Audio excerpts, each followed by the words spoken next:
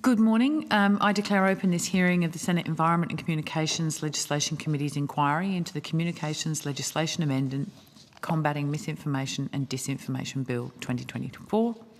I begin by acknowledging the Ngambri and the Ngunnawal people as the traditional custodians of the land on which we meet and pay our respects to the elders past and present. On behalf of the committee, I wish to welcome everybody here today. This is a public hearing and a Hansard transcript of the proceedings is being made. The hearing is also being broadcast via the Australian Parliament House website. I will acknowledge that I have Senator Cadell in the room and Senators Roberts, Canavan and Darman online. Before the committee starts taking evidence, I would remind all witnesses that in giving evidence to the committee, they are protected by parliamentary privilege. It is unlawful for anyone to threaten or disadvantage a witness on the account of evidence given to a committee, and such action may be treated by the Senate as a contempt. It is also a contempt to give false or misleading evidence to a committee. The committee generally prefers evidence to be given in public, but under the Senate's resolutions, witnesses have the right to request to be heard in a private session. If a witness objects to answering a question, the witness should state the grounds upon which the objection is taken, and the committee will determine whether it will insist on an answer, having regard to the ground on which it is claimed. If the committee determines to insist on an answer, a witness may request that the answer be given in camera. Such a request may, of course, be made at any other time. I note for the senators participating today that some of the invited witnesses have declined to appear due to the concerns about polarising views expressed about this bill. And as such, I would remind senators, as we continue our work implementing the Set the Standards report, as Chair, I will ensure that the proceedings are conducted in an orderly, respectful and courteous way.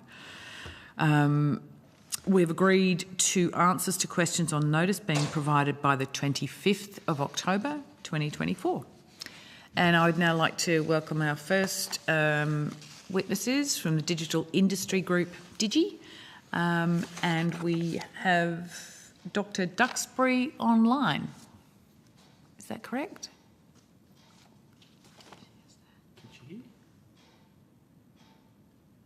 Hello? Dr. Duxbury, can you hear us? Text her.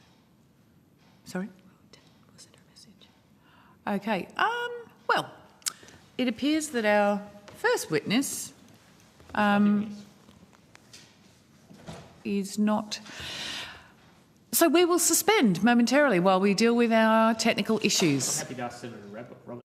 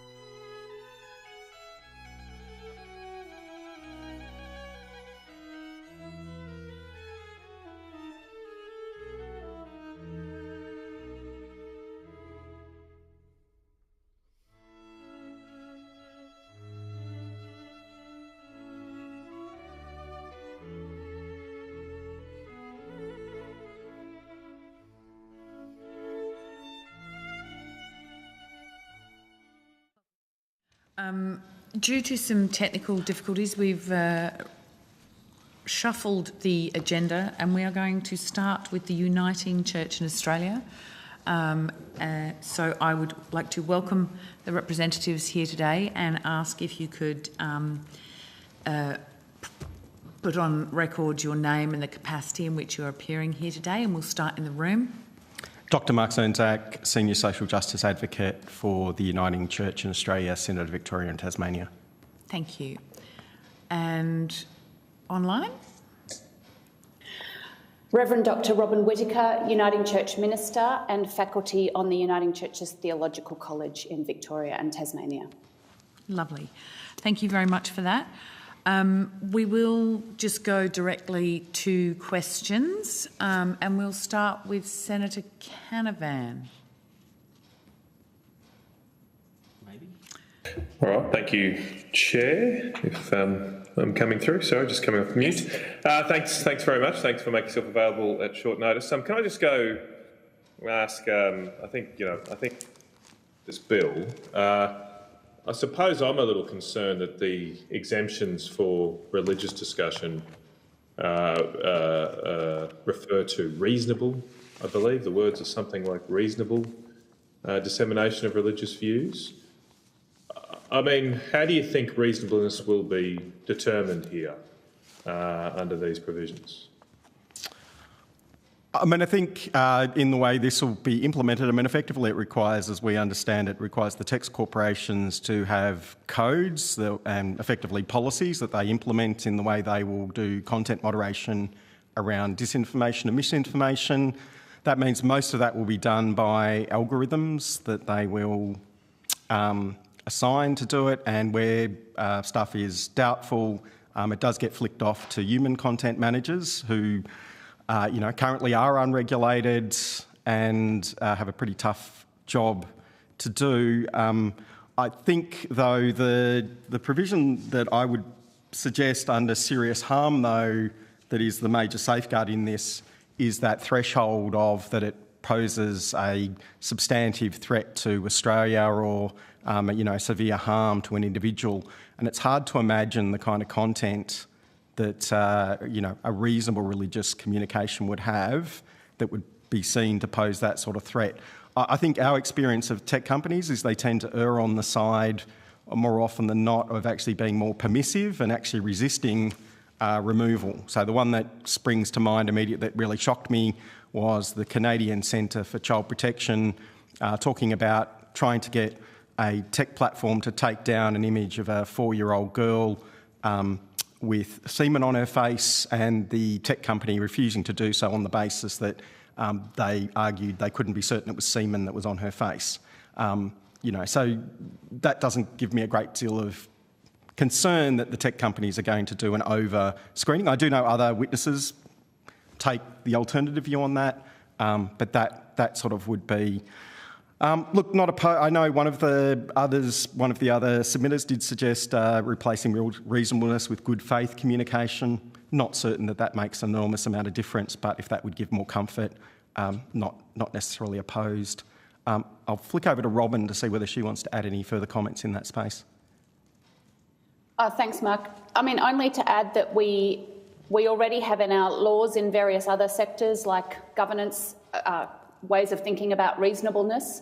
And I think if we're measuring this in terms of Christian or religious content, there is actually a huge scope for the kind of opinions and beliefs that Christians and other faith groups can express when they can show that that actually is tied to a tradition or a sacred text or some form of teaching. Any religious group that feels like their freedom of speech is going to be squashed by this, I think we should be asking questions around what kind of things would they be saying that could be verified to be false and harmful. And I'm not sure those would pass most forms of good religious speech. Did, going back a while, but this is your church's beliefs, I believe, was the teachings of Jesus considered reasonable 2,000 years ago?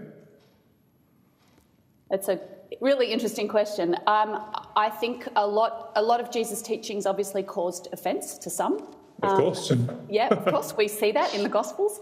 But we also see a huge following and huge agreement, and a lot of the way that the conflict is framed and the way it's told in the Gospel is almost an internal debate, the way that I think Christians today have internal debates about all sorts of things on moral issues and gender and sexuality, but they fit within a wide spectrum. So I think Jesus' teaching fitted within a broader spectrum of Jewish teaching, and It's pretty fair to say that the Pharisees, the Roman authorities, would have considered Jesus' teaching that he was God an unreasonable dissemination of content, wouldn't they? Possibly, but was it harmful to anyone? I mean, this legislation asks for... Well, they crucified him, so they must have thought it was... But I think Senator, I think that's the point. You're talking about a very different governance regime in this case. I mean, under Roman occupation, it's a brutal dictatorship that we are talking about. You know, it's an empire. It's a very different... Right. In Australia, we have a whole bunch of laws already that restrict, if you want to take the extreme view of freedom of speech, we have laws we have defamation, we have injurious falsehoods, we have laws that stop terrorism, grooming, we have laws that stop grooming more generally. We accept there are reasonable limits to free speech generally, and government are the ones who we entrust to hopefully act in the community interest and in the public interest. It's reasonable to have a debate about where those lines lie, when should freedom of speech be restricted, under what circumstances, what's the mechanisms. They're all reasonable debates to have, but I think... You mentioned before that you didn't think there was any example of a religious teaching that could meet the test of serious harm under this bill. But what about the Christian teaching that a marriage is between a man and a woman? I mean, that has... Often I've been accused of creating harm for defending that point of view, and certainly some would consider it serious harm, and it is a serious harm to an identity group which is mentioned in those provisions. Are you confident that those types of Christian teachings, which, let's face it, are pretty controversial now and are probably not considered the reasonable position of a majority of Australians, are you confident that Christians and other religious groups espousing those beliefs won't fall foul of these provisions? I find it hard to believe global tech platforms are going to ban posts that sort of promote marriage between men and women, particularly as within their content management systems, they are global systems. So my expectation would be they would incorporate these elements of the code into their overall global system. I mean, they already face some of these issues. I know, if you read Chris Gray's book, I think it's in Chris Gray's book, The Moderator, he talks about, they get complaints from Saudi Arabia about naked women, and when they look at the post, it's a woman in a bikini, right? So you do have different community standards based on different communities, but the tech companies, set their content moderation as a sort of global standard that they would meet. Now, my expectation would be what would be easiest for them is not to try and carve off Australian posts, but they would be looking to incorporate this within their broader systems. But you probably need to hear from them as to how they plan to incorporate this into their systems. But I would find it very difficult to believe they're going to start banning posts of people talking about marriage being between men and women, if that's as simple as it gets. Ultimately, you keep going back to the tech companies, but the ultimate decision maker here is ACMA, isn't it? And by extension, also the minister who can, under the Act, refer particular matters to ACMA or for a public inquiry. They're the ultimate umpires, not the tech platforms. In terms of the mechanism, though, I saw this as far more in line with what happens with the E-Safety Commissioner, where the E-Safety Commissioner has required corporations to have codes. They write the codes. The code set standards. They implement the codes. Yes, if a code was seriously deficient, then you might expect the regulator to step in. But again, I'm not convinced the example you gave there is going to, regulators in Australia, I think, are very nervous, understandably, about being seen as censors over stuff. I mean, we've seen the AEC, for example, has run 100 miles from the idea that it wants to be the enforcer of truth in political advertising. So I would expect ACMA to be quite cautious about the degree to which it's going to step in. And it seems strange you make that point this year. You've mentioned the E-Safety Commissioner. So do the Uniting Church have a view in regards to the wishes of the Christ of the Good Shepherd Church, who wanted the video of the stabbing of their own bishop not to be censored, yet despite their wishes, the e-safety commissioner did seek to censor that video. Do you have a view on that? That to me seemed a particularly egregious over-application of censorship, especially given the victim himself didn't want this shocking travesty to be censored. We haven't taken a view on that particular incident. I couldn't say, we're across all the details of it. I mean, on the other side, the reasonable concern a regulator might have is if the promotion of this attack then inspires those sympathetic to the victims of the attack to then carry out violent actions or harmful actions against people perceived to be part of the perpetrator group, then it is not in the community's interest potentially to have something that might lead to that. But I'm talking in the hypothetical. I'm not commenting on that particular case because, as I say, we haven't taken a view on that and we didn't get involved in that particular issue, and therefore I couldn't say we're across all the details in it. But I'm merely pointing out why a regulator might be concerned about the posting of some violent incident and what kind of impact that might have in the broader community. And I would expect a regulator would need to think about that to the extent. But I mean, in this case, it's quite a different, because my understanding of this, and you can correct me if I'm wrong, but that's the Safety Commissioner using the takedown powers that the Commissioner has, which is quite different. This bill doesn't, as far as I can, unless you can point me to a section, I don't see any takedown powers being given to ACMA in this particular bill. No, but Senator Canavan, we're going to have to rotate the call. As an example. Sorry, okay, you go. Sure. Sorry. Yeah, happy. So who was that? I didn't. Is that you, Chair, or? Yes, I was just saying we need to rotate the call. Okay, all right, okay. If you had anything to wind that up, please feel free. But I was just going to ask. I mean, given this, I only raised that because you raised the e-safety commissioner's example. I think of a good application of regulation. I question that, given the situation. I just wonder, has the Uniting Church reached out to the Christ of Good Shepherd, given they're a fellow Christian church, and sought their views on these matters? So we represent, we're from the Synod of Victoria and Tasmania. I mean, obviously the incident occurred in New South Wales, and therefore I'm not... I thought the submission was from... Uniting Church in Synod of Victoria and Tasmania. So those ecumenical relationships at that level would be through our New South Wales Synod. I haven't had cause to raise it with our New South Wales Synod, and they haven't raised it with me to sort of bring it up. Okay, thank you. Thank you. We'll go to Senator Roberts. Thank you, Chair, and thank you for appearing today and for your submission. I note in your submission that you have not referenced a biblical justification or indeed mentioned a biblical or religious context for your support of the MAD bill, the Misinformation and Disinformation bill. Are you Senator a political or... Senator Roberts. Yes. Let's just make a different differentiation here between an inflamed approach to a question and actually asking a question. Okay. Are you a political or religious organisation? Isn't there a religion-free response when you are here as a religious group, the peak body for the Uniting Church, a strange thing to do? Are you here to speak about freedom of religious expression? Can I take this one, Mark? Sure, go. Yes, you're right. Some of that stuff is not in writing, but one of the reasons Mark invited me along today is to do some of that work. I am a biblical scholar, and as I've read this bill and thought about this issue, there is a huge amount of things in the Bible about speech and good communication, including warnings in Proverbs, it warns about the danger of speech, the power over life and death, acknowledging that words can do harm. That's Proverbs 18. The letter of James in the New Testament actually devotes a lot of time, famously, to the power of the tongue, giving warnings that, again, communication or speech should not harm or deceive.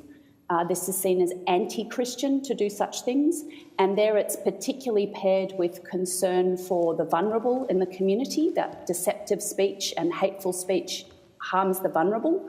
It's framed in the typical biblical form of the widow, the orphan, the poor, but we would probably frame who's vulnerable in our community to misinformation and disinformation differently. And then on the more positive side, you've got passages like in Ephesians 4 that talks about the power of speech to build up community and to do good. And I think we would see that embodied in Jesus Christ and the focus on love and good works and healing and wholeness in the teachings of Christ. So there's an awful lot of stuff in the Bible, including a sense that obviously truth is vital, but also that freedom is freedom for. So this idea of freedom of speech with no checks and balances is not a Christian idea.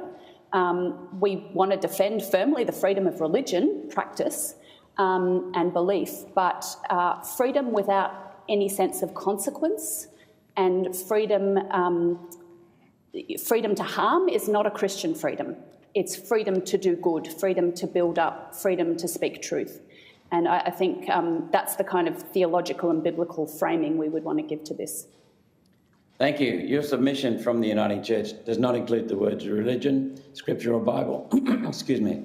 Christian is covered by your opening phrase, and I'll quote from it. We affirm our eagerness to uphold basic Christian values, which, that's the end of the quote, which then you seem to ignore.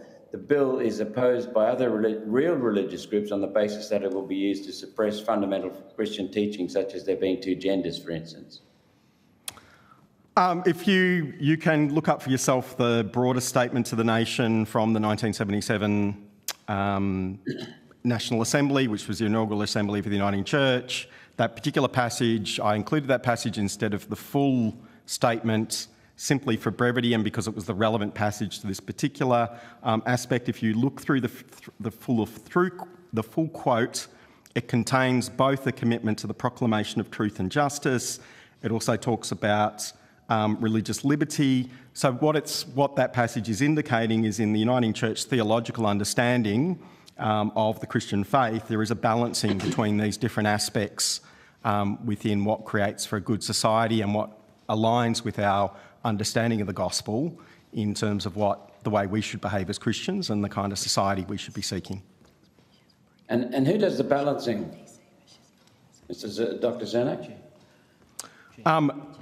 Who says? Well, I mean, that is a community decision, and in our society... So you're actually saying it is a community decision. It's a community decision, and in a representative democracy, the laws are made by our representatives who are elected on the basis of the majority view of the community generally. That doesn't mean government always represents every aspect of the general will, but it is a system that attempts to at least give people an equal say in society and set community standards. And societies have community standards. So we have standards within our society. They will change over time. They have changed over time. That's a reality. As Christians, our views have changed over time as well. You want to look at the Christian churches and how their views have changed over time, that's not very hard to do. So I think, this is something that changes over time. And in terms of who sets that, well, in our society, it's going to be government as the representative of the people is in how it should work in practice. Last question, Senator Roberts. Okay, I'll ask this question. I see a record of your church making submissions in favour of government policy across inquiries into financial regulation, COVID, in favour of the cash ban bill and many other areas that would seem in conflict with religious principles. Across the Uniting Church's community services portfolio, which covers aged care, retirement villages, youth, mental health, NDIS, foster and Aboriginal services, early learning and daycare, how much money does the Uniting Church get from the government each year, and is this a factor in your religion-free submission? No, it's not a factor. No, I can't, off the top of my head, give you what the total contracts. And Robin and I from the church side of the organisation. So we're not party to those government contracts that are on the side of the community service arms. If you look at the structures of the Uniting Church, they are structured quite separately from us as the church. And many of the matters you've talked about are, we would consider financial crime, money laundering. Money laundering might extend from things like human trafficking, modern slavery. We think they are valid concerns for the Christian community to hold. You're free to take the contrary view, but that would be our view on the matter. Thank you. Thank you, Chair. We will now go to Senator Darmanin. Thank you. Thanks for your submission and for appearing today. I understand. I think your submission supports the bill as a small step forward in addressing misinformation and disinformation in the online world. I was wondering if you could just outline what do you consider some of the key issues to be when it comes to the need for regulation? I mean, misinformation and disinformation has been with us for a long time. And I would point out, I remember Michael Cathcart's book, Defending the National Tuck Shop, starts with a little story about, I think it's a country Victorian town, where a priest picks up a couple of hitchhikers, and the local community, the Protestant militia, mobilise under a rumour that the priest is bringing a couple of terrorists into the town. So it's a lovely example of a misinformation, disinformation story. But I think what's happened is the online world has really amplified this misinformation, disinformation. The emergence also of generative artificial intelligence, AI, is going to further amplify the ability to create misinformation and disinformation. In that, and I noticed a number of the submissions, they sort of seem to want to talk about the online world like it's some sort of public square where truth can win out. That is not how the online world works. I mean, the online world is more like separate rooms where people can gather and like-minded people can find each other and get drawn into conspiracy theories. Very taken by the recent works by Dan Ariely. He wrote the book Misbelief, and he was the target of misinformation and disinformation. And Naomi Klein's Doppelganger also covers this notion of the rabbit holes and the mirror worlds that exist in the online world that can really amplify these sort of harms. Now, you've got everything from the sort of benign misinformation type stuff. So Dan Ariely in his book covers there's conspiracy theories that Australia isn't real, and depending on which version of the conspiracy theory, it's either an artificial construction of the US government or the British government. In that, now that's probably as a form of misbelief, that's probably not too harmful, but obviously you have quite harmful views. And Dan Ariely talks about, because he gets targeted in a conspiracy around COVID-19 where he's in league with Bill Gates and the Illuminati, and people want him, people advocate for him to be hung and executed in the book. And he's got an incident where a Freedom March goes past a cafe he's sitting in, and he gets recognised and he has to sort of run for his own safety to escape the potential. So we do see quite harmful, the ability of quite a lot of harm to be done in line. You've also then got nefarious, you can have nefarious parties trying to subvert election processes as well. Again, that's going to become easier with the, generative AI potentially weighing into that space.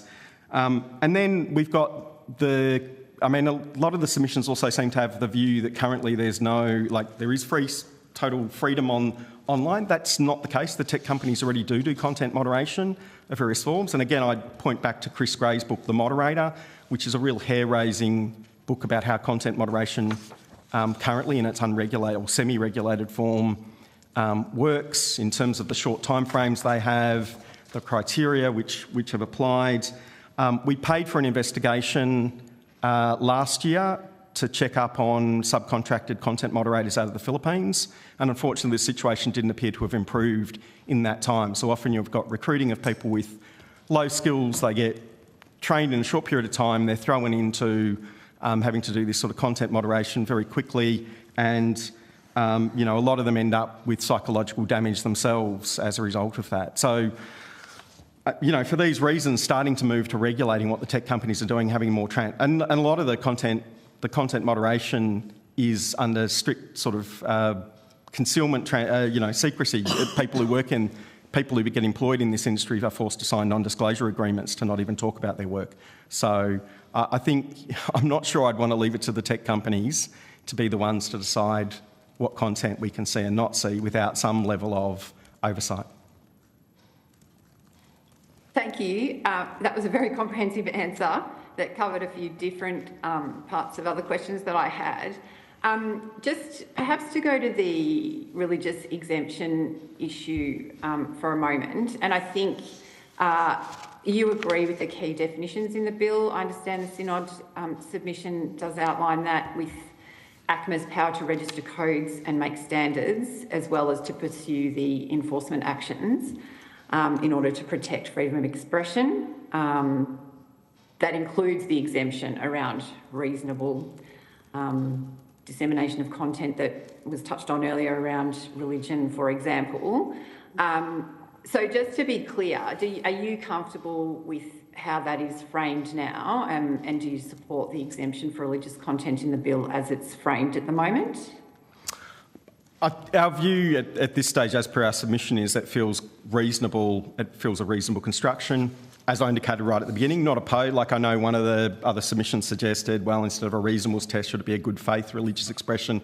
Like I said, I'm not quite sure that would make a huge amount of difference, given you kind of got this code setting and then the mechanics of how the code actually applies is, down in the weeds, that I'm little bit doubtful about the degree to which the ACMA is going to really get into that level of oversight unless there's...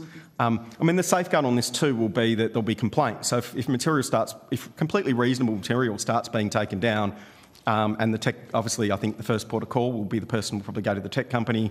The tech company refuses to address a mistake. I suspect it'll either escalate to ACMA or to the media.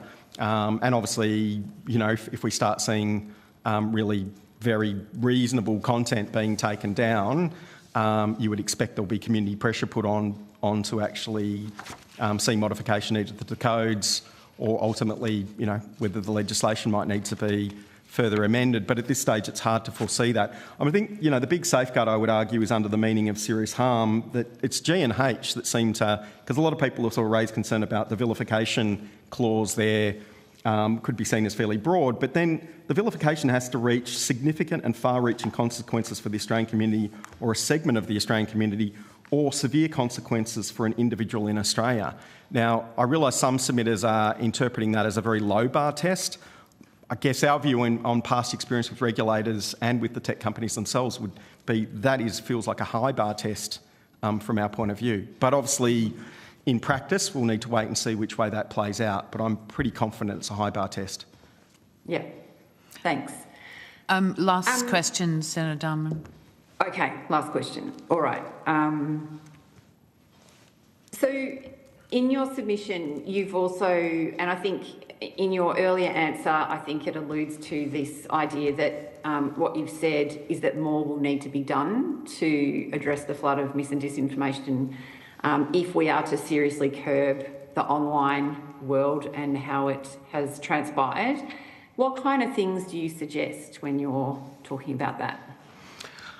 Look, some of that might be further regulation of the tech companies in the long run, but look, I understand. Given the sheer volume of resistance to, as I said, what we probably have perceived as a fairly modest initial proposal, it would be wise for a government to start at the soft end, and only if the tech companies fail or if the problem continues to persist at an unacceptable level, would you look at increasing from a legislative regulatory point of view. But again, pointing back to the two works, that Dan Ariely's Misbelief and Naomi Klein's Doppelganger, they've got, there's a whole lot of suggestions in there about needing to address causes in society that are causing people to be susceptible to misinformation and disinformation. And that's not about regulating tech companies or the online content itself. That's about what's happening in our society that's creating levels of mistrust, that's eroding our social cohesion, that's causing people to be distrustful of democracy, distrustful of law enforcement agencies. What are all those things that are going on that we can address? And Dan Ariely particularly looks at some of those kind of causes, which are things that would need to be social changes that we need to work on, as opposed to necessarily further legislation that is restricting tech companies. Not saying that should be off the table, but merely saying this whole problem needs a much more comprehensive response. Thank you. Thank you. We'll go to Senator Cadell. Thank you, Chair. Interesting, Dr Zernick, then you said about things that create mistrust. I want to go to Reverend Whittaker. Your thought about Proverbs 18. I'm not well armed in the religious text in any way, shape or form. Harm or deceive. In retrospect now, going back to tweets of you, Reverend, on August 19, 2021, Gladys Berejiklian spent all of 2020 undermining lockdowns as a COVID strategy, so she should not be surprised that lots of people are non-compliant. They listen to her. So how would that tweet from you go in a world now where we're creating mistrust that was just used by your person here, and health and harm? I know we've got Dr Nick Coatsworth today, But this bill goes a lot to health and causing serious harm and undermining public health. That tweet from you back then, what evidence did you have that Gladys was spent all of 2020 undermining lockdowns? I think there's a very different dynamic between holding the government to account, which is actually the work of all of us who are not elected to government, and, the spread of misinformation and disinformation that causes harm. So if I can give you a counterexample, the kind of thing I was seeing, and in my husband's church, he's an Anglican priest, during COVID, was people turning up to church for the first time in their lives and asking if they could buy communion, consecrated bread and wine, because they had seen things on the internet that said if they just drank the blood of Jesus, they could not get COVID and could not get vaccines. So that's the kind of misinformation that actually I think does real damage to public health. I would put that in a different category to a tweet that is about holding someone accountable and making a political comment as an individual. Well, you're saying that she spent 2020 undermining lockdowns. Would that be fact checked? Well, she had a different policy. That's maybe the perspective of Victorian, but I don't think that's what we're here to discuss today. Well, it is. This is on social. This isn't someone... And you're talking about churches or other religious beliefs saying the blood of Christ could solve COVID, which could be, under this definition, a reasonable religious belief. It seems everyone coming here in support of this bill says it's great as long as it doesn't apply to us. And it doesn't apply to reasonable religious belief. Equally, a few days later, you said the New South Wales PM's live with COVID approach might sound fine, even attractive to those who are sick of lockdown, until we imagine it is one of our loved ones being maxed out on sedatives in understaffed ICUs. So this is a undermining of public health advice. And I don't think the government was right 100% of the time, but these are the sorts of tweets that will be able to be censored and will be able to be censured by people, tweets that you have written. This is the very essence of what might be done in a public situation again. And if they are good enough for you to write, why can we... And I'm not saying they shouldn't be tweetable. I'm saying these are the things that get the question marks, are things you've written, things you have done, and a prime example of what this bill may shut down next time around. Why is that right? Senator, if tweets that I or anyone else in the Uniting Church had written were shown to be verifiably false and a cause of harm, which is the language of this bill, I would be more than happy for them to be removed. But I think that is a measure. This is about all being equally accountable. And I mean, those aren't even particularly religious in content, they're political tweets. And that's what I said, yeah. Yeah. I don't think they're wrong, but that verifiable falls down when penalties as much as 5% of global turnover, we've had that thing can be there, surely these tech companies will be overly careful so that they don't get there. So will it be the balance of probabilities? Will it be that when it comes to religion, I said the other day, there are 20 religions with over a million followers. There are many more non-believers. On the balance of probability, any one religion is wrong, right? Just looking at that sort of thing. When you come down to it, this creeping thing of when we go from provable wrong, when do we go to provable right on this creep?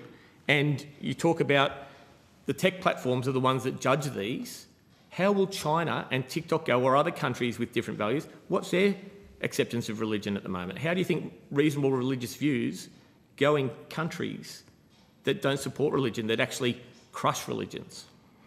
I'm not sure your last... So, Peggy, you've covered a lot of ground there. I'm not sure your relevance of the last point to the bill. You're probably going to have to go back on that. But your earlier points, I think I would completely agree with you, Senator, that I'm very concerned about people who often want, restrictions on disinformation, misinformation or truth in political advertising, and they only want it to apply to people they disagree with and not to themselves. And I think, as Robin indicated, as a church, we're more than happy to be held to account. And if us or any of our members were to breach the standard that's being set by the Parliament as the elected representatives, we're not going to see that as unreasonable. We wouldn't expect that the law sort of only applies to everyone else and not to us. So, that's not a concern from us at all. And I think your point is very valid about people who do that sort of selectivity in that space.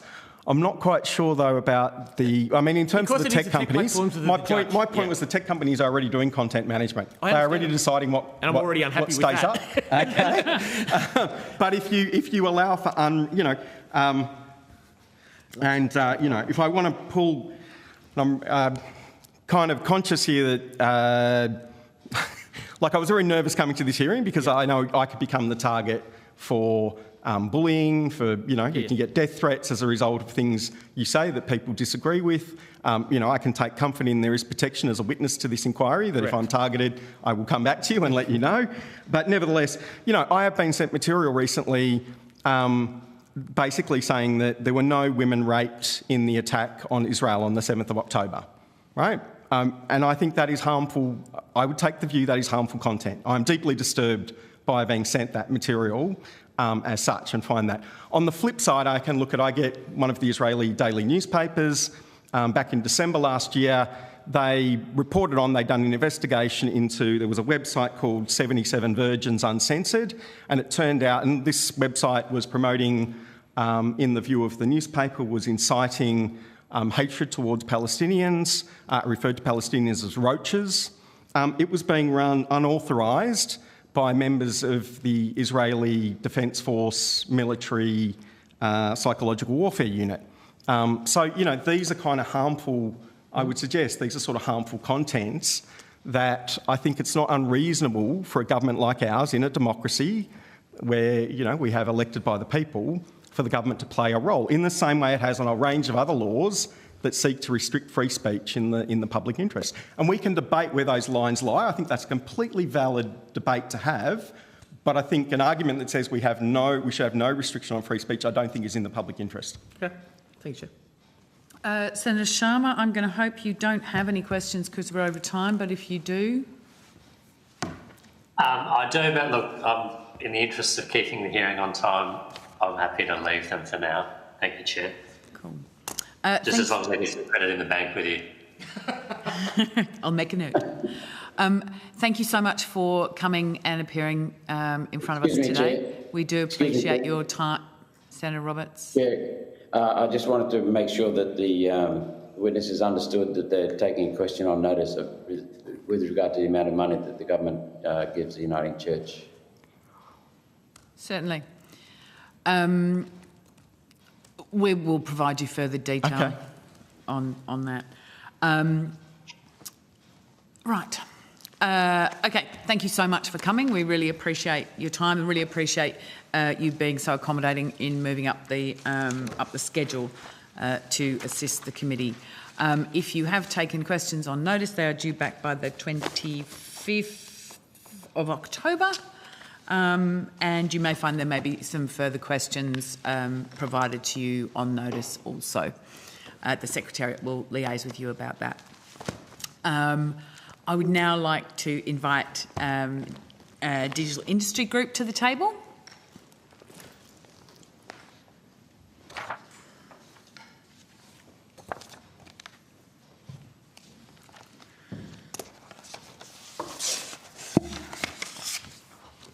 I believe that information on parliamentary privilege and protection of witnesses and evidence has been provided to you, and appreciate very much you making adjustments to your schedule to physically come in here due to the technical difficulties that we experienced earlier today. So our apologies for that difficulty, and thank you so much for working around it and appearing in person.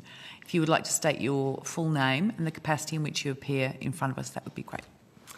Thank you very much, and thank you very much for the opportunity to be here today in person and for accommodating me.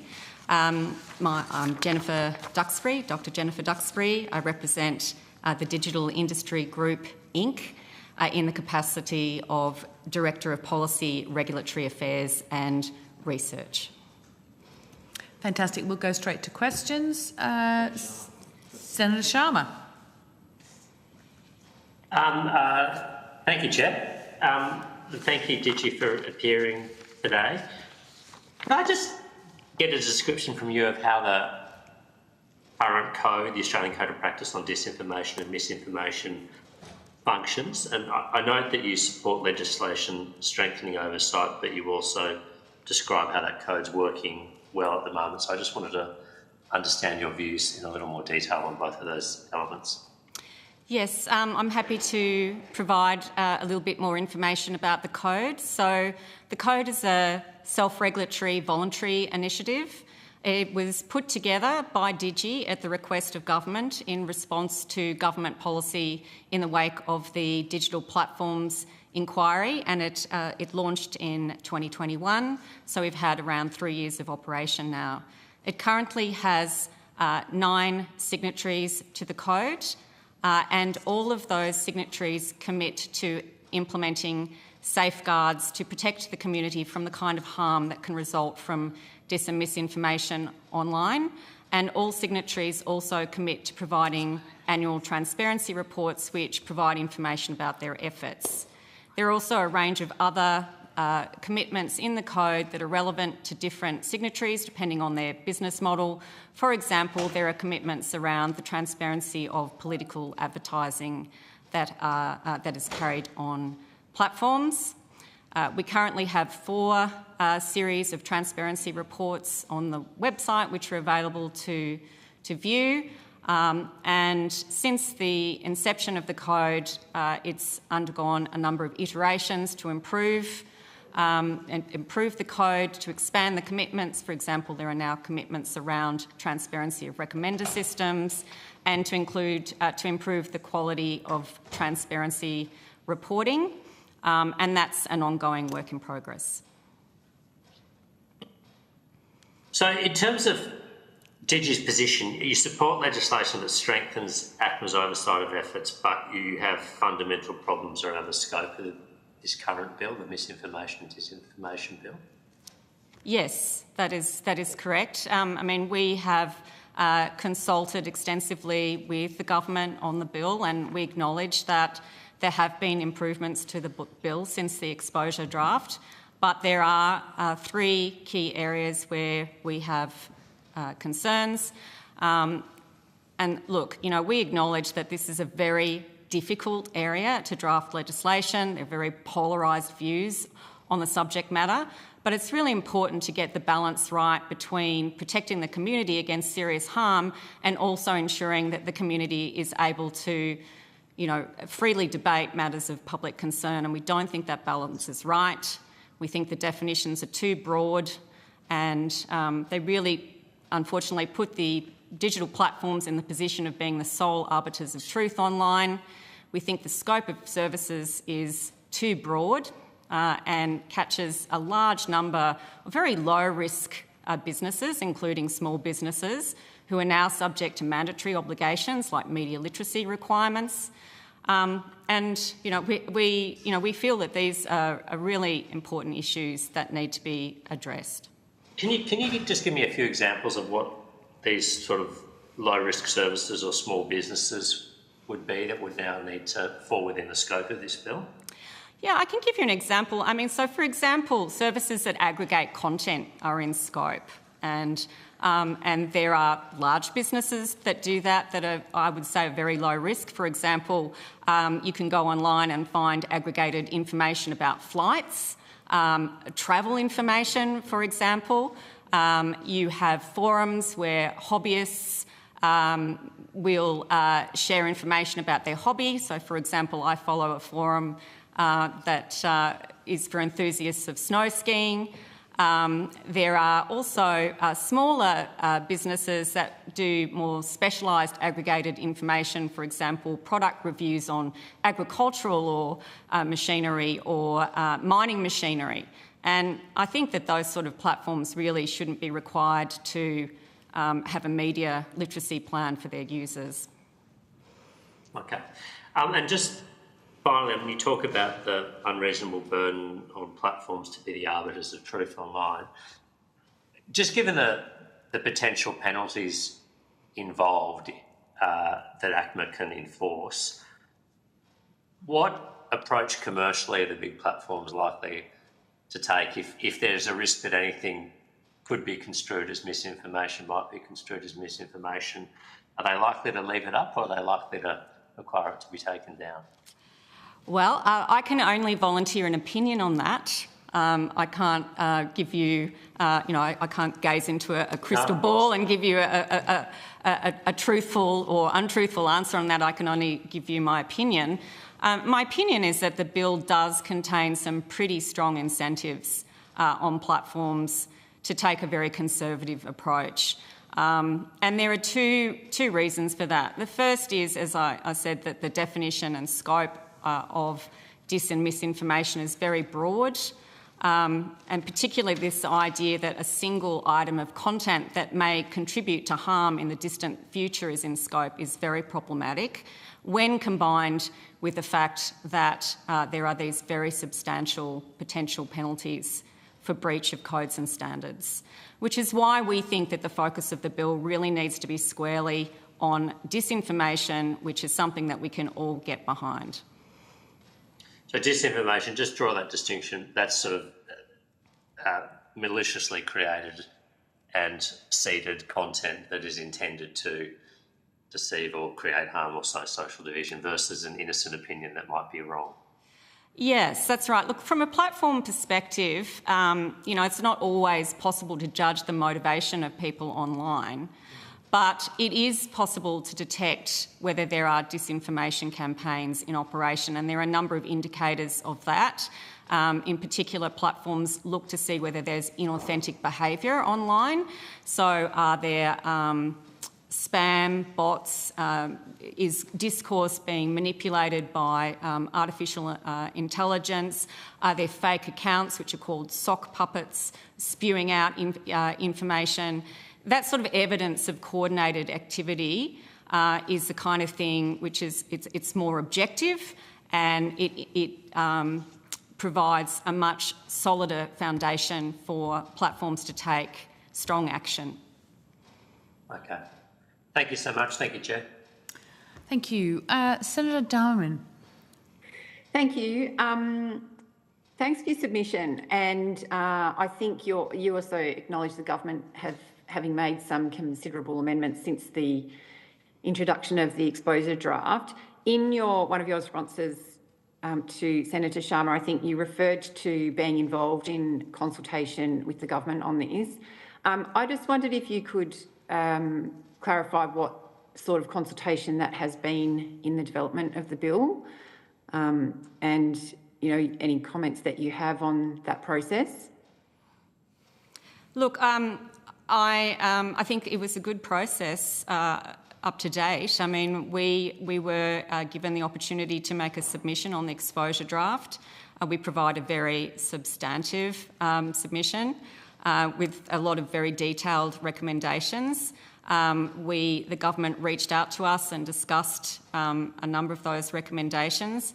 Some of those have made their way into this draft, some have not. We were also provided with a copy of an earlier draft of the bill than this one, under conditions of confidentiality. Again, we made a submission on that. We made recommendations. The department requested that we provide information about the kinds of interventions that platforms are currently taking to address these issues. Again, we provided extensive information around those kinds of initiatives to show the diversity of responses that platforms are currently doing. And of course, we've had this opportunity now. Thank you. Your submission states that Digi shares the government's strong commitment to combating the risks posed by disinformation and disinformation while ensuring that freedom of speech and privacy is protected, and that Digi supports legislation that strengthens the ACMA's oversight of the Code of Practice developed and administered by Digi. Why do your members in the industry support greater regulatory oversight in this area? Well, at the moment, we were very happy. Sorry, I should just go back in time. We were very happy to produce the self-regulatory initiative, and we've been working very closely with the ACMA on improving that initiative. And I think it's appropriate that those arrangements are formalised. At the moment, they are informal. So yes, we are supportive.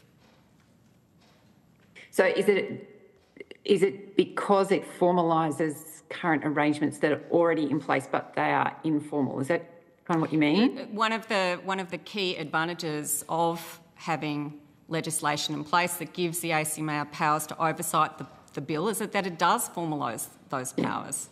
Okay, thank you.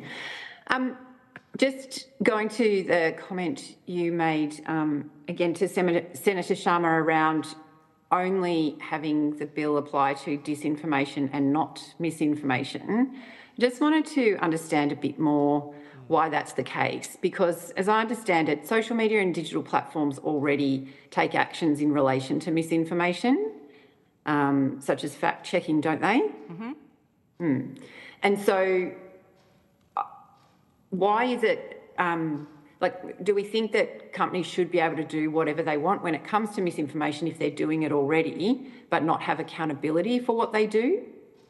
No, and I think maybe you misunderstood my comments to Senator Sharma. So we're not saying that the bill should not regulate misinformation at all.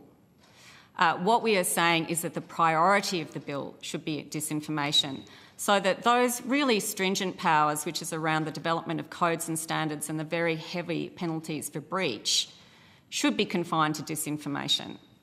That doesn't mean that some of the other provisions of the bill, which I think are around, for example, greater transparency, information gathering powers, the need to have policies, the ability of the ACMA to evaluate what platforms are doing and to publish that. I think that those powers are appropriate for misinformation, provided that the scope of the bill is limited to those services which present a high risk of misinformation and the kinds of harms that are attendant on the widespread virality of that kind of information. Okay. Thank you.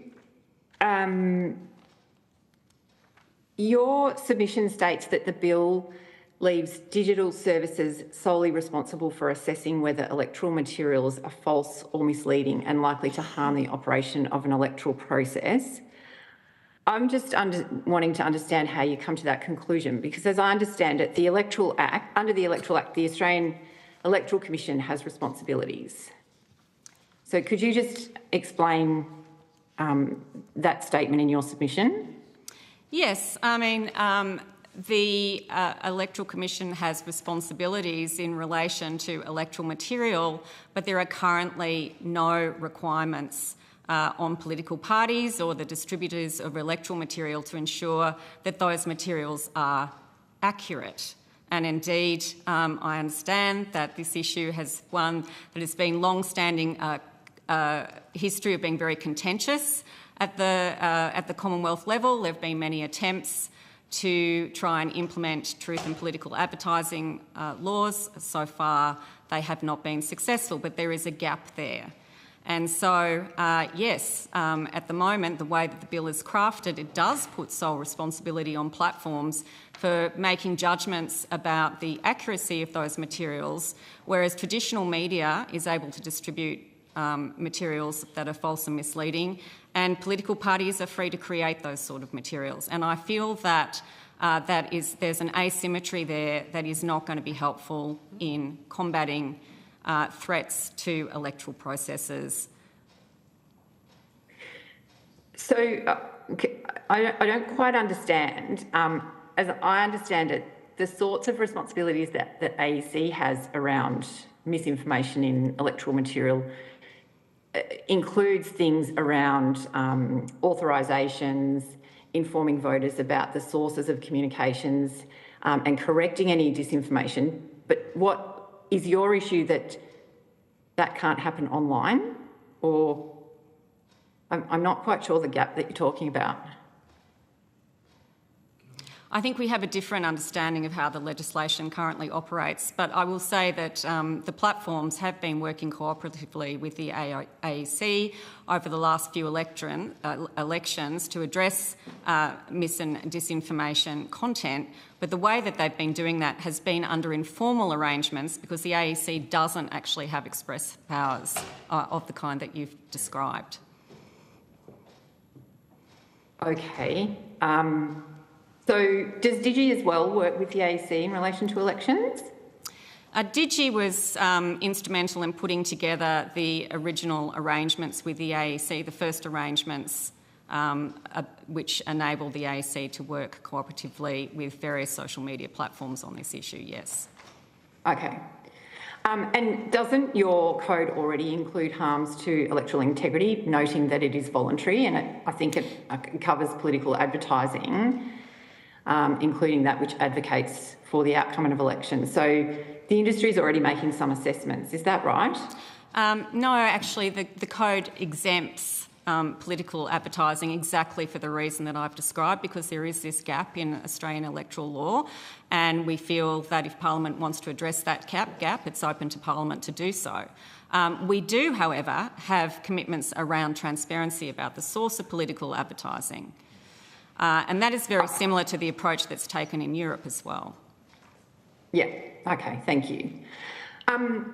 Hal Crawford's recent assessment of industry transparency reports under the Digi Code of Practice on Dis and Misinformation noted the efforts by digital platforms to provide transparency have stalled. What's your view about the level of transparency provided by digital platforms? So, and also, whether you think, this assessment around their efforts being stalled is accurate? Look, we have set up a process under the Disinformation Code where we do have this independent review of the transparency reports, and Hal reviews those reports in relation to very specific criteria, including guidelines that he's developed around transparency, and those guidelines have recommended that there are improvements in the metrics that platforms provide. Now, and I acknowledge that there is a need for improvement on the metrics that platforms provide in their transparency reports. It is a very thorny issue. It's a thorny issue because we have very diverse platforms that have signed the code. They have very, very different business models. So a Redbubble, for example, they provide a platform where creators are able to monetise their designs online. That's a very different business model, for example, to a YouTube. So coming up with metrics that allow for meaningful comparisons as to how these businesses are tackling mis and disinformation is very difficult. We've acknowledged Hal's concerns in our annual report on the code, and we are currently working with the ACMA to try and come up with a series of metrics that will improve the quality of transparency reporting. Thanks. And maybe just a final question. Under the voluntary code, there's a commitment around good faith research in Australia, I understand? Yes. So just wondering if you could explain how Digi members have supported the good faith research efforts in Australia, perhaps providing some examples, and if you've got any suggestions on how that could be improved? So I think the best way that I can answer that question is to say that the transparency reports of those signatories to the code that have signed up to that commitment provide information about the kinds of research that has been supported by those signatories. I'm very happy to provide copies of the current round of transparency reports to the committee, if that would be helpful. We ourselves, Digi, have done quite a lot of work in this area ourselves. I engage extensively with academic researchers on these issues. We commissioned research by Resolve Strategic into Australian attitudes into mis and disinformation, which we've published as part of our 2022 annual report. Look, we believe that research is a very important part of addressing this issue. On the other hand, we have heard witnesses give evidence that sort of suggests that what is required here is unfettered access to data by researchers, that they're not going to be able to deal with, accurately assess platforms' performance without access to a great deal more data than they're currently getting. understand the validity of those concerns as a researcher myself. But I think that it's really important that that platforms have the ability to control access to data and to be able to make decisions about the kind of researchers that platforms, that will access platform data to ensure that it's used in a secure and ethical manner. Okay, thank you. Thanks, Chair. Okay. Senator Roberts. Thank you, Chair, and thank you, Ms Duxbury, for appearing. Sorry? I said you have 5 minutes. 5 minutes, sorry. Thank you for appearing. It is a difficult issue, as you've said, and the community does need to debate freely. My questions are around the existing misinformation and disinformation framework, the voluntary industry code of practice known as the Australian Code of Practice on Disinformation and Misinformation. Who signed off on that code, Ms Duxbury? Which of your members, and who authorised the code, please? So, as I said, the code was put together at the request of government. It was part of announced government policy. And it's the original 8 signatories to the code all agreed to its adoption. So it required the agreement of everyone who signed the code. And that includes the Minister for Communication? No, only the signatories. So who authorised the code then? So the Minister? No, the Minister didn't authorise the code. The code is essentially a voluntary agreement between the signatories to the code. And there are now 9 signatories. As I understood, I might have missed it, but it was due to the Minister making a request? There was a request by government that we develop the code. That is correct. Okay, thank you. I'll quote from the very first principle in the code. Protection of freedom of expression. Digital platforms provide a vital avenue for the open exchange of opinion, speech, information, research and debate and conversation, as well as creative and other expression across the Australian community. Signatories should not be compelled by governments or other parties to remove content solely on the basis of its alleged falsity if the content would not otherwise be unlawful. That's the end of the quote. Do you believe the provisions of the Misinformation and Disinformation Bill are in conflict with the guiding principle from the code in connection with removing content which is not otherwise illegal?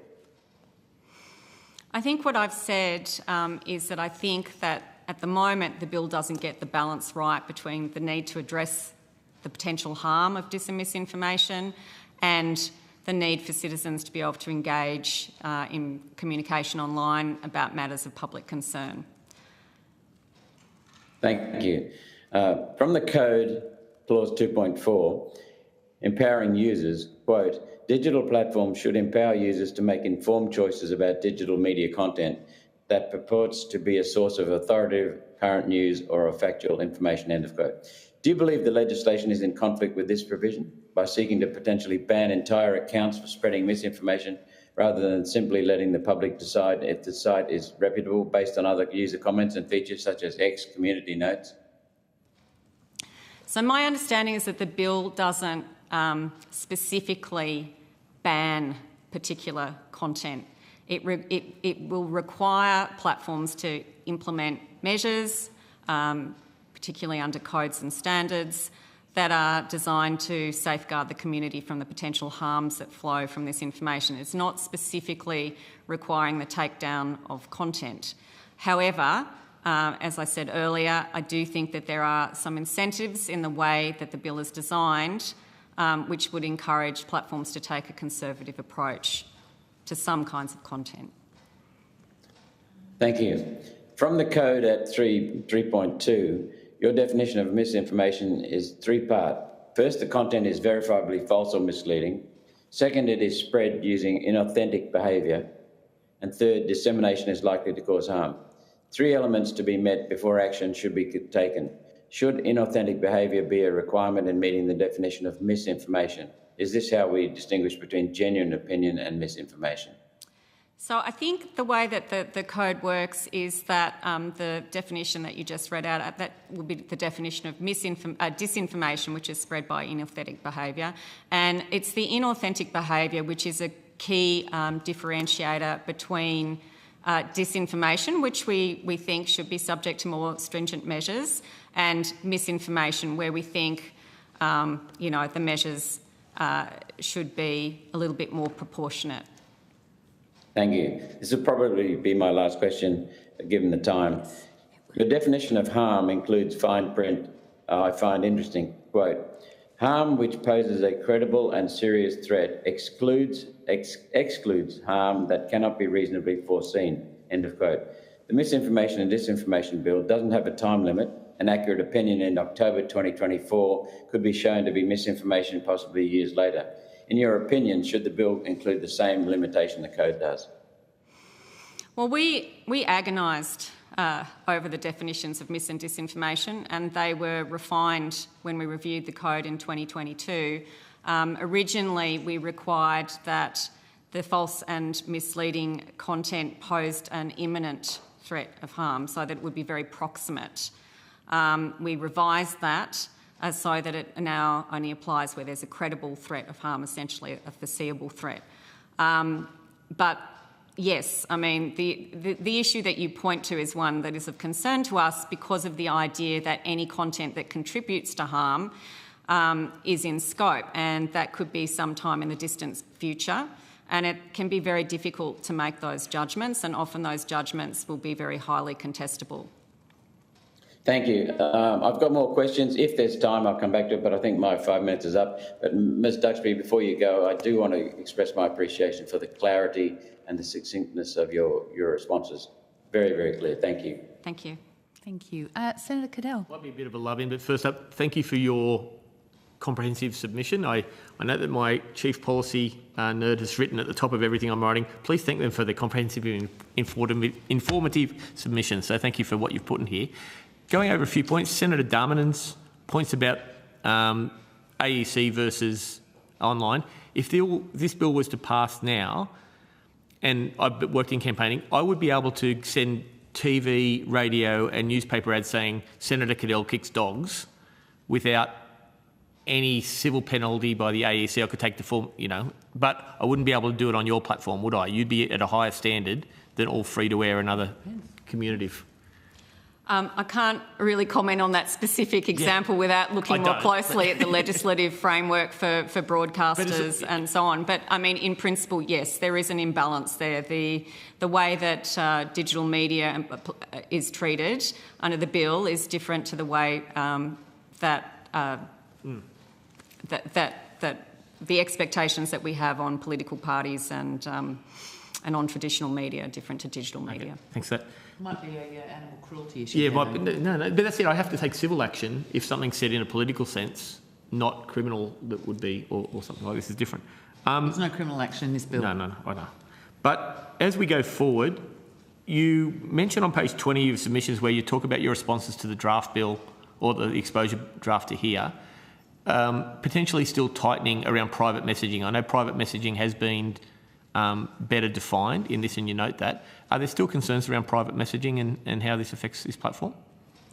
I think that private messaging should probably be given the same sort of treatment as email under the bill. So I think there is a broader exemption for email than there is for private messaging. I mean, if you have private messaging services that don't allow information to go viral in a public manner, I don't think that they should be treated in the same way as those services that do. Right. So you still have concerns around private Yes. messaging, and your members have expressed those concerns Yes. to you? If I go forward, another thing I'm concerned about is innovation in the Australian tech sector and Australian companies. If we have greater restrictions on what can and can't be said, if we have greater fears of moderation, do you think there'll be an effect on the growing innovation or growing new companies coming up and startups potentially in Australia if we have a tighter regulation and more rules? Potentially, yes. But I think perhaps more pertinent to this bill is that I think it's really important that the regulatory settings don't discourage innovation in this area. Yep. So we want to have sufficient flexibility that companies are actually able to innovate in the way that they respond to the most serious threats, and in particular the threat of disinformation. One of the advantages of a self-regulatory tool is it does allow that flexibility. And I think the way in which platforms have evolved their approach, for example, to the threat of AI-generated disinformation, is documented in their transparency reports over the last 4 transparency reports, which sit on the Digi website. Once you go into a co-regulatory or a very strict regulatory situation where the regulator lays down standards, of course, then the potential to change those rules is more limited, and you potentially focus platforms on compliance rather than on innovating their responses. And the fact is that when we're talking about disinformation in particular, you know, the way that actors are propagating disinformation is constantly changing, and the tactics that they use change. So that's just one of the factors I think that needs to be borne in mind. On that point, I'm particularly receptive to you having a greater gulf on treatment of misinformation and disinformation. And I think that we had evidence on Friday, I say from memory, about the human rights of freedom of expression should not apply to bots. They are not human. They are fundamentally different devices. And that's the authenticity you're talking about, that we should be looking at that disinformation and separating it and putting different regimes of penalties and otherwise for that greater than misinformation. That's right. Than me saying that I think Senator Grogan kicks dogs, for example. On Yes, we're saying there should be a differentiation between those two. Right. And you would be happy with the penalty regime, or satisfied with the penalty regime that exists now if it was only for disinformation? Look, I'm not quite sure what the rationale is for this very, very high penalty regime that's being set. I mean, I understand it's equivalent to the regime that's in place for abhorrent violent material, but that's really seriously unlawful material. This is lawful material that we're talking about, even disinformation content. I mean, the way that it is propagated is problematic, but the content itself is not per se unlawful. And so I think that the penalty regime should really be commensurate for that applies to equivalent industries, for example, to the broadcasting industry for breach of their codes and standards. Okay. That's all I've got, Chair. On that point, just a point of clarity, you do understand that it's not that any breach would give you the immediate full total odds of the penalties. It is an escalating scenario in terms of the penalties that would apply from this bill. Yes, but I think the principle of having commensurate treatment is still, you know, is still a reasonable principle to have in place. We'll go to Senator Hanson-Young. Thank you, Chair. And I've got some questions for Digi in relation to, you know, your submission. I just want to, firstly, if I could just understand very clearly. So you don't support this legislation, but do you accept that mis and disinformation is an issue that needs regulation? So I'd like to clarify our position. We have not said that we don't support this legislation. We support the goals of this legislation, absolutely. What I have said is that there remains some fundamental concerns which we'd like to see addressed. And I think I've outlined those earlier. Yeah, so in terms of the goals, as you describe them, is the goal to regulate mis and disinformation that you support? I support the goal of ensuring that there is legislation in place that improves the accountability of platforms for the steps that they take to address the potential for harm that results from the spread of dis and misinformation online, provided that is adequately balanced for protections for Australians' freedom of speech, particularly political speech. Yeah. So I guess what I'm trying to really understand, there's codes of practices. There's there's a variety of different ways to to address this issue. But the goal of this piece of legislation is to regulate. It's to have a law in relation to mis and disinformation. I want to actually understand whether you support the idea of legal ramifications. Yes, I think I've clearly stated that we support legislation that oversights the steps that platforms take to tackle dis and misinformation online. Great, okay. Do you think the members of Digi also, can I take it from that your members support legal regulation in relation to mis and disinformation?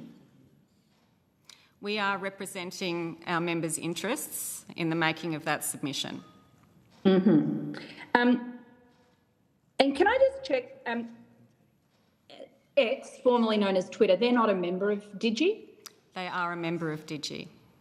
Right, so Twitter supports this position that you've put forward? Twitter has supported the submission that we've made on this matter, yes.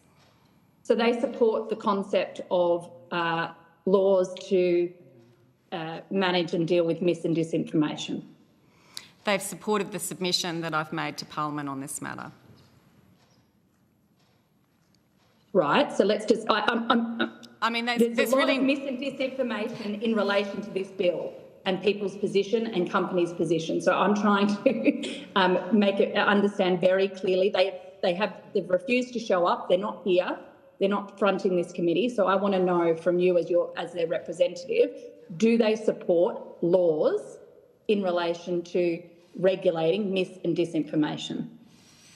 I think I've answered the question. They support the submission we've made, which says very clearly that we support legislation that oversights the efforts of platforms to address mis and disinformation, provided that it is balanced with appropriate safeguards against freedom of expression. Now, we've made three key points in our opening statement, and those are statements that are supported by our membership. Beyond that, I'm not quite sure what else I can say in response to your question. Okay. More broadly, do your members feel a sense of duty of care in relation to its users on its platforms? Look, I can only comment on the bill that's before us at the moment. We've provided commentary on the bill. The bill currently doesn't contain a duty of care. That's part of a broader conversation on online safety, and that's an area where we're currently working very closely with the E-Safety Commissioner on a variety of different initiatives. You're the peak industry body. Surely you've had to discuss whether a duty of care is something that the industry supports or doesn't support. Are you saying you don't have a position on whether platforms owe a duty of care to users? It's an issue that we have under consideration. It's an issue upon which we've made submissions in the context of the statutory review of the Online Safety Act. But it's an issue that we currently are giving ongoing consideration to. I can probably give a firmer position on that when we see what the outcome of the review process of the Online Safety Act suggests in relation to that issue. And do your members have a position on a duty of care in other jurisdictions? That's not an issue that I've discussed with members at this point in time. Could I ask you to take that on notice? I can take that on notice. Thank you. Do you think that the industry's self-regulation code is working to protect consumers from mis and disinformation as it is?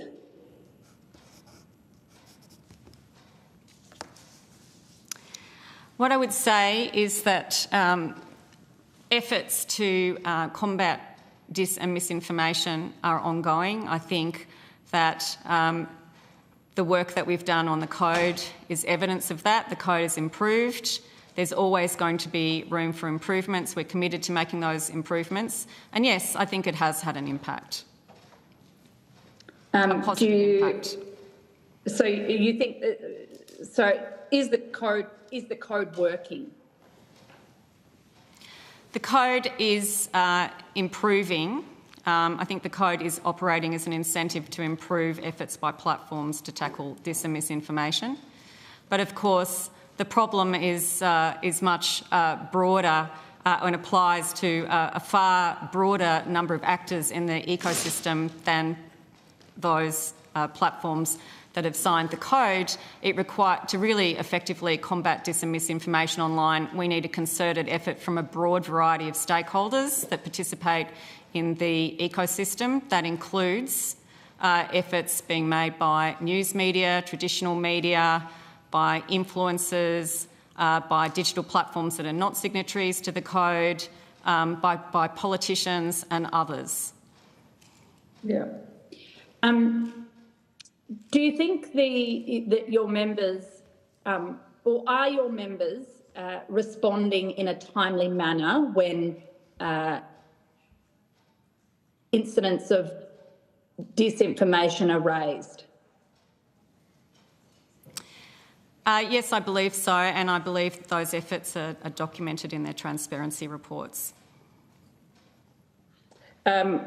I'd like you to take on notice the criticism from CyberCX in relation to the fact that a number of your members take too long, including X, take too long to take down disinformation. I'm not aware of that commentary. You'll need to provide it to me, but I'm happy to take that question on notice. Yeah, CyberCX have contributed to this inquiry. They're also appearing later today, so I'd ask you to listen to their evidence and respond. Can I also... I want to understand how the industry, as a peak industry body, how you balance the fact that a number of your members make big profits and make their money off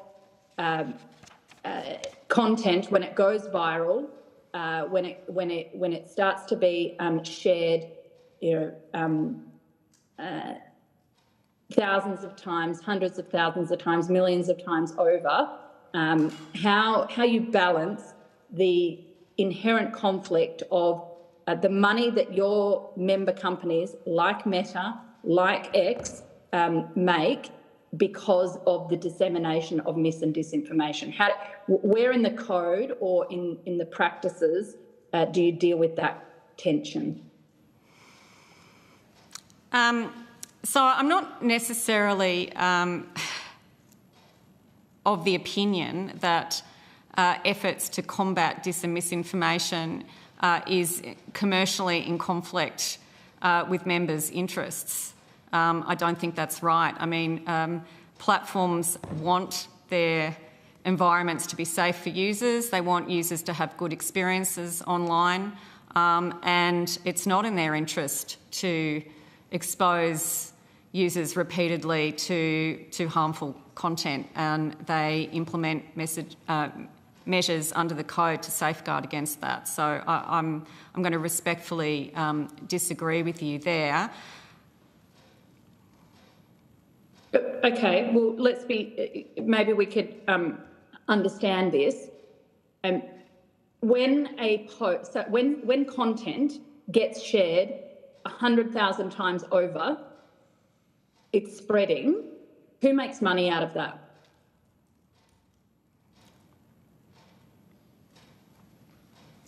What I can tell you is that the code, for example, contains measures that deal with a commitment by code signatories to prevent the monetisation of dis and misinformation online. So that is one of the specific code commitments. And again, I'd refer you to the transparency reports as to the way that platforms address that concern.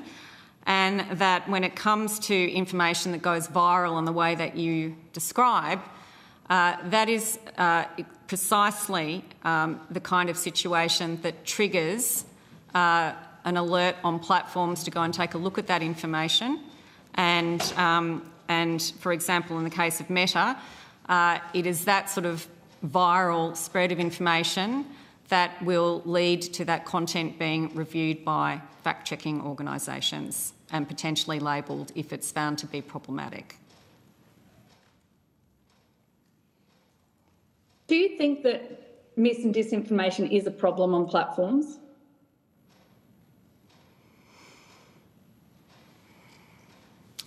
I think that we have shown by the efforts that we've put into designing and administering this code that we acknowledge that this is a problem and that it's a matter of community concern and that it's important to put safeguards in place. Is there any real-life examples you can give me of where content that has been considered disinformation has gone viral and Meta hasn't made money off it? I think if you're going to ask questions about specific platforms, look, it may be better for you to direct those questions to them because I don't speak on behalf of Meta. I can only talk in general about the sort of steps that signatories take under the code. More information about what Meta specifically does to tackle mis and disinformation is available in their transparency reports. I understand Meta will be appearing later today. This is the problem, though, is that the platforms often cite Digi as the industry body to respond to all of these questions, and you are, you're representing the code. You're saying the code is working. You're saying your members aren't profiting off mis and disinformation. I think that is not true. I think that is absolute rubbish. I'd like some evidence to show that if you think that I'm wrong, I'd like some evidence that shows that. So up to you how you get it, but I'd like you to take that on notice. I'm happy to take it on notice. I have offered to share the transparency reports with the committee that document the efforts that platforms are taking. Very happy to do so. I do respectfully disagree with your opinion that the code isn't making a difference. I have acknowledged that there is more work to do, and I've also made, I think, the point, and I think it's an important one, that tackling mis and disinformation online requires a holistic effort from a variety of stakeholders in the information ecosystem, and it can't just be the sole responsibility of platforms or the sole responsibility of the signatories to the code.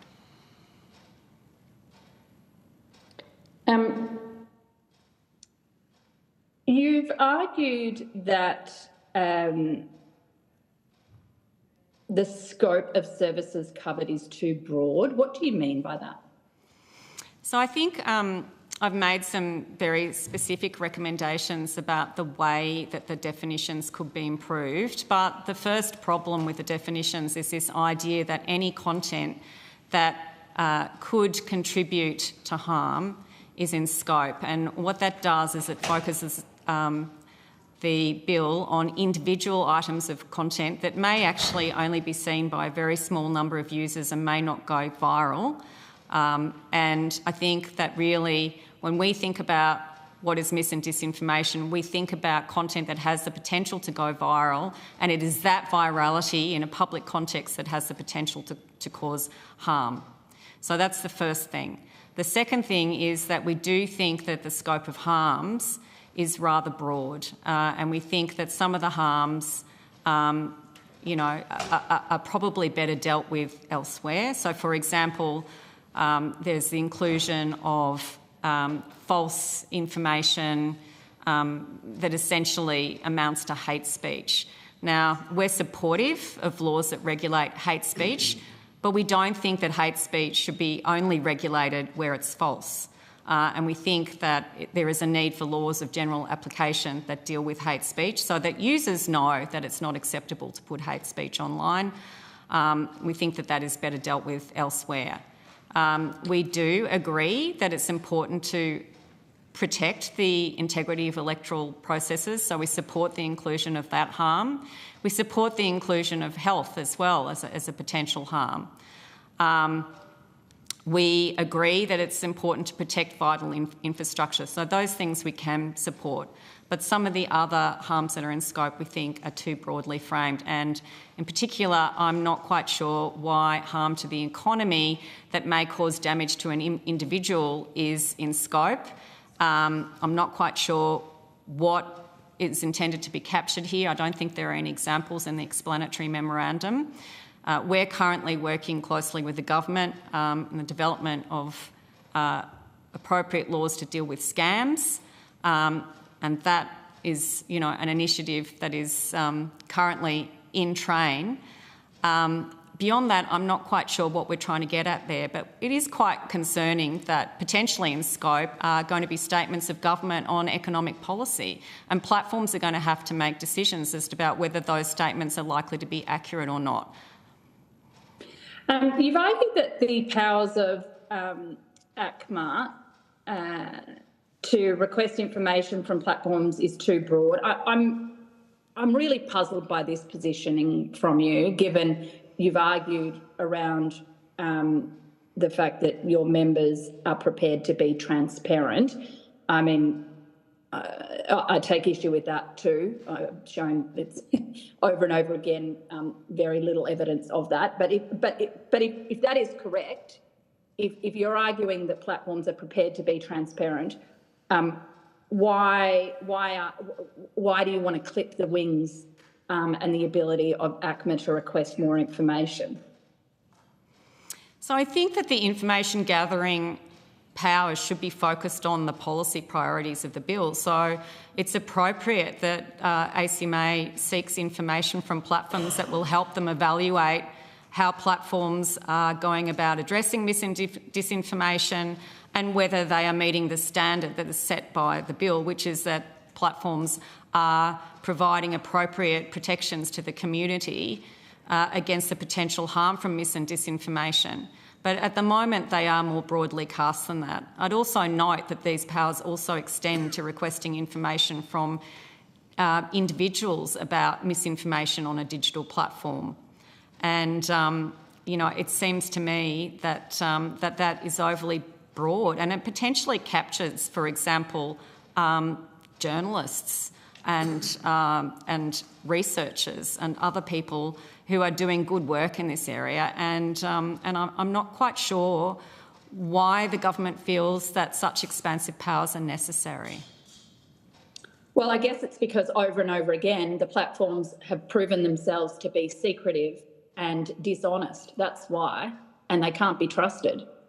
I mean, frankly, it doesn't, whether you're talking about mis or disinformation, you're talking about harms to children, we're talking about scams and advertising. The platforms continue to hide behind their secretive algorithms, their data harvesting systems.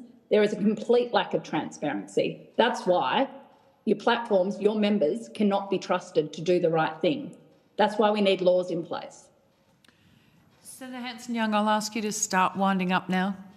That's it, Chair. Thank you. Oh. I put some questions on notice and I'd really appreciate the answers. Thank you. Great. Thank you so much for your time today. We do appreciate you coming in. I will just alert everyone due to the challenges we had earlier, we are running a bit late and we have juggled around with the program somewhat. As part of that, I am going to call a break now, and we will come back in 10 minutes at about 11 o'clock. We will now suspend for a short break.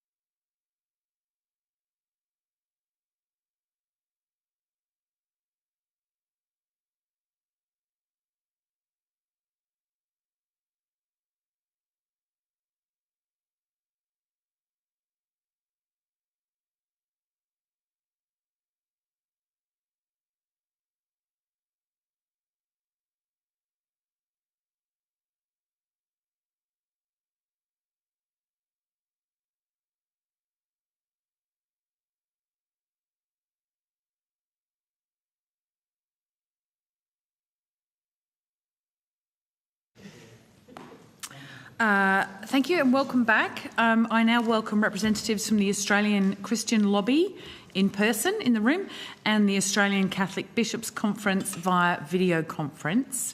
I will ask you to put your name and the capacity in which you're appearing on the Hansard record to begin with, and we'll start in the room. Michelle Pearce, the CEO of the Australian Christian Lobby. Elizabeth Taylor, I'm an independent researcher helping the Australian Christian Lobby. Thank you. Archbishop? Archbishop Peter Comensoli, Australian Catholic Bishops' Conference. And Jeremy Stuparich, Deputy General Secretary of the Australian Catholic Bishops' Conference. Great, thank you very much. I understand that you've all received information on parliamentary privilege and the protection of witnesses and evidence. Excellent, good. And we will go directly to questions. I'll do that online. We will start with Senator Cadell. Oh, Canavan, if I can. Canavan. Sorry. Senator Canavan. Yep, thank you, Chair, or here, if you can hear me. I'll just thank you very much, both of you, for your excellent submissions. I might just start with the Australian Christian Lobby, although really anybody can answer these questions. I just wanted to get your view on the... Actually, it will be the both. Sorry, you both made this point in submissions. You get your views on the change in this version of the bill that inserts the words or an exception for the reasonable dissemination of views, I think, or content for a religious purpose. Do you think that goes far enough to protect religious freedom? I'll answer that, or I begin, if you don't mind. I think the problem is a problem of, in principle, this approach is wrong to provide wide capacities to suppress information and then to provide carve-outs for areas that are regarded as legitimate. So in this case, the religious exemptions are far too narrow for a start, but more than that, I would say that the problem really goes to the approach for the whole bill, in principle, which is to look only at the harms caused by misinformation and not to address the problem of harms caused by the suppression, the wide suppression of a broad range of information on really nebulous and variable grounds. It's not very clear from the definitions of misinformation and disinformation that have been provided in this bill what will definitely be excluded. And so even the religious exemption is paltry and miserly, I would say, by comparison with the standards that ought to be applied, which should rightly be those from the ICCPR, the International Convention on Civil and Political Rights. So really what's needed is positive protections in Australian law for expressive freedoms, freedoms of expression, freedoms of thought, conscience and belief, freedoms of assembly and association. And once those particular protections are in place, then if there are particular challenges that need to be addressed, they need to be defined. They need to be defined with reference to concrete terms, which are objectively verifiable. And then the response to meet those challenges needs to meet the tests of necessity and proportionality, and it needs to be the least restrictive measure needed to address a legitimate objective. I don't think that this bill meets any of those requirements. That it really ought to be the approach taken. So if my advice were to be taken, we would start with a blank page. I can understand how the government came to this bill through the processes of government, the committees and the reports and the recommendations and the evidence. But really, the approach is wrong in principle, and that would be our most significant objection to this bill.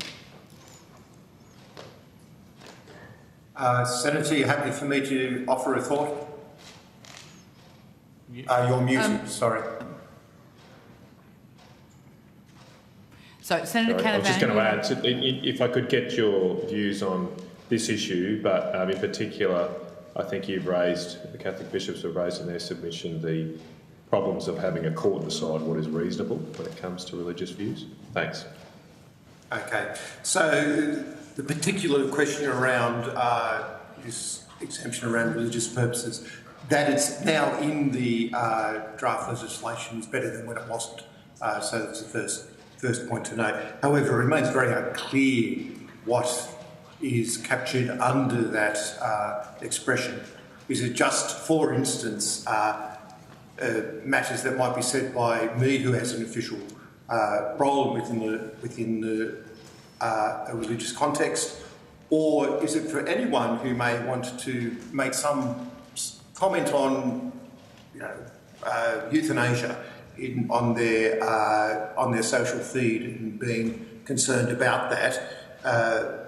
So there is an issue around the clarity of how things are being phrased at the moment in the current legislation. We would want to see very substantial work done on improving that, making religious purposes clear as to, is it official people, is it all people, can it cover broadly people who are giving some sort of expression to their religious faith. Thank you, Archbishop. Oh, sorry, you go, Jeremy, as well. No problems. Sorry, Senator. I was just going to add to the Archbishop's answer. You will have seen in the explanatory memorandum that it gives some guidance on religious purpose. As the example they give is a post by a religious leader promoting or explaining religious practices or doctrine. So that suggests there's some sort of institutional authority that might be needed before it's seen as a religious purpose. So whether a lay person, someone who might be expressing similar views is covered by that is a little bit uncertain. So just to reinforce the Archbishop's position. Yeah, it's a good point, Jeremy. And while I have the Archbishop here with his theological understanding, I might ask the same question I put to our friends in the Uniting Church here. As Jeremy says, perhaps under this approach, the Pharisees will be protected. But we did, back in those times, were the views and religious teachings of Jesus considered reasonable by the authorities? Well, Senator, what a question. Quite clearly, Jesus was very clear and articulate in pointing to the problems of those who come with, if you like, a position of acceptance within society.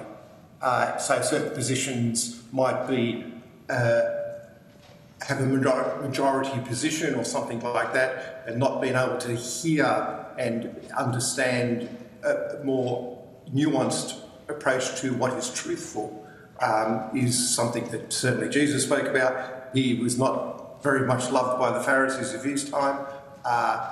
That the scriptures, if you like, were able to articulate it, so it shows that there was some level of allowing of the religious view to be expressed appropriately. That should certainly remain in place. May I just add? Yeah, go for it. Sorry, I just wanted to say that we don't want to be told that we have an exemption in which we then have the freedom under the carve-out to speak our views. The freedom should be guaranteed to all, not just religious people. Yeah, that's well put. And I might just keep going there on that angle that in the Australian Christian Lobby submission you go in great detail, and thanks for this, about explaining the Syracusa principles. And perhaps could you just outline a little bit about how that is applied in international human rights law, and how I think, in your view, the current approach to this bill falls foul of those international human rights precedents? Yes, so the Syracusa principles, dealt with in page 7 of our submission onwards, talk about the ways in which human rights law should be applied. And there are, it's important not only that the law is recognised in letter, but also in the way that it is applied. And so we note that this fails. Paragraphs 2 to 12 of the Syracusa principles have not been given adequate consideration in the human rights treatment of this bill. So the scope of the limitation referred to in the covenant. So you've got a right that's established, and now we're going to talk about the limitations. How do we deal with limitations? And the first point is that the limitation referred to in the covenant should not be interpreted so as to jeopardise the essence of the right concerned. Now, in this bill, what is proposed is that we're going to propose expansive restrictions on freedom of religion or freedom of speech in this case, and then propose carve-outs. That's wrong in principle. I've already outlined that. Section 3 is that all limitation clauses should be interpreted strictly in favour of the rights at issue, which means that if there is a conflict between the limitation and the right for freedom of speech, that this should be interpreted in a particular way, that all limitations should be interpreted in light of the context of the particular right concerned, that all limitations on the right recognised by the Covenant should be provided for by the law and compatible with the objects and purposes of the Covenant. Now, this goes again to the point that we don't have positive protections for freedom of expression in Australian domestic law, which means that there really isn't very much for the Australian government to look at when it's saying, well, is this legitimate? Are we encroaching now on the right? Or where is the right? We just can't see it in the law, or it's insufficiently recognised. Number 6, no limitation referred to in the Covenant shall be applied to any purpose other than that for which it is prescribed. So this again talks about the interventions needing to be targeted and specific. No limitation shall be applied in an arbitrary manner. Every limitation imposed shall be subject to the possibility of challenge and to remedy against its abusive application. Now, in this case, what is proposed is that digital platforms be given power to suppress information, misinformation, disinformation, however this is applied, but we have very little visibility. The Australian public has very little visibility on how that is being applied in practice, what is being suppressed. And this is part of the problem with censorship, is that if something's being suppressed and you know about it, that's one thing, but in this case it would just be invisible. So things would disappear into the ether and no one would know that their information has not been received by other people or is not visible to the public. No limitation on the right recognised by the Covenant shall discriminate contrary to Article 2, Paragraph 1. So we're getting into the details here, but there are some things which are significantly a problem. It needs to be consistent with the Covenant, it should not be arbitrary or unreasonable, and it should be clear and accessible to everybody. So these are all listed in our...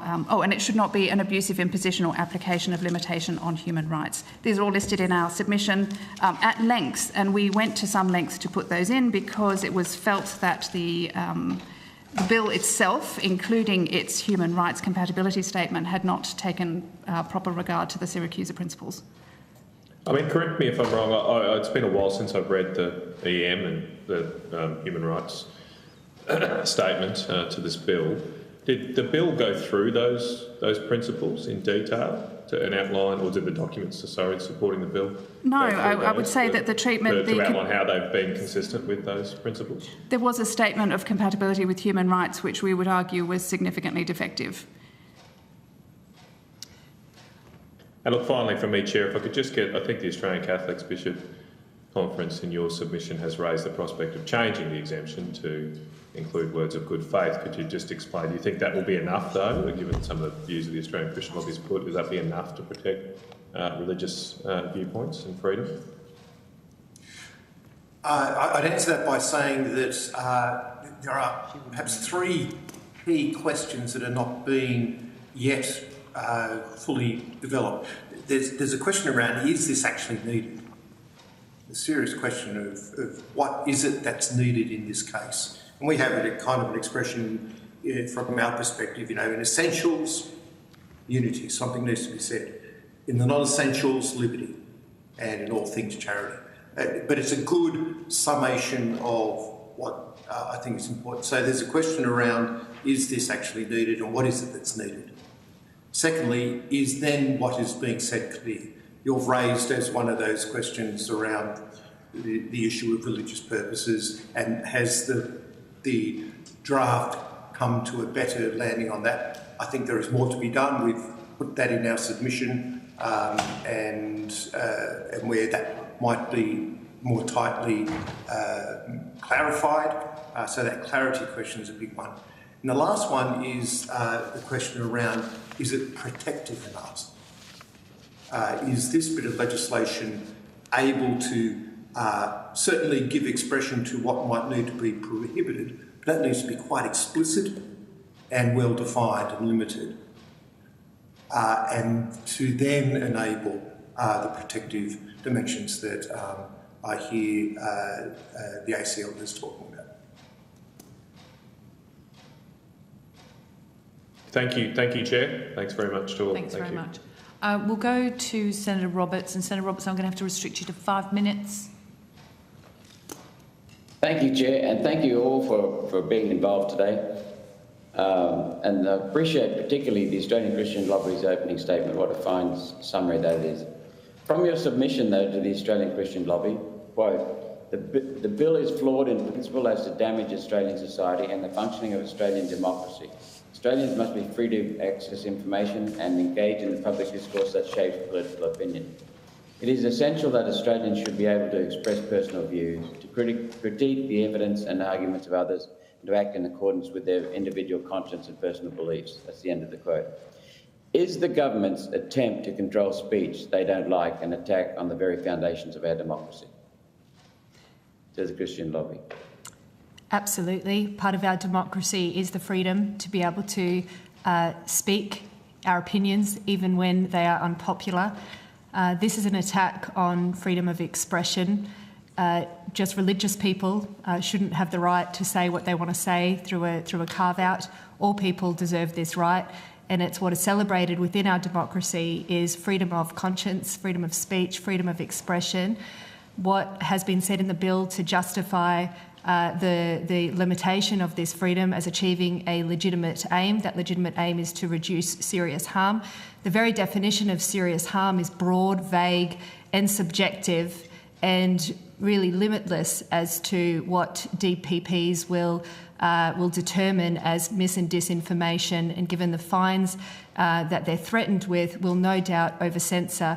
So this is a serious threat to the Australian democracy and one that politicians should seek to protect. Thank you. What good could come from this bill, and what harm from the perspective of Christian Australians? The bill in its current form we don't believe will lead to any good. It would lead to an increased amount of harm in terms of the limitations of our freedom. If definition of serious harm operated at a much higher threshold and a narrower scope that dealt with real serious harm, such as leading to acts of violence and hate speech, would be something that the Australian public, I believe, would be more open to consider. But this bill threatens to censor freedom of speech, which is a serious, it could lead to the threatening of fundamental human rights, and Elizabeth, I'm sure, can add to that as well. One of the things that I would add is that government transparency is essential if we're to retain the public trust in our institutions. So this isn't just important in terms of our individual freedoms to say what we like. This is important in terms of holding power to account, bringing new information. One of our concerns about this bill is that it has the potential to stifle the processes through which knowledge moves on. The misinformation of today may be proven to be correct tomorrow, or new information may come to displace the incumbent orthodoxies of the day. This is the process of progress. And progress is not just achieved by the expert class or academics or journalists or the professional religious who are protected by this bill. New information almost always comes from outside the incumbent ideological system. And so we need to enable new information to be brought to the table without being discredited as misinformation before it even has a chance to be heard.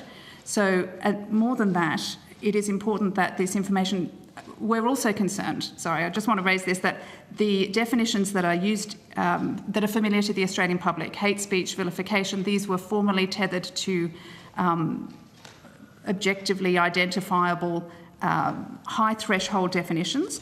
Now what has happened is that we've had 3 bills introduced on the same day, and I refer here to the Criminal Law Amendment Hate Crimes Bill 2024 and the Privacy and Other Legislation Amendment Bill 2024. So just to recognise that to the extent that this committee is considering that vilification or serious harm or hate speech are tethered to familiar definitions, we need to understand that all of these are in flux at the moment. They are all being redefined. And the fact, so we can't just consider this bill in isolation. These are all bills that will compromise the freedoms of Australians to say and act in accordance to their conscience in different ways. And so we need to consider those together. Back to the point, which is that unless we have transparency, we do not have the preconditions for trust in our public institutions. So yes, I believe that this absolutely has the potential to undermine democracy in any number of ways. One final short question, Ms. Taylor. I believe I've assembled a list of 8 keys to human progress. The first of those is freedom. The freedom for exchanging ideas, developing ideas, and building on different perspectives. So not only the idea itself, but perspectives towards that idea. Absolutely. This is not only damaging to Australian Christians, it's damaging to all Australians, isn't it? And in particular, all humans in terms of human progress. Yes, absolutely. Is that correct? I think it's not too strong to say that this is lights out for the Enlightenment, unless we believe that we have already arrived at all truth. And moreover, that we can trust either the government or big tech or academia or independent statutory authorities or the media to be the arbiter of all truth. I don't think any of these institutions on their own can be trusted. The only thing that can be trusted is the democratisation of access to information. And the freedom of expression is essential for interrogating the truth, and even if the government is telling the truth, it will only be shown to be telling the truth if it's open to interrogation. Absolutely. Thank you. Thank you. I'm going to just ask a quick question here, just because I'm concerned that maybe I'm misinterpreting you in any way. Sure. Are you saying that you think that free speech is an absolute right and that anyone can say whatever they like, whenever they like, without any consequence for causing harm? No, I'm not saying that. Okay, because that's what I'm hearing. So, okay. In terms of drawing that back a little bit. So to reiterate, freedom of expression is protected in Article 19 of the ICCPR. It is very expansive, that protection. And the limitations are very narrow and they need to be carefully defined and safeguarded so that they're not... because history tells us that the suppression of free speech is one of the first things to go when there are things to be hidden, when there's the arbitrary abuse of power. So we need to safeguard that freedom very carefully. So in principle, we should have protections, broad protections for freedom of speech, and not just for the easy conversations that we all agree on, but for the difficult conversations. That's when those freedoms are most needed. When we are confronted by views that we find abhorrent or distasteful or wrong, we should be able to challenge those, and that's why we need this open forum for debate. But just to be clear, this isn't about opinion. Like there's nothing in this bill to shut down opinion. This is about facts and harm.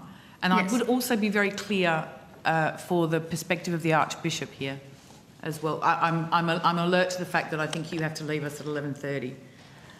If I could just address the... Can I just go to the Archbishop first? Sorry, because I know he has to leave us shortly and I'm really keen for his view. Thanks. I would certainly support what I misplaced your name. The woman has just spoken from ACL. Thank you. I think it's important to note that the sense of religious freedom and freedom of expression more broadly is indeed a broad holding that should only be limited in quite explicit and limited ways. That, I think, is a basic principle that's held in all sorts of settings appropriately. I would also want to just indicate the problem with a bill that is not clear in its definitions around things like reasonable and unreasonable, around intending and harm and so on. So these are particular parts of the bill that are, in their unclarity, cause all sorts of possible difficulties around the appropriate defending and protecting of free speech. But do you feel that free speech should allow you the right to harm others or cause harm? Free speech should be able to be spoken in ways that are always upholding a sense of civil friendship. So disagreement can certainly happen. How someone receives that is to the extent to which they themselves are open to pathways of free speech. I guess the interface here between free speech, which, is a right that people have, and that balance between drawing the line at intentionally causing harm to others and how we are interpreting that. Yes, and I come back to the basic principle. Protections should be of an extensive nature. The limits should be explicit and well-defined. Okay. We'll go... Oh, I'm just going to ask, we've had a request for media to take photographs. Do any of the witnesses have an objection to that? No? Thank you very much. We'll go to Senator Darman. Thanks, Chair. Experience internationally, as well as in Australia, has shown that misinformation and disinformation can amplify racial, ethnic and religious vilification. And vilification of people on the basis of religion is a serious harm. And this is one of the types of misinformation that the bill seeks to address. So I just wanted, perhaps ACL, if you could explain why it is you wouldn't support that protection of religious vilification.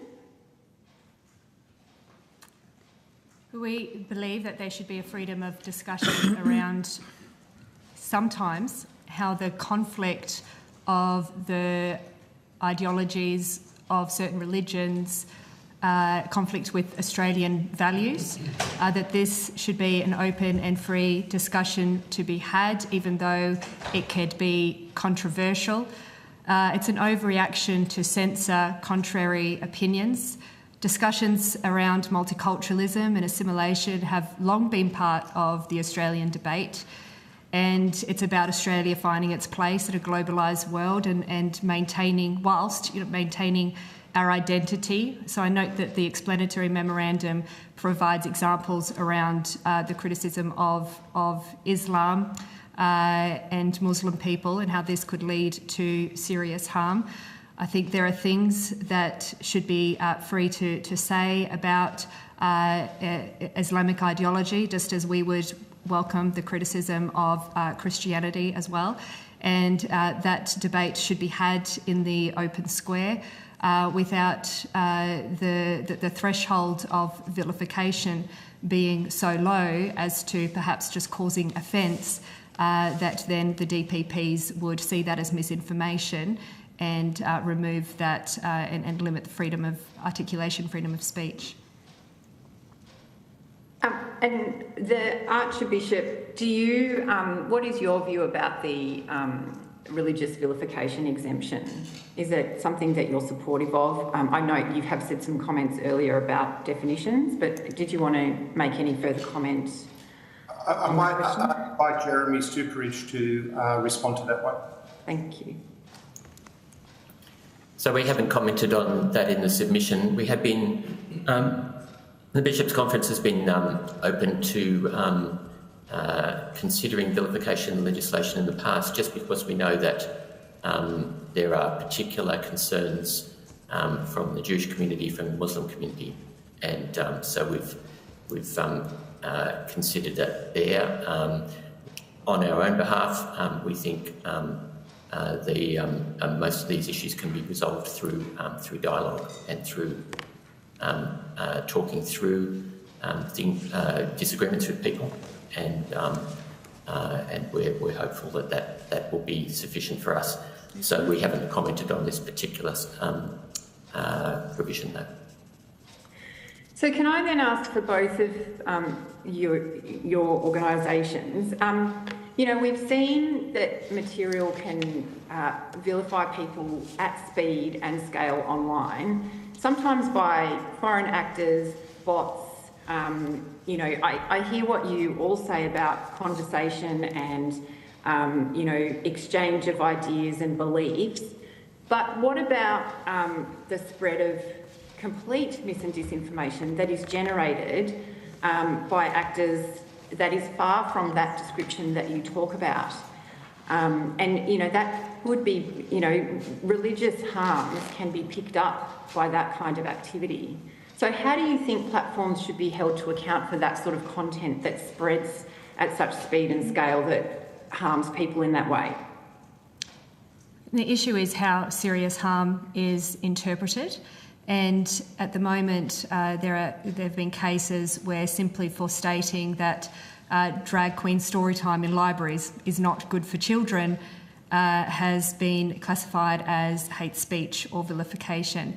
So the issue is with the threshold, not that real hate speech that leads to real harm is wrong and could be classified as misinformation should the threshold be a lot lower than it currently is. And the Bishop? I think I'd want to just pick up a little bit of where you indicated some of the difficulties might lie, Senator, and that's around things like non-human expressions that come into our social medias and then significantly influence that. So we're talking about the bots and whatever. So finding ways in which reaching out to big tech companies who operate these realities and the algorithms by which they do these sorts of things, and their efforts to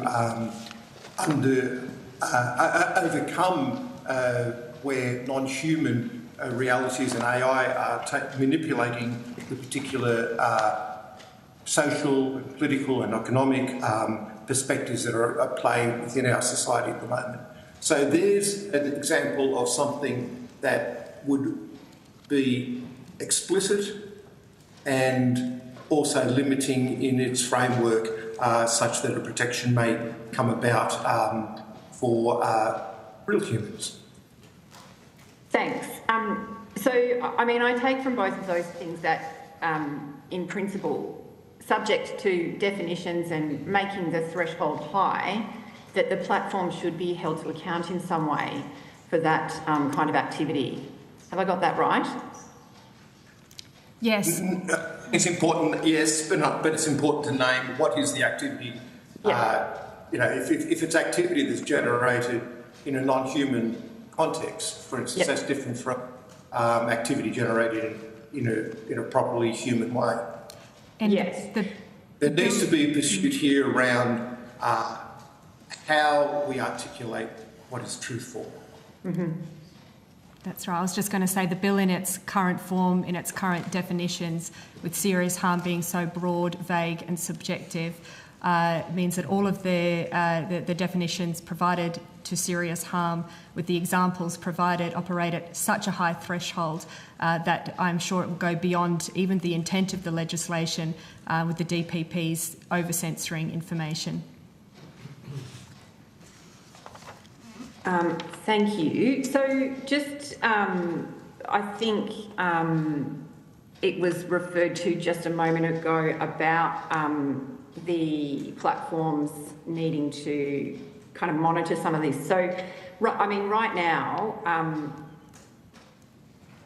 these platforms are already making decisions about how they moderate the content. And so part of this bill is seeking to have, some transparency around this and some accountability. So do you support do you support, an ability, the objectives around this bill to have some oversight of that around what decisions are making, what platforms are doing around making decisions about what they moderate? Yes, and that could include whether, taking content down, demoting it, labelling, fact-checking, etc. I do think there needs to be a mechanism in which to hold the digital platforms to account. However, the powers provided in this bill, especially the powers provided to the Minister, where by means of legislative instrument she can determine, or he could determine a further matter to which regard must be had in determining whether the provision of content on a digital service is reasonably likely to cause or contribute to serious harm, that without that going through the proper mechanisms of a parliamentary amendment bill could continue to expand what is deemed as mis and disinformation on platforms. So we believe the powers are too extensive, and to Elizabeth's point earlier, that these increased powers will end up decreasing trust in government and institutions.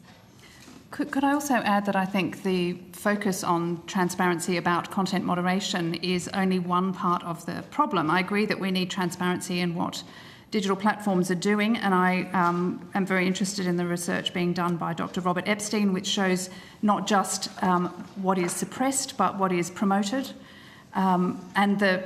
Fact checkers and facts and harm and all of these things are subjective and variable, and so we can debate those on their own. But the fact is that the digital platforms have enormous power through ephemeral operations of, promoting some content, experiences that are across somebody's screen and gone, and they cannot be captured very easily. But Dr. Robert Epstein in the US is doing this work.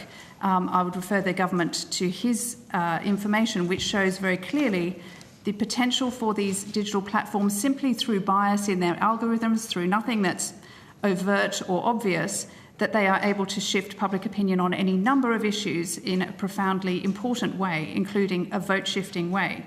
So we should be looking not just at how much digital platforms are doing to suppress harmful information, we should be looking at the operations of the digital platforms themselves and the way that that is influencing Australian public opinion. And one of the things I'm very concerned about is that that power is being outsourced to foreign-owned companies in where correction needs to be brought, or at least transparency and accountability needs to be brought to that question.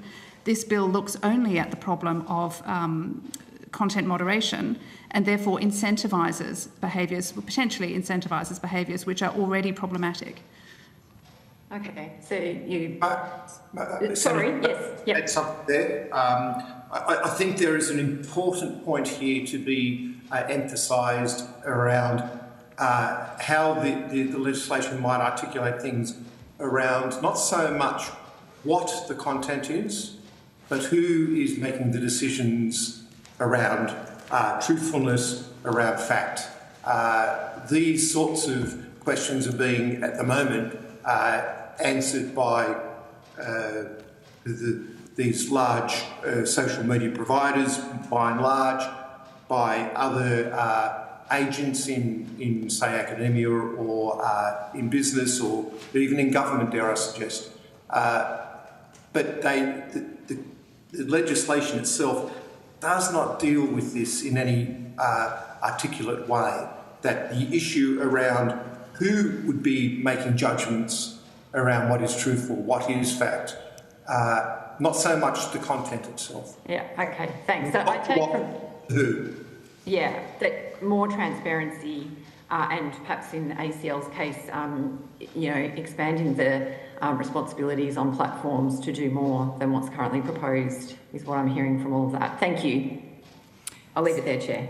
Thank you. The platforms themselves have bias. Yes. That needs to be recognised. Yep. Senator Canavan. Oh, Senator Canavan. Senator Cadell. I said that look Thanks Australian. very much. Thank you for your evidence so far. Just going over a few points. You mentioned about the response of the Joint Parliamentary Committee on Human Rights review that they attached to this comment. I was a member of that, and we had additional comments saying that we thought the proportionality was wrong from Coalition and it was potentially overreach. When we go through what we're talking about, questions are very easily linking misinformation and disinformation. They're all rolling into one. The previous senator mentioned this. I believe they're fundamentally different things because of the inauthentic nature of a disinformation campaign, that they are bots. You've touched on the fact of an organised disinformation campaign when they come out. And I think it's very hard under the International Covenant on things to assign human rights to a bot. I think that's a very difficult thing to do. Would you, and I'm forming this view, so I don't want to put words in you, do you see that they're taking the harm of disinformation and trying to put things into breach of that, but extending it to misinformation, which might be rightly held by a person of faith, by a lay person here? Because everyone's coming here and we've got big media companies are exempt, but a journalist preaching by themselves may be subject to the law. Organised religion and professional religion, I think you said, Archbishop, is somewhat... professional. Is largely exempt, but a lay person is not. So what we're having is two scales of opinion now held by potentially the same person and how they say it, isn't it? A person in their role is no longer equal whether they've got a title or whether they don't. Is that how this is coming out? Yeah, I think it's perfectly true that there are different sets of rights holders that hold different levels of freedom to speak under this bill, or different levels of protection anyway against being censored. It hadn't occurred to me before that they might be one and the same person holding different sets of rights under different paradigms, so that's an interesting thought. But I would say that I think it's a strange idea that journalists can arrive at the truth without first being exposed to a lot of different opinions, some of which will be incorrect or factually wrong. But this is how we learn. It's always how it's been. We hear a number of different views. You tell me what you think and why you think it. I examine the evidence and I form my own judgment on the basis of that. That's how learning occurs. That's the prerogatives of every citizen of a free country. So I won't go back over that, but what you're saying about the distinguishing feature between disinformation and misinformation being inauthentic behaviour, I'm not sure that that was clear from the drafting of the bill. No, I don't think it is either. It seemed to me that the distinction made in the drafting of the bill was whether or not the intent was too hard to. So it could still be a person, whether they're providing inauthentic facts or facts that are, in the opinions of others incorrect. That could be misinformation. If they're deliberately lying, then that's disinformation. And so everything is captured under the terms of this bill. Yep.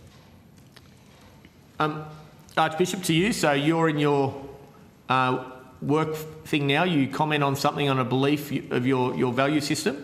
You go home, put your legs up, watch TV, tweet something from that same value belief. Is it right that you should be differentiated in those two different roles? I do so already in ordinary ways. That is just a human reality. Can I use perhaps an example that might sort of help to distinguish what I think is an important point here around this expression of around religious purposes? Who's captured under, who's speaking under from the perspective of religious purpose. So someone might, for instance, say, providing drugs that kill people is not healthcare in the VAD context. So that might be something that someone makes a statement or puts it out on social media. I hold that position. I do so as Archbishop, but I also do it as this is a position that I hold personally. But there's a question around the clarity of whether that is simply constitutes the possibility of harm in the legislation as it's currently being articulated.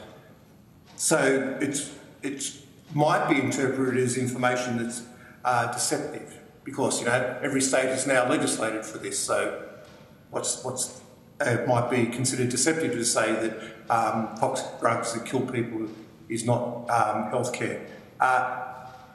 It's been provided on a digital service. It might have come from me as Archbishop, might have come from someone else, or just making a comment.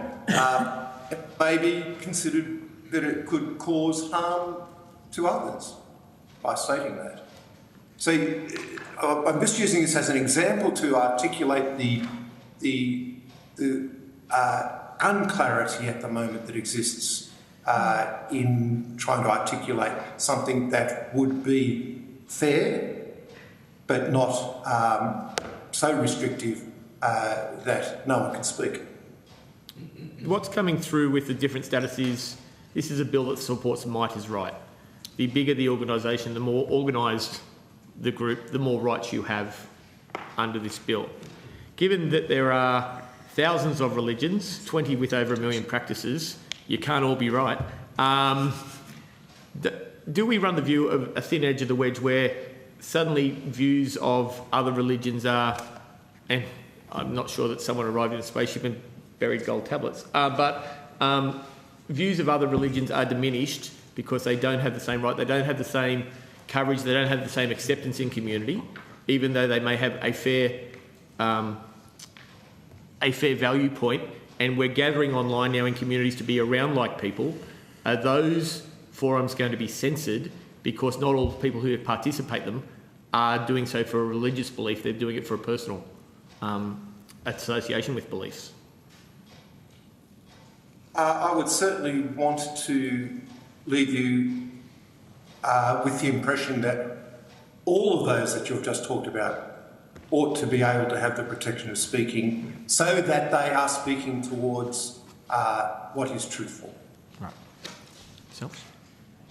Yourselves, do you have a view on prioritising religions or beliefs or separating the lay person and their beliefs in a forum about their religion and belief?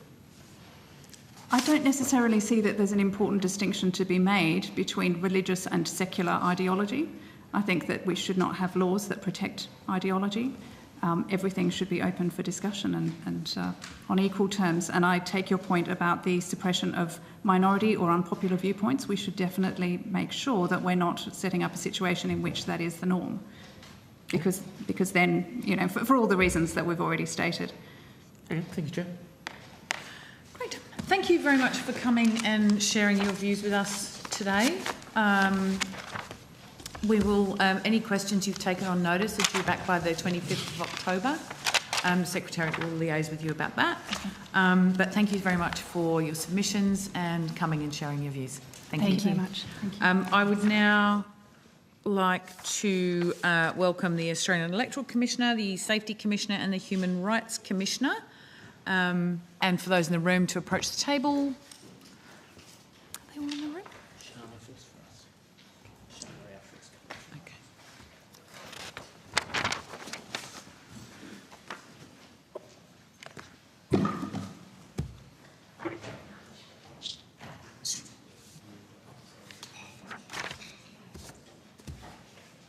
We've given him permission to go ahead, haven't we?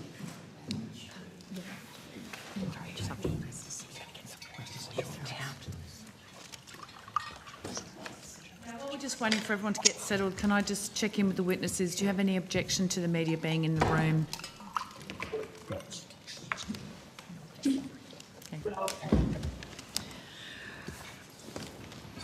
Okay, if we can start with Mrs. Finlay and work our way down and just have everyone place their name and the capacity in which they're appearing on the Hansard, please.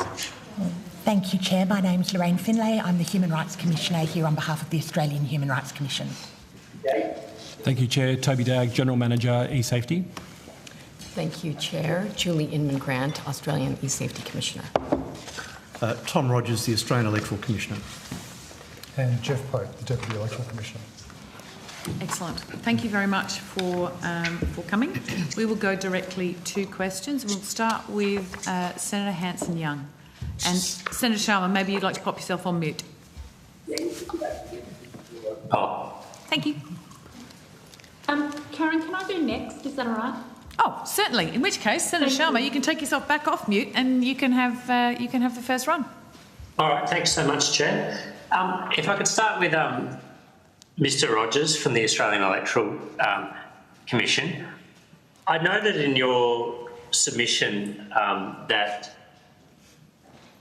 in terms when it comes to electoral materials, you made quite clear that the AEC can police and require authorisation of those materials, but it does not require you to comment or assess the veracity of those materials. Am I characterising that correctly? Yeah, that is absolutely correct, Senator. There's never. Sorry, go ahead. We don't have the power, nor do we regulate the content of political messaging. Yeah, of course, and nor would we expect you to. We just heard from Digi, which is the tech industry body, earlier that, in their view, the Misinformation and Disinformation Bill as currently drafted would require platforms to be the arbiters of whether electoral materials are false or misleading, whether they fit the definition, if you like, of misinformation or disinformation. Is that your understanding of the bill, that if a political candidate a political candidate for office puts something which is properly authorised by the AEC on a digital platform, which comments on their own policy or the record of their government in office or criticises the policies of an opponent, that could potentially be assessed as misinformation or disinformation? Senator, because we don't have that role, I wouldn't want to speak on behalf of the platforms, and I'd stay silent on their view on that. I've been very clear that, in our view, not only do we not have the power to regulate political content or indeed to determine the truth of those statements, and that's something we don't want. Not only have we not got that power, we don't want that power either for a whole range of reasons.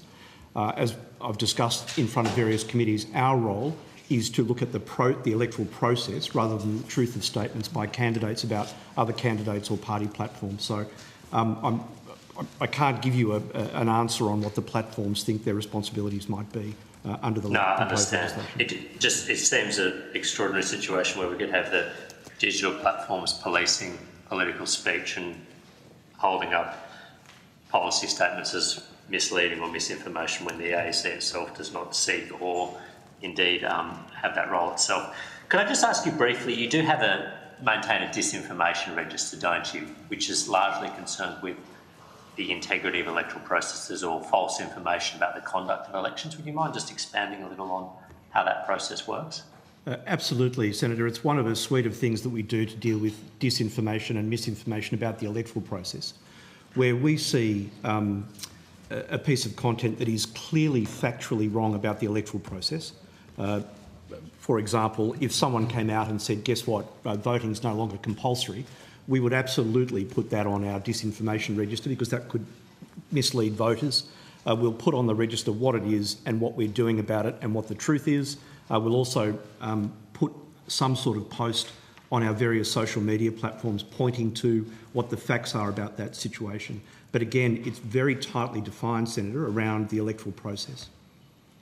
I see. And so if someone was propagating that information on a digital channel and it was getting some traction on Instagram or Twitter or one of the platforms, Facebook, do you also engage with those digital platforms to alert them to the fact that there is disinformation or false information about the election circulating? We liaise with the platforms quite regularly. We've got a relationship with most of the platforms and we work with them, particularly in the lead up to electoral events. What we'll quite often do is post on the platform what the real information is. We try and avoid, Senator, where we can, censoring people for a whole range of reasons.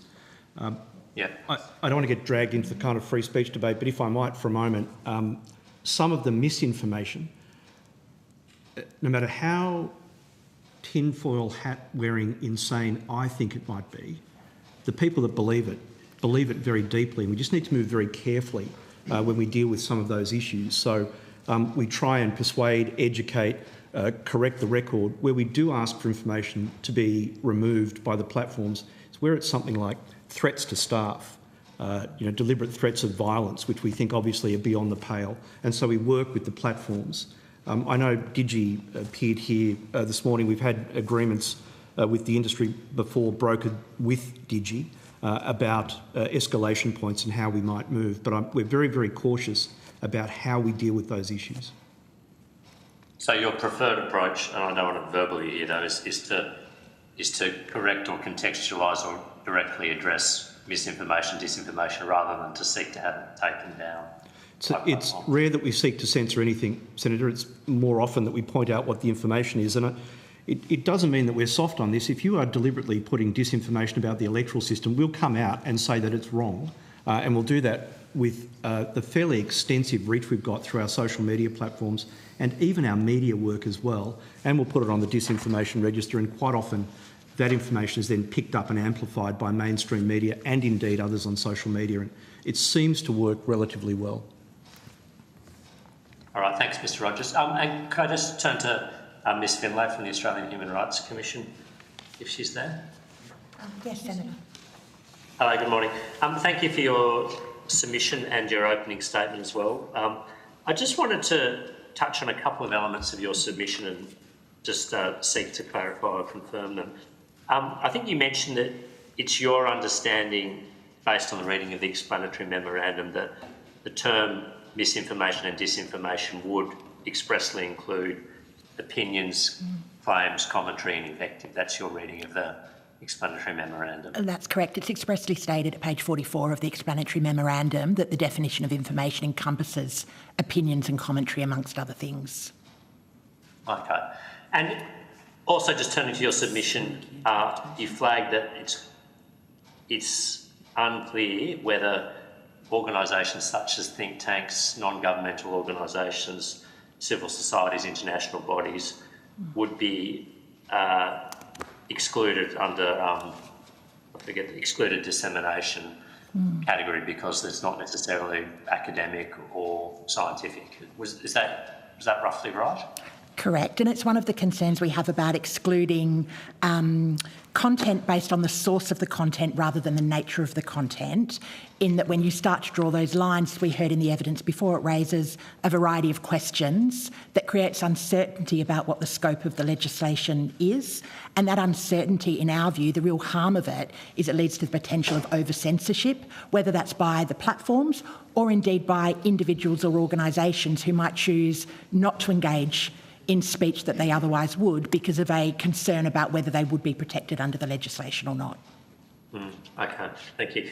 And the recommendation in your submission is that the bill not be passed in its current form. I mean, in a nutshell, is that because you don't think the restrictions being placed on speech are proportionate or necessary, or they don't meet the test of necessity or proportionality? The short answer is yes. If I could expand and give a sentence-long answer, it's that we accept there is a need to combat misinformation and disinformation, and they can cause serious harm. We don't feel the bill in its current form strikes that right balance in terms of the protections that it provides, particularly for freedom of expression, due to both the breadth of the definitions and the vagueness of the definitions, but also the need for greater transparency, accountability and scrutiny mechanisms.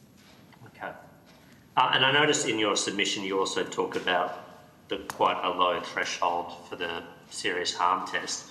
I just wanted to, pulling a few of these strands together, if a body such as the United Nations or the OECD, for instance, say the OECD made notice view that it thought government spending was too high in Australia and it was contributing to higher interest rates and inflation. Now, that would obviously pass the serious harm test, wouldn't it, as currently constituted, because it could cause people to lose faith in the Australian economy or disrupt financial confidence in the sector?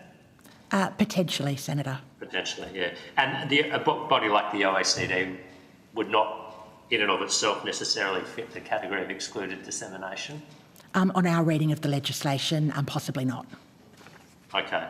And what about the United Nations? What about if the United Nations said that the Great Barrier Reef coral bleaching was happening at an unprecedented rate and the government vociferously disagreed? I mean, would the United Nations be an exempt part of excluded dissemination or not necessarily? Well, we would have some doubt about whether they would be, and in and of itself, that doubt is really at the heart of the concerns we have about this legislation, that there isn't a precision in the definitions that allow for clarity about who is in and who is out, and at a more fundamental level, the idea that you're even creating tiers of speech rights is problematic from our perspective. And that lack of clarity, I mean, ultimately, who will this fall to interpret whether the United Nations is excluded, whether the OECD's comments about public spending cause serious harm? Who ends up being the judge of whether those tests are met or not under this legislation?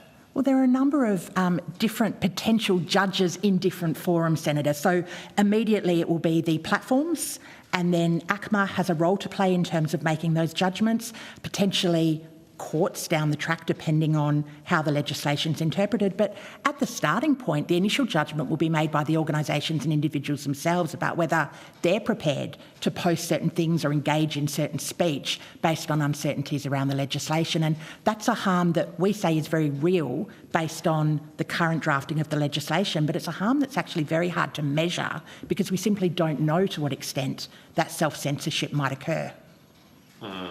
We're going to have to go take the call, Senator Sharma. Yeah, okay, last question.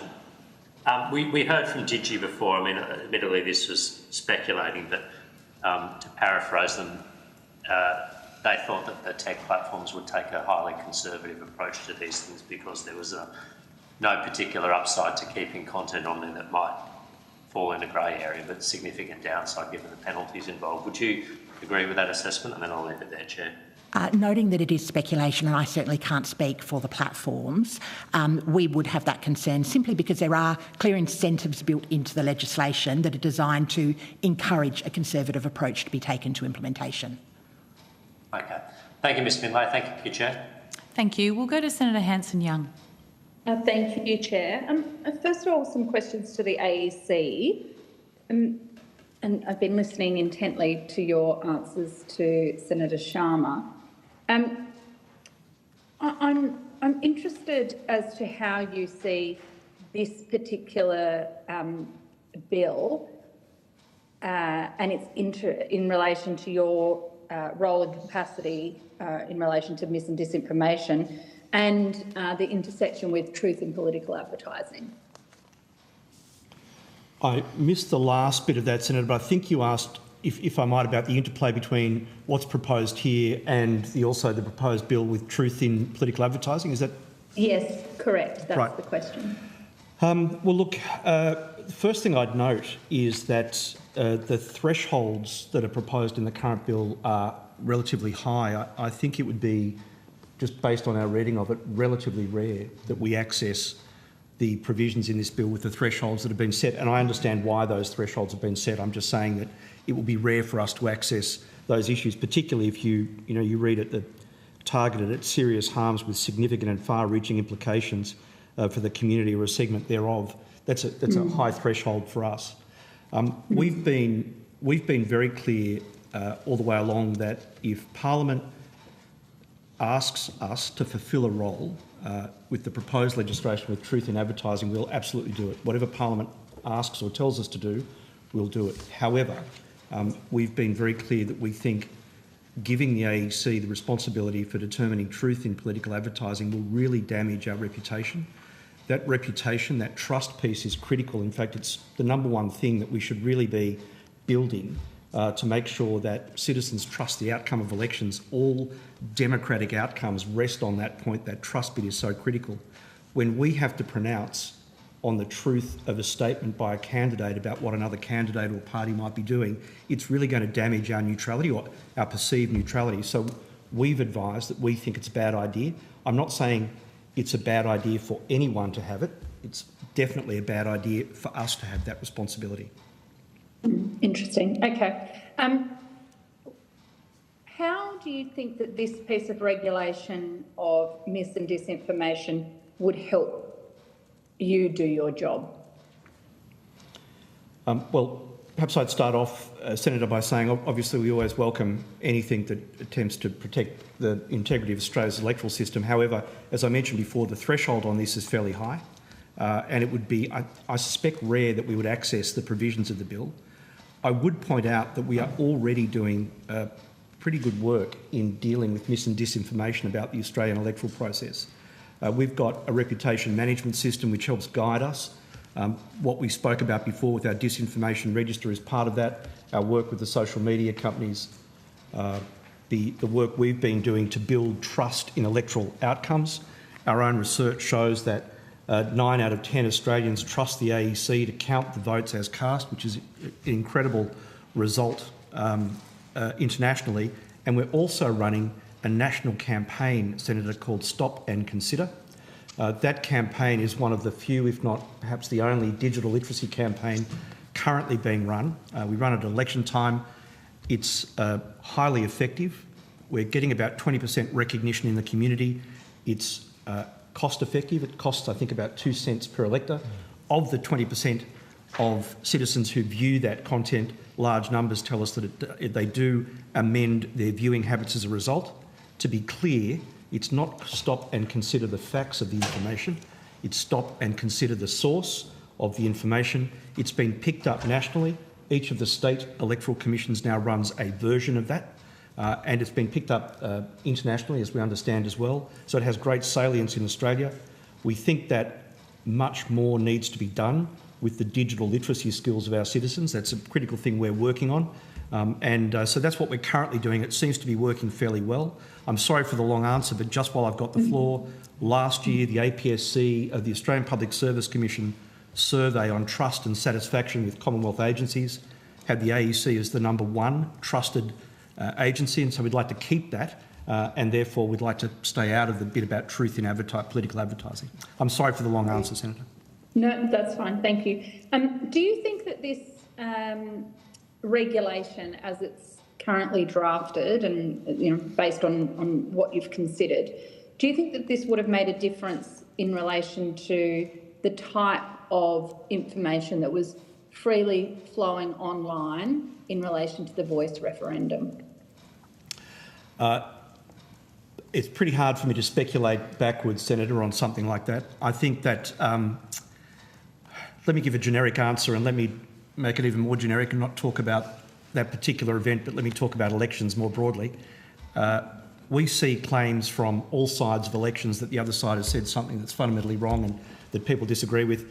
When we look at it, and I'm deliberately not talking about the voice here, Senator, I'm talking about electoral events broadly, our view as an objective regulator is most of these things are statements that need to be tested by the public. They're arguments rather than mis and disinformation, which is why we've gone down the path that we have. So I can't speculate backwards about what it would have meant had this been in place at the Voice, but broadly we see arguments during electoral events from all sides that the other side's doing something that they think is an untruth. We think electoral events are a test of truth, and that test, that contest of ideas occurs in a public space. So can I take it from that the AEC doesn't believe or consider that there was disinformation disseminated online as part of the referendum? No, Senator, and I deliberately said I'm not specifically not answering about the Voice. I'm talking about electoral events more broadly. Well, I know you're trying to be very careful, but this is the reason I'm specifically asking about the Voice referendum is because it has been cited over and over again to this committee as part of our inquiry into this piece of legislation. That's why I'm asking specifically, and I understand, asking you to kind of be retrospectively hypothetical is not where you want to go. So maybe I'll be a bit more specific for you. Does the AEC acknowledge that there was disinformation disseminated online as part of the referendum? Senator, when we distributed the booklet, the yes-no booklet, to every household in Australia, we made it abundantly clear that our role was virtually as a postbox for that material. We made it critically clear to everybody that we were not examining or endorsing or disendorsing any of the content. The content in those booklets was provided by the yes and the no case, and they had to stand by the claims made in those booklets. And we even went so far as to say that even if there were spelling errors put in that booklet, we would not edit any aspect of the material that was given to us. What I can tell you, in our responsibility for determining the truth of the process, we didn't see any disinformation about the electoral process, i.e. the act of voting, mostly, that was going to cause grief to the elector. In terms of what you're actually asking us to step into the bit that I don't want to step into about truth in advertising. Yeah, okay, all right. Thank you. I might have moved to the E-Safety Commissioner if I could. I'm interested if you could just outline just very briefly what the current role of E-Safety, the E-Safety Office is in relation to regulating mis and disinformation, if anything. Absolutely no responsibility in that area. If you did look at my opening statement, which is now on our website, we consider mis and disinformation to be an adjacent harm. So in many cases, and Mr. Dagg can illuminate some of those if you want a specific example, particularly where gendered disinformation and sustained gendered trolling, particularly of women in politics and women in the spotlight. We see elements of targeted misogynistic harassment along with gendered disinformation that is designed to discredit and create rumors and undermine the credibility and the confidence of the person. So we see them commingling these attack vectors and weapons against women and those from diverse backgrounds specifically. Thank you. Do you think, I understand the point about it being adjacent, that there's, and especially as they've written, there's more of a role for ACMA, of course, in this. Is there anything that you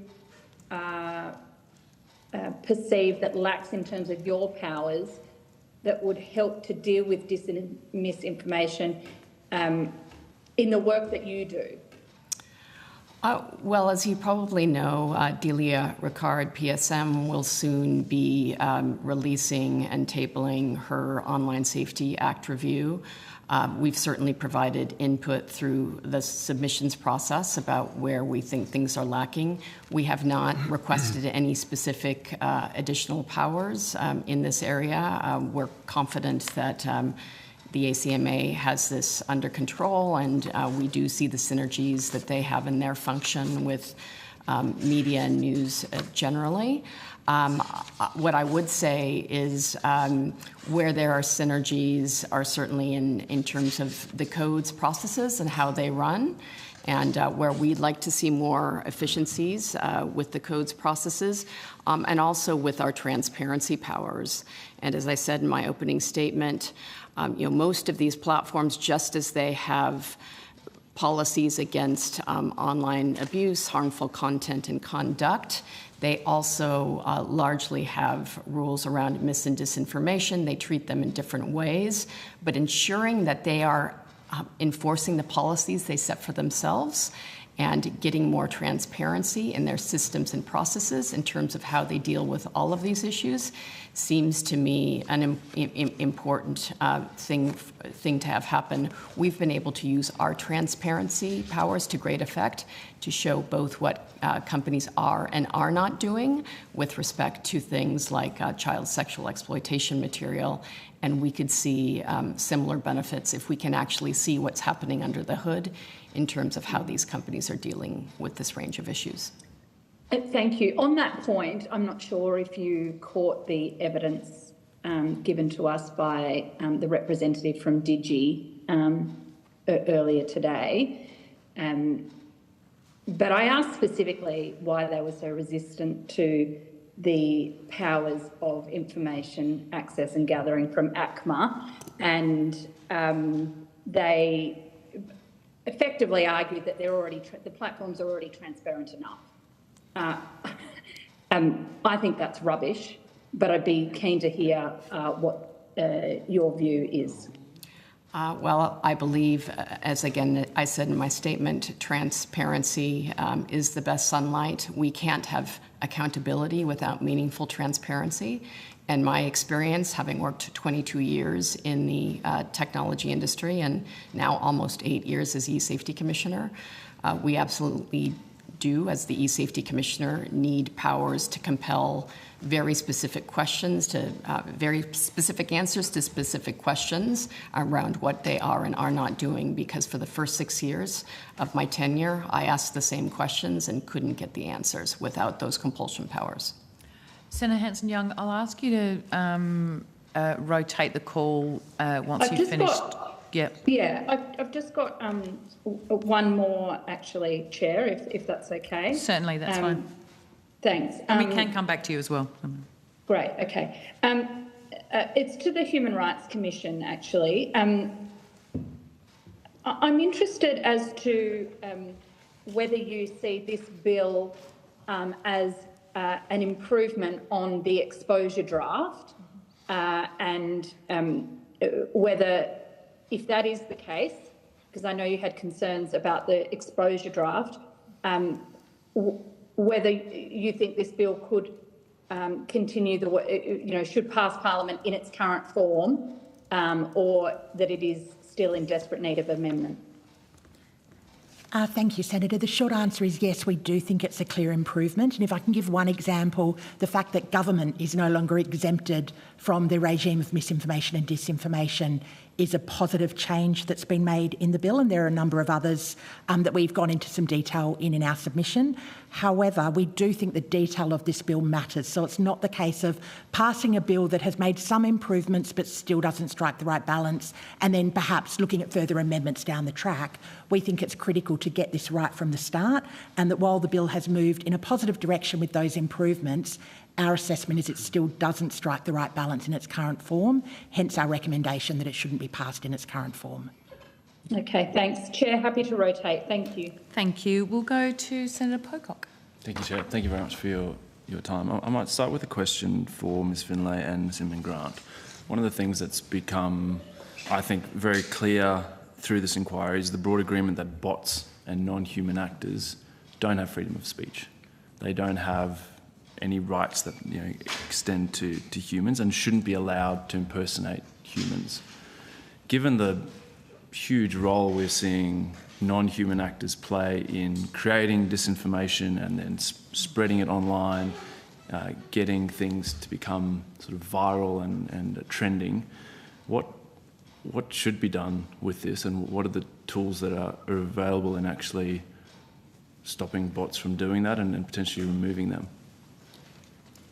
I'll start by saying, with my own experience in the technology sector, when I joined Twitter in 2014, bots were probably one of the single biggest issues. First, they were spam bots, then they became porn bots.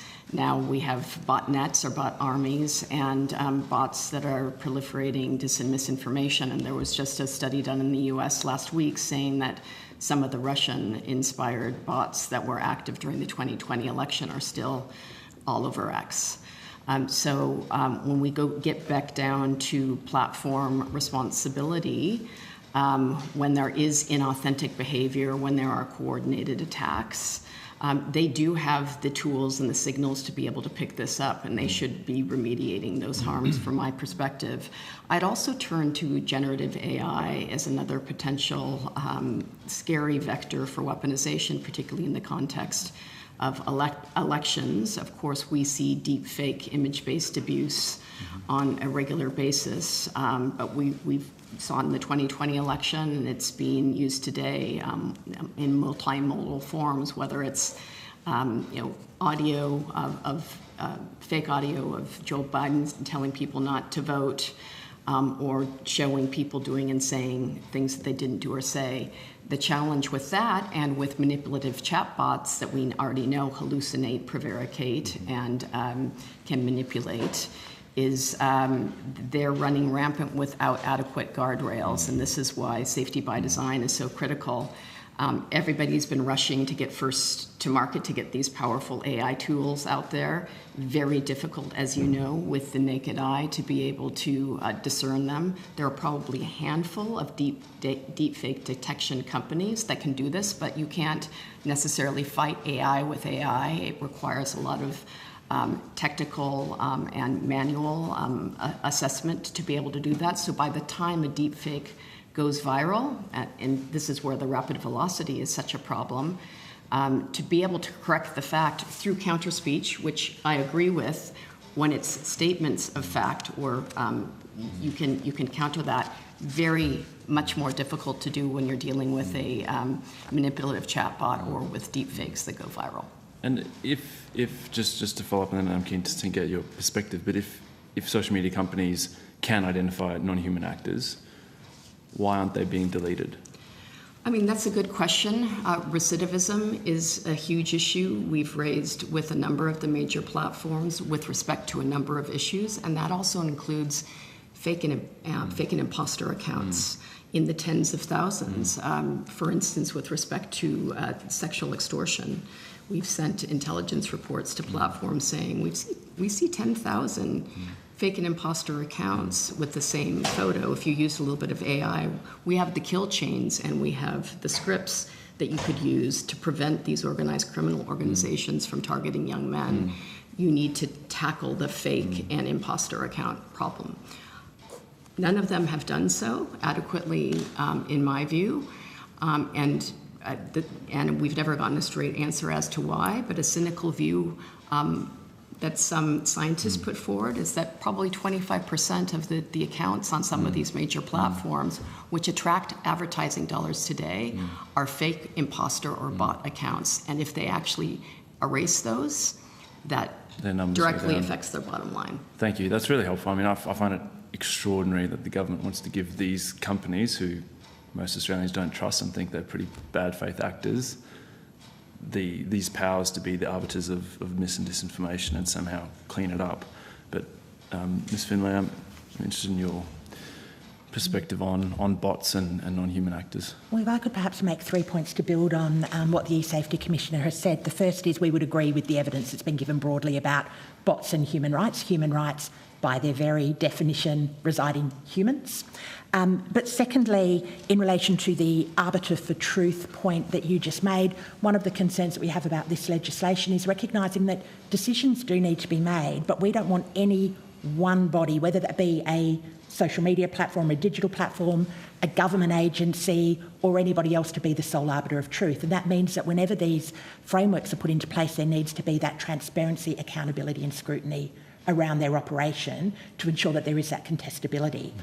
But the broader point I'd like to make on your general question, Senator, is that just in the last few months, the Australian Human Rights Commission has made submissions either to this Parliament or to government departments in relation to this issue, in relation to deepfakes, in relation to privacy law reform, in relation to the review of the Online Safety Act, in relation to guardrails around artificial intelligence. So there are a lot of questions that are being asked around the overarching framework in terms of how we deal with technology and its human impacts.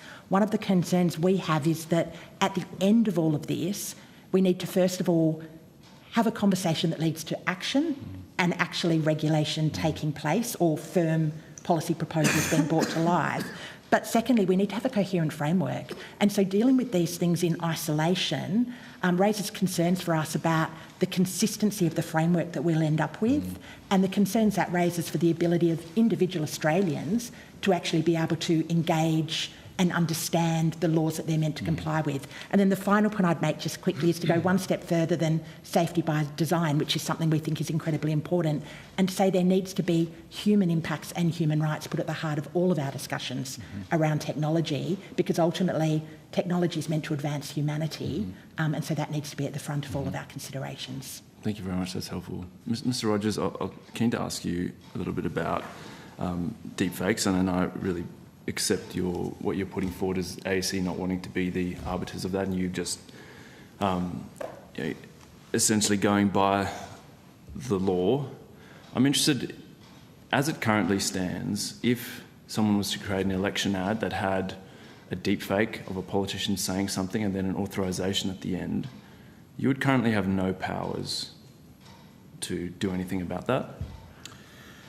That's essentially correct with one exception, Senator. So Section 329 is about misleading voters, but the way that the High Court has read those cases down, it's if there was proximity to a voting, to an electoral event, and I mean, you and I have discussed this previously, and it actually was going to confuse voters about the act of voting, it might be in the ambit of Section 329, but otherwise not. As long as the ad is authorised. And it doesn't fall foul of Section 329. We don't regulate that content. So deepfake or not, at the moment, that wouldn't be something that we'd get involved in. Candidates might have access to other forms of action, but otherwise not. I'm not sure if you saw, I'm very concerned, but I think it is a very real threat to our democracy. And to try and highlight the point, given there's not a lot of support for changes, I had 2 deepfakes made of the Prime Minister, the opposition leader, announcing a full ban on gambling advertising. I'm not sure if you saw them. I'm aware of them. I didn't see them in detail, but I saw a clip of them. Yep. Given you couldn't do anything, what avenues are there? Here you have the Prime Minister announcing a policy which he clearly doesn't agree with. We've seen that. But as Ms Grant said, it's getting very hard to tell the difference, and this is moving so fast. So you wouldn't be able to do anything, but you said there might be another avenue for... Well, if someone felt they'd been defamed, for example, they might have recourse to some sort of legal action. But I do think a couple of points, if I might. First of all, we've been banging the drum about the need for a national digital media literacy campaign. It's the the most significant thing we could do to arm our citizens with the skills that they need to discern what's true or what's not true by actually building their own questioning ability and capability. It's critical, and research shows that this is something we should do. So education's critical.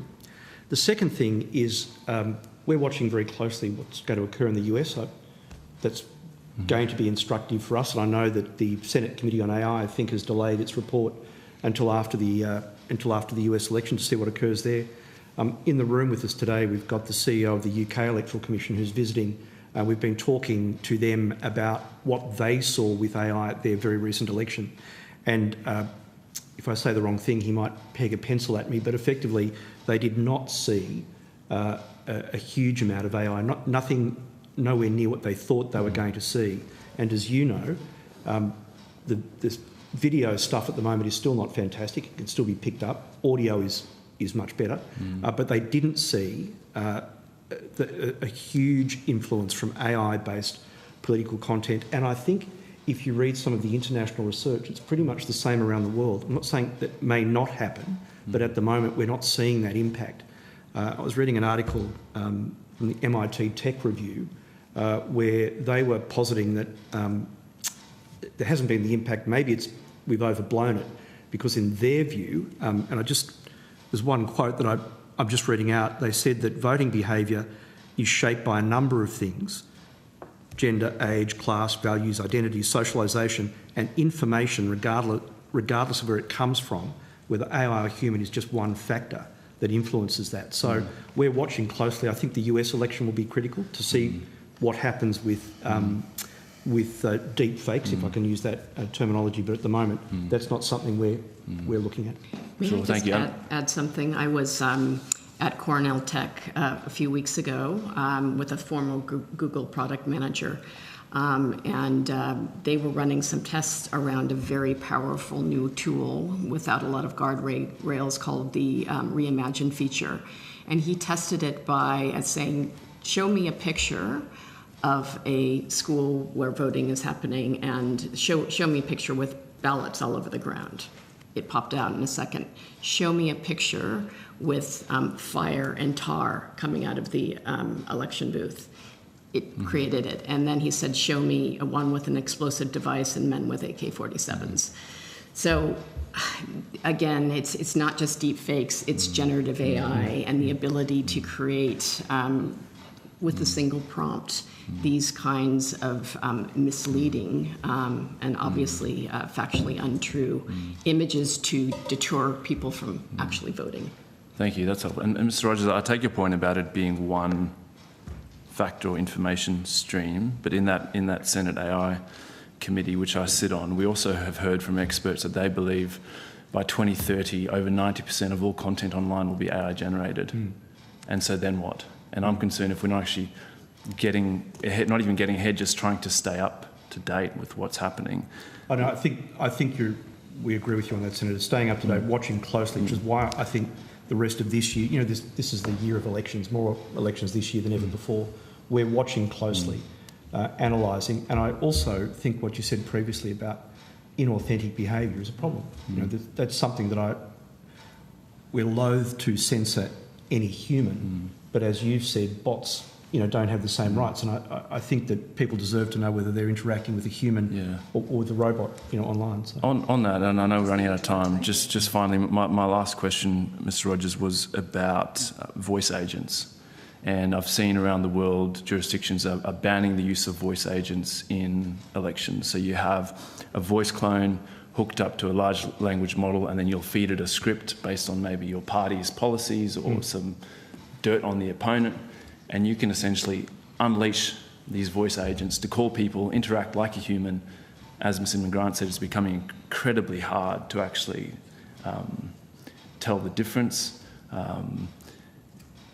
My understanding is that at the next election that would be totally legal. We could see voice agents making calls on behalf of Labor or the Liberal Party to try and convince voters, and not just be a robocall with some dumb pre-recorded thing that no one wants to listen to, but actually engage people and be able to learn from those conversations and get better and better and better and make thousands of calls.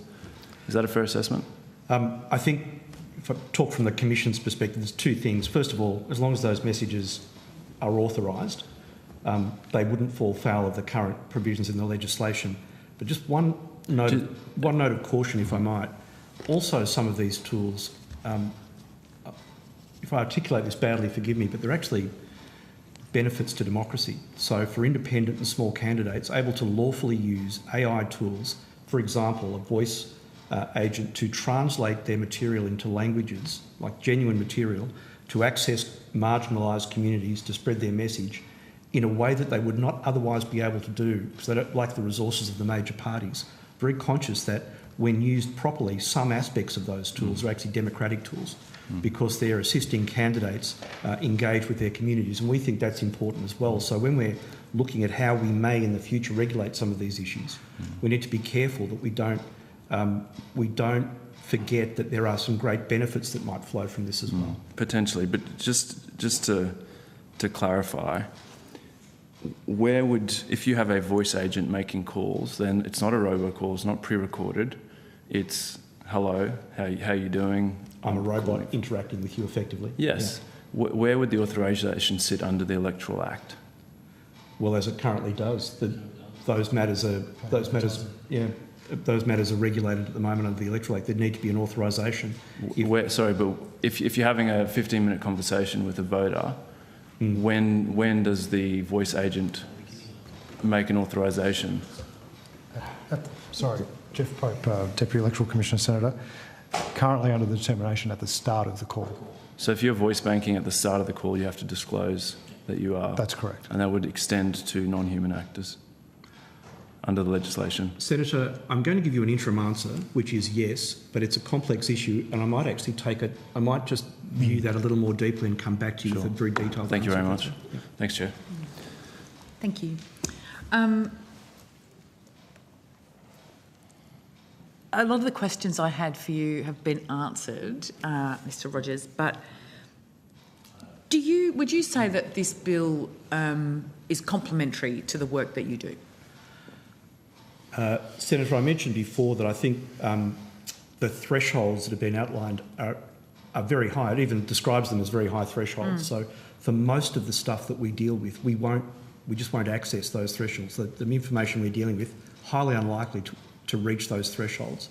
So for us, we're doing what we're currently doing. We're doubling down on the way we manage that process at the moment with our disinformation register, the Stop and Consider campaign, reputation management strategy. So for this, and I'm deliberately trying to avoid having a policy on this, we think what we're currently doing is about as effective as we're going to be, particularly for the next event, given that we're still debating this at the moment. We can't wait for legislation. We need to do what we're doing now, and that's what we're doing. And a fine job of it you are doing. There's been some significant initiatives that are seriously helping.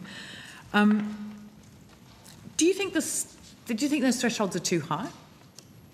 I know I absolutely understand why these thresholds have been put in place, and I think also some of the evidence we've heard here, from the Human Rights Commission as well. We just need to be very careful with how we move forward. It's a complex area.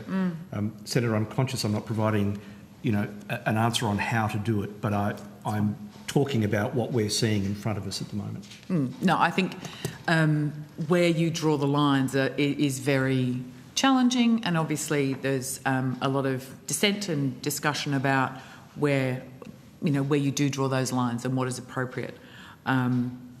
And that's obviously one of the most challenging things.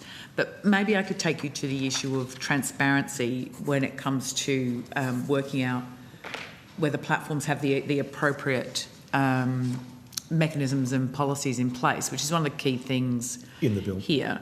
Noting that a lot of people have said that they shouldn't be allowed to regulate themselves, and other people have said that they should be allowed to do exactly as they please, regardless of what the outcome is. The transparency thing is one thing I'd be really keen on your view, given your work, so that people will know exactly what's happening at the platform, exactly what their own assessment terms are. Do you have any commentary about that transparency piece? Look, I know this sounds odd, Senator, but not really, given our part of this is one small part. I would point out, I think Digi mentioned this morning that we've had agreements with the platforms previously, and I would say that it took a long time to get that agreement in place with the platforms. We work cooperatively with the platforms. That doesn't mean we always agree with them. The 2022 election, if I get this wrong, Senator, someone will correct me, but probably of the times we asked for content to be moderated, we didn't get a 100% hit rate at all from memory. I think a lot less than that. However, they generally produced reasons, with their own reasons, we didn't necessarily agree with, about why they wouldn't remove content. We don't like getting content removed anyway, for the reasons I've said before. We prefer to educate. But we continue to deal with our small world through the Disinformation Register, through our own actions. I know that legislation that improves the integrity of the electoral process has got to be a good thing, but I'm just cautious about the other aspects of this bill. Okay. Thank you. We'll go to Senator Roberts. Thank you, Chair, and thank all of you for appearing today and for your opening statements. I'd like to start with the Human Rights Commissioner, please. Finlay. Go to your opening statement, Ms Finlay, please. Your recommendation is that the legislation should not be passed in its current form. You've given 3 key reasons. I'd like to start with the third reason, and I'll just quote: "The inherent dangers in allowing any one body, whether it be a government agency or social media platform, to make decisions about what is and is not misinformation and disinformation without robust safeguards and accountability mechanisms." Do you oppose that? Aren't you really saying that the community is the best decider? Open debate, free open speech to enable free debate? Because you also use the word contestability, which also leads to open debate. In short, yes. We certainly accept that there are extremities where freedom of speech is not absolute and can be limited. There are certainly examples of that. But in relation to the issue of misinformation and disinformation, there's a lot of grey area, and our view is you need to provide the widest possible ambit for freedom of speech to operate and to exist, and that the law is a very blunt tool when it comes to dealing with this. So we'd say the critical thing in relation to that third point is the definition of misinformation, disinformation, and the thresholds that are set in the legislation. If I may make a brief point, Senator, in relation to those thresholds, we've heard evidence about the thresholds being very high. And certainly we would say something like the definition of serious harm. There have been improvements made since the exposure draft to lift that threshold, but we need to look at this in totality. And if we go to the entirety of the definition, for example, the meaning of misinformation and disinformation, there are specific examples that quite expressly lower that threshold to the point where we would say with respect it is too low. For example, to create serious harm or be considered to be serious harm under this legislation,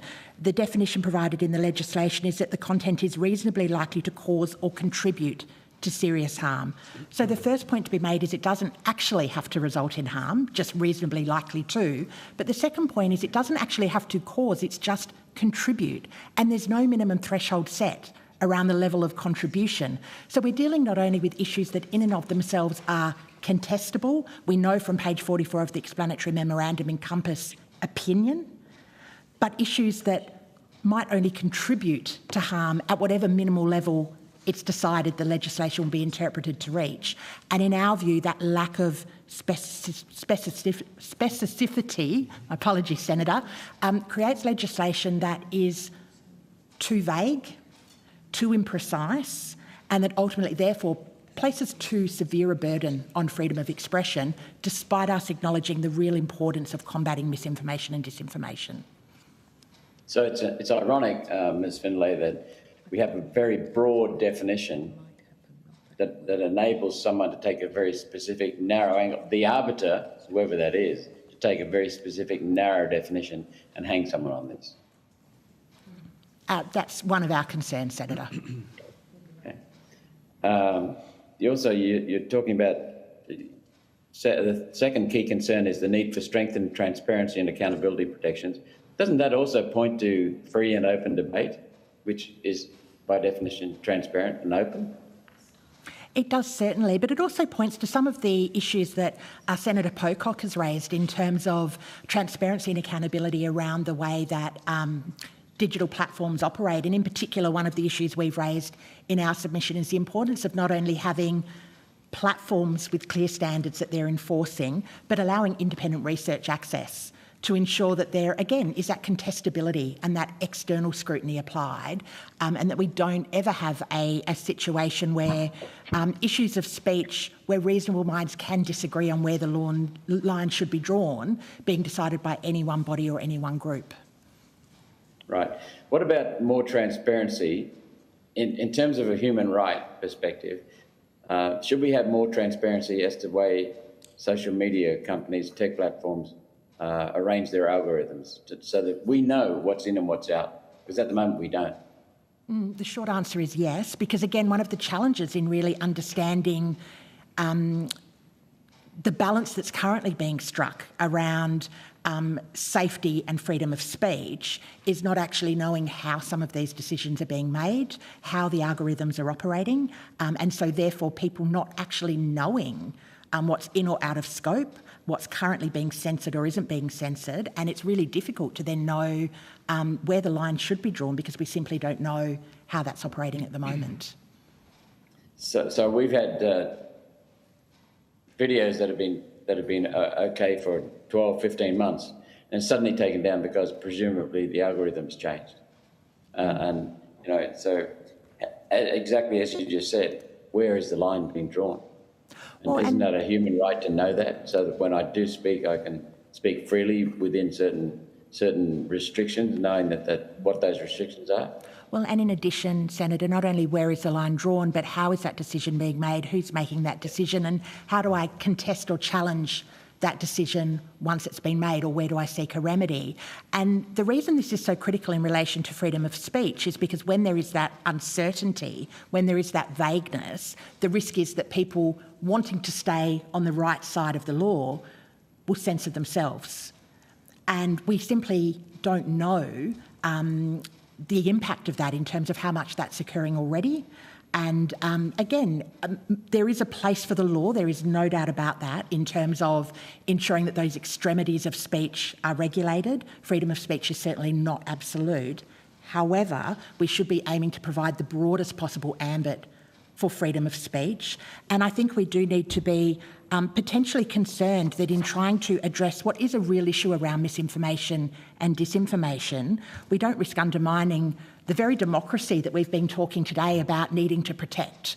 And to us, that's really the critical issue, that in a democratic society like Australia, the best way to deal with bad opinions or issues that you disagree with is to put forward good opinions or things that you do agree with. So we think freedom of speech is fundamental to all of that and needs stronger protections in this legislation. Can the bill be amended, or is it now unworkable because it seems to be an assemblage to me of various little prods to feelers to see what's needed in various areas? There doesn't seem to be an overall framework, an overall cohesive approach that's lacking. So is it repairable? Is it amendable? And if so, where and how? Well, I'd make 3 points, Senator. The first is that certainly we accept the need to combat misinformation and disinformation, and there do need to be laws in relation to that. There needs to be some regulation. Secondly, we again accept that this bill is an improvement over the exposure draft, and we've seen some of the concerns we raised there addressed, but others that have not been. But the third point that I would make is it really does come back as a starting point for us to that definition of misinformation and disinformation.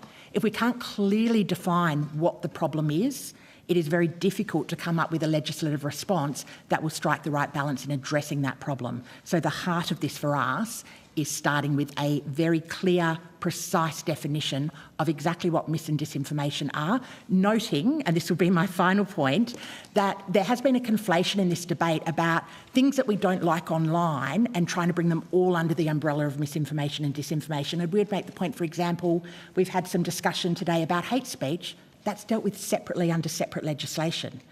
So while there might be convergence or overlap between categories, there is a real danger in some of the broad definitions we're seeing around misinformation and disinformation that we're trying to capture behaviour or content that we don't like, but that could be more precisely and better dealt with through other means. Sorry, Thank you. Point of One final clarification, question. Senator Roberts, just a point of clarification. When you say that, do you say that the bill is conflating and causing that, or the commentary, the vast and varied commentary that we're hearing around the bill? My starting point is the commentary around the bill. All I would say is that the definitions at the moment are so broad that there is, it is easy for that commentary to conflate some of those issues. And Senator Roberts, I'm afraid that's going to have to be the next. You're going to have to ask your last question because you have to circulate. Last one. Okay, thank you. Thank you. Would Ms. Finlay, would the Human Rights Commission be able to advise the government on the redrafting necessary to protect human rights in the next version of the Misinformation and Disinformation Bill? Well, I think to be fair, there has been significant consultation with the department. We made a submission in relation to the exposure draft. We had consultations with them as the revisions were occurring and then have made a submission here. We're certainly always open to engaging with governments in relation to ensuring human rights are adequately reflected in legislation. But certainly, again, while our initial concerns from the exposure draft, we've been pleased to see some of them addressed, there are significant concerns that haven't been. Thank you. I appreciate your trademark clarity. Thank you so much. We'll go to Senator Canavan. Thank you. Thank you, Chair. I just first want to ask a question to the Australian Electoral Commission. You mentioned, or I think in questions from Senator Sharma, mentioned you keep a disinformation register, and I've had a look at that, and there's I think around 50 odd examples from the last two major elections, the referendum and the general election. Has there been any research into how impactful those statements were on social media? I mean, obviously most of them seem pretty incorrect, but did they make a lot of difference in convincing people one way or another of this false information? Thanks, Senator. Look, do you mind if I use the term conspiracy theory for some of them, because some of them are conspiracies? For example, Dominion voting machines. The AEC uses Dominion voting machines. That's been quite persistent. It's low level but persistent. And when we correct that specific one, and we point out to people that for example, we don't use any voting machines in Australia, the response quite often is something like, well, you would say that, wouldn't you, as they continue to spread the information. Does that persuade people? I'm not sure that I could codify that answer. But there's some other ones there as well, some ones about stolen ballot papers and some others that are just fake and that can undermine the confidence in the process, which is why we call those things out and try and nip them in the bud early. I get very odd ones, Senator. At a committee the other week, I pointed out I've received a letter a few weeks back, in fact, this month, I think, asking me to release all the information I have about the involvement of aliens in Australia's electoral process. And we see all sorts of things. There was a thing about us being Masons, I think, in the Masonic conspiracy to run elections. But this sort of goes to my point. I mean, like, we can all use examples of false information. I mean, it's been around since Moses was a boy, obviously. The issue is, particularly for us, when we're looking at actually regulating something and trying to ban a mischief of some kind, we generally want to see a threshold that mischief is causing significant harm, particularly given in this case, and you don't need to comment on this, but the corresponding issue for me is that there'll be probably also type 1 errors, where under any system you've got, we will probably ban information or end up banning information that's otherwise true or has at least some degree of reasonableness. Or as an opinion. So we've got to weigh up, what's the significance. And I'm not asking you to comment on that balance. That's an opinion and a judgment, but I'm really asking, has there been quantitative evidence about how impactful the types of disinformation you've sought to censor or moderate have actually had on real Australians? It's very hard to quantify, Senator, but I'd make a couple of comments in return. One is that all disinformation about the electoral process can be corrosive and it can be picked up and all of a sudden amplified very, very quickly, that undermines the integrity of the electoral process. The second part is, in terms of how we regulate, what I was saying before, we're very cautious about this. We don't censor anything. We contextualise.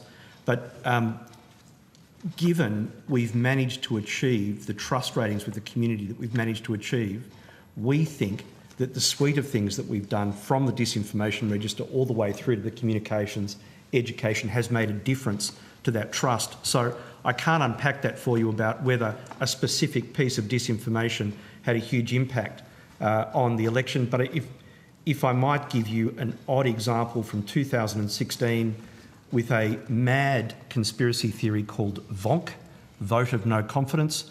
Apologies to the conspiracy theorists, I don't really understand it, but it was something if you crossed out every candidate and you wrote on the ballot paper, no suitable candidate to express my will, it is a valid vote to sack the government, whatever that means. We did a whole range of work on that, but I saw a large number of ballot papers marked that way that then became informal. So these things can be corrosive, and that's why we take the action that we do. I mean, I'm also worried the other problem here, though, is obviously your current efforts have not got rid of it. I mean, there's more of it. There's, as you say, there's examples of it constantly. I worry but the very act of seeking a government censorship regime of doing it actually only will encourage the creation and dissemination of more conspiracy theories, because, as you say, those people spreading these things will say, look, I told you, they're really worried now, they're trying to censor us. Is there any, again, I'm trying to ask questions about evidence, not your opinions or judgments, obviously, as an official, but is there any evidence on the impact of these types of interventions and whether or not they actually do dampen false information being spread? It's a great question, Senator. I'd use the clumsy phraseology that a state of being can be defined as the absence of a different state of being. The fact that we've done all the things that we've done have led to a huge trust rating with the Australian public. So I can't give you evidence about a particular issue. I can say that disinformation is corrosive to electoral processes. We're managing it pretty well. Of course, we're never going to get rid of it. And as you said, it's been around forever. But we don't want to censor anyone for the reasons that you've said. And if I come back to that thing I spoke about previously, VONC, when we started to try and have it moderated, the more we intervened in it, the more people started to believe it. So I'm very conscious of that, which is why we contextualise rather than censor. I have the view we can't regulate or censor our way out of stupidity. We've got to persuade, and that's what we're trying to do. Correct. Yep, that's an excellent point you've made. And look, just finally here for the Electoral Commission, I'm sure you don't think you're infallible. I suppose that the one concern I have here is that there can at sometimes be legitimate criticism of yourselves and all of us involved in politics. I take a real-world example of only a decade ago, the AEC lost a number of ballots in the WA Senate election, had to be redone. Now, thankfully, it was all exposed properly and done properly. But how are you going to handle a situation where someone might be criticising the AEC for doing something they view as wrong, either losing ballots or not conducting things right? How do you distinguish between something that is clearly wrong or factually wrong and legitimate criticism of or raising concerns of any public authority administering public funds? Well, I can tell you, Senator, probably the same as you as a public figure, we do not lack for criticism in any way, shape or form as an agency or as individuals within that agency, including me personally, and that's just par for the course. And people then express a view about the AEC, and they're more than entitled to do that. Where they express views online strongly that are completely untethered to the reality of our legislation, that's where we take action. It's on factual issues. For example, where someone says you don't need to vote, it's not compulsory for you to vote. That's not an opinion, that's factually wrong. They're the sorts of things that we deal with. But an opinion that... But the concern here would be, under this Act, a serious harm is defined as anything that could cause a loss of confidence in the electoral system. That's if someone pops up in the future and says, hey, the AEC's lost a box of ballots, that is clearly potentially an impact on the confidence in the electoral system. How would we distinguish under these particular terms in this bill in front of us between what is clearly a statement that could cause lack of confidence in the system, but is also clearly potentially legitimate criticism to expose flaws and problems? Absolutely, Senator. It's one of the reasons why we're being very cautious about this particular bill for that reason. It's one of the reasons that we don't censor for that very reason, that we think that many of these things are best dealt with in the public. And by the way, if I might, quite often the people that deal with that best for us are our 105,000 temporary workers, our democratic army, who quite often then correct the individuals because they were there, and that's a better way of doing it. So.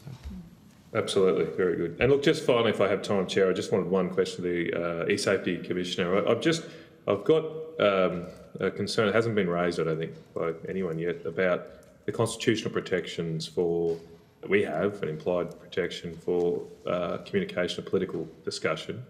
I know there's an attempt in this bill to cover that issue, as there is in your legislation. I just wonder, at a practical level, when you look to either issue takedown notices or I think concerns notices or something you provide to the social media companies, how do you make sure on a case-by-case basis that you're not falling foul of the constitutional protections Australians have to engage in political communication? Well, the Online Safety Act provides clear thresholds specifically for the serious adult cyber abuse scheme, and only about 6% of reports to us actually meet that threshold. The complaint scheme also requires that the individual, the Australian adult, report to the platform in the first instance. So we serve as that safety net. We're not out there proactively monitoring the internet, and we have to use a two-pronged objective test after those steps are met, that there is serious intent to harm, and that's not mere emotional and mental distress, and that it's seriously harassing, offensive, and menacing to an ordinary, reasonable person in all circumstances. I might hand over to you, Mr. Dagg, to discuss the other sort of considerations that go into those assessments. Thank you, Commissioner. Senator, I think the Commission has probably covered off on most of what I would offer as an answer. The question for us is whether or not the harms set out in our various schemes have been met. If it is the view of a person who's been the subject of removal action through the issuing of a takedown notice, for example, under any of the schemes, or other action, for example, remedial notices that place certain restrictions on that person as far as preventing further cases of image-based abuse are concerned, just to provide one example. Of course, if they feel that the implied protections, constitutional protections in relation to political expression have been infringed, that may be an opportunity for them to seek review of the decision. I'm sort of trying to ask before that we get to that stage. I suppose I'd prefer not to have Australians have to go at their own cost and expense to defend their constitutional rights. Say, for example, a takedown notice, but before you issue that, do you get specific legal advice from the AGS or anyone else about whether that takedown notice does potentially infringe on the implied right of political communication? We don't seek specific advice from AGS in respect of each and every notice that we issue, Senator. That would just be operationally infeasible. Right. It's a matter of judgment for us to apply throughout the course of exercising on a delegated basis the Commissioner's powers. Right. And so I will ask you to rotate just one last question then, Chair, if I can. can. Just one last question. Have you received any advice from the AGS on the process of takedown notices and whether or not on how you should factor in the implied right of political communication under the Constitution? I might take that on notice if I could, Senator, just to ensure that I confer with legal colleagues and don't miss any advice that's been provided. Okay. All right, thank you. Thank you, Chair. We'll go to Senator Darmanin. Thanks, Chair. My questions are for the Human Rights Commission.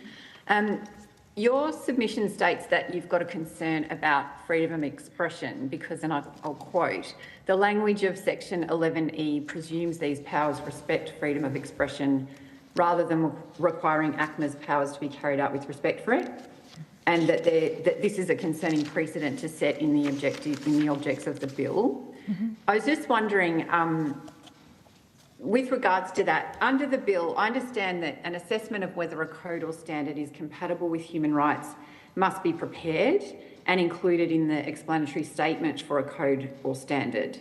So the way I understand that, it means that effectively ACMA will be required to consider international human rights prior to making the instruments. So I was just wondering if you could explain the point that you make in your submission there. Well, our point is really about the wording of that section, Senator, in that it states to provide the ACMA with powers which respect the freedom of expression to take action for the purposes of this part. It assumes on our reading that there is that respect for freedom of expression rather than requiring that respect be imposed. So we would say it's almost reciting into being that respect rather than creating it as an obligation, and that's the concern we have about the drafting. Okay. Are you aware of any other regulators who are required to do what the bill will require ACMA to do around considering the human rights before making instruments? I'd need to take that on notice, Senator. If you would, that would be great, thank you. Particularly on the basis that I think the suggestion is that this would set a contending precedent. Maybe what I take from what you're saying is, which goes to probably my next question, is around, I guess it's definitions and clarity in a lot of the concerns that you've raised. Yes. Yeah. So we've talked, I think, a bit about the low harm threshold that you've asserted to remain in the bill. I just wanted to talk about that a bit more because not all dissemination of content that could be considered false would be picked up. Rather, we're talking about content that's verifiably false, misleading or deceptive and causes or contributes to serious harm. So I think you did touch on this earlier, but in terms of, clarifying those concepts, that's how I understand these things to work together. So I just wonder if you could comment a bit further around how it is that spreading seriously harmful, verifiably false information that vilifies a group in Australia is a low harm threshold. Well, again, Senator, and each of these points is minor on their own, but we would say need to be considered as a whole. So it is an information that's verifiable as false, misleading or deceptive. It's reasonably verifiable as misleading, false, misleading or deceptive, which just lowers the threshold somewhat. Again, it's not information that is likely to cause harm. It's information that's reasonably likely to cause or contribute to serious harm. And again, the addition of contribution without specifying a minimum threshold just lowers the threshold yet again. In relation to the idea of serious harm, if I can give one example perhaps, and that's one that we do pick up in our submission, the discussion in Clause 14, subsection F, around imminent harm to the Australian economy, including harm to public confidence in the banking system or financial markets. The first point we make is that actually goes outside of the list of exceptions or acceptable limitations provided in Article 19.3 of the ICCPR in relation to freedom of expression. But secondly, we have real concerns that when it comes to something like human rights defenders, being able to criticise the environmental or human rights policies of major companies in Australia, those actions could very easily reach that threshold of serious harm and therefore be captured under this legislation, and limiting the ability of human rights defenders to criticise major corporations when it comes to their human rights and environmental policies would be a substantial limitation on their freedom of speech. And again, while we recognise there is a need to deal with the serious harm that's caused by misinformation, disinformation, and in fact the fact that serious harm is now defined is one of the recommendations we made in our response to the exposure draft, so it's something we'd point to as being a welcome step in terms of tightening that definition. We would say there are still too many examples of things that fall into that grey zone, which on our reading would be picked up under these definitions. And again, getting that right definition of misinformation and disinformation is absolutely critical. Something that we fully accept is difficult and challenging because nearly every country around the world is really struggling with this concept and how to adequately regulate or appropriately regulate these things, but that definition is really the starting point. Well, absolutely, I think. And, you know, the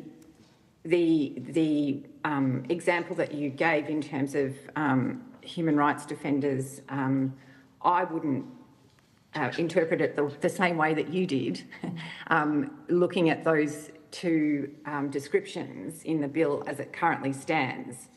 So, and, you know, also, I mean, I just heard the AEC say that corrosive is problem enough. So I think this has highlighted the complexity and the grey areas and how people approach what is kind of written in black and white, I guess. Just going to the point that you made about, I think you did just reference the, in your submission, the legitimate discussion of interest rates that may harm Australians' confidence in the Australian markets. I mean, again, the term imminent, I think, is really important in the bill. So I just wondered how it is you come to the conclusion that, again, I would read that as being outside of this remit, but, you know, you're saying that this would fall within the definition of an imminent harm. I don't think it would be in scope. Well, again, I'd make 2 points, Senator. The first is, in thinking through that example, we are of the view that it would fall within the scope of this legislation as currently drafted, in particular looking at interest rates and the immediate effect they're having during the cost of living crisis on the lives of so many Australians. It would, in our view, potentially reach that definition in terms of serious harm. But the second point, and perhaps the more important one, is the fact that we're having this discussion around the complexities of the interpretation of these provisions in and of itself demonstrates that the right balance hasn't been struck. Because if we're having these discussions now about not being quite sure what is or is not in scope, our view would be that means we haven't reached the precise definition that we need to ensure that we're capturing the misinformation and disinformation that needs to be captured and regulated, but we're not disproportionately encroaching on a wide range of other forms of information that are part of the robust democratic discussion that we need to have in Australia about matters of public importance. I think you misunderstand what I'm pretty clear on what I think the definitions are. So I'm not sure that I agree with how you've just characterised my comments, but I think there is certainly a legitimate place for there is a difference between, I think, a legitimate discussion about interest rates, but a disinformation campaign that may be seeded by a foreign actor seeking to cause major economic damage, which would be in scope. And I think it is important to be really thinking about these things. Do you think an imminent harm threshold is a low bar? And, on what basis would that be? And Can I perhaps... what would be the alternative? Can I answer that in two ways, Senator? The first, in relation to imminent harm, we think imminent harm is an important inclusion that actually helps to raise the threshold. So it's not the imminence in and of itself that we have a difficulty with, it's the broader scope around things like contribute to, for example. But secondly, I entirely agree with the last point that you made about, for example, the need to act when there is that coordinated campaign by foreign agents in relation to things that will have a devastating effect on the Australian economy. It clearly demonstrates our view that there clearly needs to combat misinformation and disinformation. What we would say in response is there is an awful lot of information that falls into that grey area in the middle, and our view would be the best way to deal with that grey area of information isn't through regulation, but through a whole variety of other things, including the provision of further information, better information, education campaigns, improving digital literacy, and a whole range of other things that can be done. So we're in firm agreement with you that there does need to be action taken against misinformation and disinformation precisely defined. It's where you draw the line on that reasonable minds can disagree about. Okay. I've got a few others that perhaps I'll put on notice, but just in terms of one final question that goes to, kind of information and disinformation, I guess. We heard earlier from the other day from the Institute of Public Affairs, and I've seen, various commentary about your association with the Liberal Party previously. Do you have any association with either of those organisations currently? No, I'm not a member of either of those organisations, Senator. Thank you very much. I'll leave my questions there, Chair. Senator Cadell. Thank you. And just two very quick lines, because I see time. You mentioned then the International Covenant on Civil and Political Rights. Have you formed a view, or have you looked at this? Australia is both a signatory and a ratifier of that. Do you think this bill, as it sits now, complies with all those criteria? No, we don't, Senator, and that's one of the primary reasons for our recommendation that the bill doesn't strike the right balance, because we feel it goes beyond the requirement, particularly in terms of proportionality around the protection of freedom of expression. Of the 6 nations to sign but not ratify, we're in the company of, if we're in breach of that, China and Cuba would be correct. They are 2 that have signed and not ratified that agreement. And North Korea wants to withdraw, is my understanding? I would say broadly yes, Senator, but I haven't actually turned my mind to that directly. I think the last questioning in the Senator was the point of where we see weakness in the bill. Senator Darmanin and yourself are clearly well thought, high, on my opinion, high-thinking people, and there is a difference of opinion on interpretation. That is what this comes down to in your core opposition generally, is that reasonable people can have different views of what the definitions are as this bill stands. Is that ultimately the problem? Correct. I would say I think there is a vast area of common agreement in terms of the types of information that should fall within the scope of a bill like this. It's that grey area that we're concerned about. Okay. And very quickly, just over to the AC, between this and other committees, I think you've heard that you do not want to be the arbiter of twos. It's well into the double figures, nearing triple figures at times, so very consistent, that's your message. With this bill, and specifically, I was hoping Senator Pocock was still here, but we had the lead up in the last federal election where there was a caricature cartoon of Senator Pocock with his shirt open and a different thing. Wouldn't this bill put different levels of compliance for a digital use of that image versus a traditional media use of that image? Because under this bill where he could take, I know the process you went through, the process with him seeking on a platform, digital platform as misinformation, being a member of a political party he's not, versus TV, print, radio, letterboxing would have only the recourse that he had prior, which are different levels. Look, I think that's broadly correct, Senator. And without talking about the Senator without him in the room, but I'll tell him later. He lodged a complaint about that image, which was public, which is why I'm able to talk about it. And at the point of time that he lodged the complaint, we didn't think it breached Section 329. And then when, from memory, if I get it wrong... Later, we then said it did because of the proximity to the voting process. So that was... Yeah, because pre-poll voting started. Yeah. That's correct. And this is... I know we're slightly off topic, but there was a lot of rabbit holes on voting that we went down earlier through the Joint Standing Committee on Electoral Matters and others, where Free TV and others were talking about moving their blackout forward to match digital.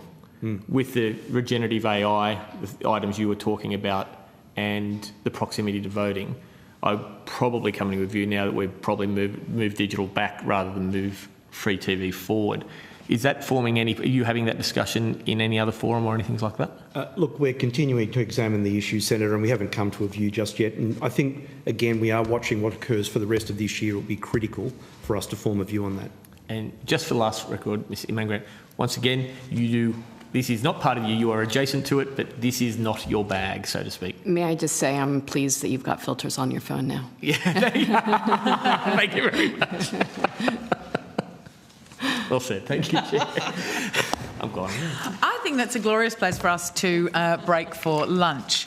We're all delighted at any further regulation for Senator Cadell and his safety. Might have to take you in.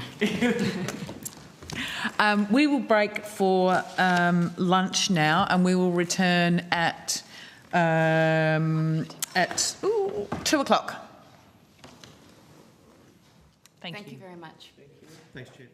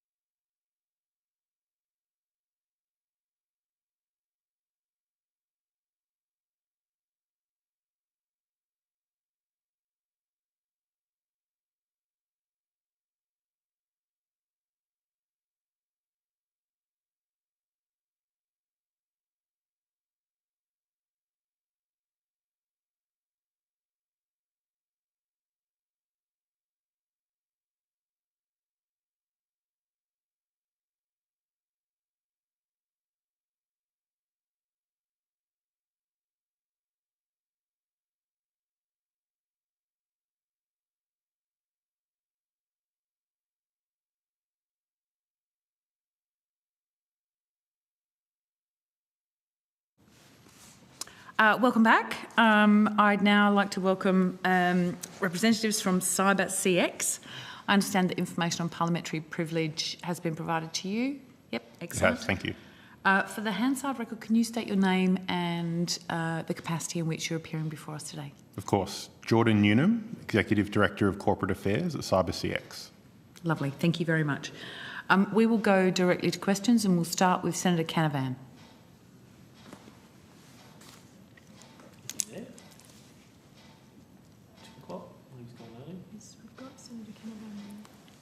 Okay, well, we'll start with Senator Cadell. Thank you. Until that comes.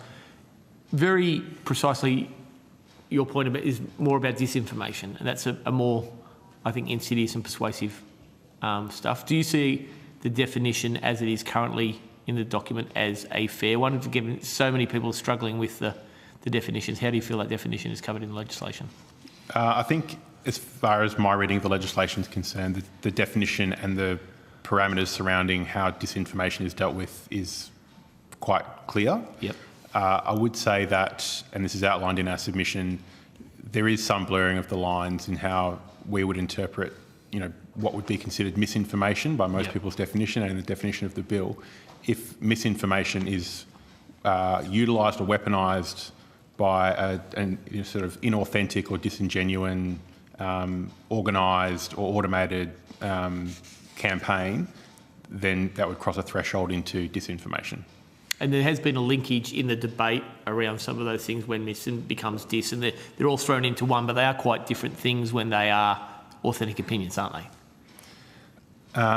When they're authentic opinions, correct. So I guess that's a key point of difference, is authentic versus inauthentic, both in terms of the content and how the content is being amplified and utilised on a platform. Now, Chair, I note that Senator Canavan is back and he had some specific questions, so if you want to go there first. Right, we'll go to Senator Canavan. Thank you, Chair, and thanks for coming and your submission as well. Just wanted to go to your submission. In your submission, you talk about this green cicada network as an example of a malicious, I think, bot group spreading disinformation. You do mention that the network has also amplified issues in Australia. What are the specific examples of that from the green cicada network? Yeah, so thank you, Senator, for the question. I'll just, as you've already pointed out, but I'll be at pains to say that of the operational output of the green cicada network, the vast majority of it was concentrated on US politics and political discourse in the lead up to the US election. However, there was a clear sample size of content that was being generated and sort of output in the Australian political context, and that was around issues such as the CFMEU corruption allegations, immigration policy, Australia's sort of general stance and policies on China, housing policy. This followed a pattern of, during the time in which we observed the behaviour, it was effectively piggybacking off issues that were already being discussed and seen as potentially divisive or contested in Australian political discourse. And it wasn't choosing sides, it was seeking to sort of amplify both sides of the argument and deepen any sort of points of division potentially, and sow discord in that way. Okay. I'm looking for here, particularly before we seek to prohibit something, what's the effect of it? I mean, has there been any studies on how many people it influences? Are there other ways of handling this? Just making people aware of this sort of stuff, making people more resilient, rather than necessarily resorting to a government edict and ban. So I'll begin by pointing out that our two recommendations in our submission are for, one, more research in this regard, because globally there's not a huge evidence base for understanding exactly how these types of operations do impact behaviour, whether that's people's voting decisions right through to being motivated to do something in the real world because of what they've seen online. I mean, there's outlier examples where In 2016, someone in the US drove interstate and fired a weapon inside a family pizza restaurant in Washington, DC, because they thought there were children enslaved in the basement. There was no basement in that restaurant. There was obviously complete, fabrication and a conspiracy theory that had gotten out of control. But in order to address real-world outcomes like that happening, there hasn't been a huge, those are outliers and those are sort of anecdotal, but we would encourage the government to contemplate that further research should be done in that regard. And then off the back of that research, frameworks should be developed to understand, what are the thresholds and the types of disinformation that can result in different kinds of impact, and that could be used as a methodology for action to be taken where it's required to address disinformation before it spreads too virally and causes harm. So I'll just go into some detail, if you don't mind, about the Green Cicada network, because the reason we named it Green Cicada, green meaning new and fresh and sort of still developing. Okay, so that was your name, not that was our name. So we found it. The CyberCX publicly disclosed this network as a result of research done by one of our excellent intelligence analysts. So green meaning that it was emerging and new, and cicada because it appeared to have a gestation period to it. So there were 5,000 plus inauthentic accounts that we identified. They had images that had been clearly generated by a generative AI image platform. The content was being generated clearly through a Beijing-based or centred generative AI large language model, and it was amplifying divisive political content online. However, the vast majority of those accounts we identified were effectively dormant, but becoming enlivened, and there was a clear sort of escalation of activity, and our assessment was that was probably in the lead up to becoming fully operational in time for the weeks preceding the US election in early November.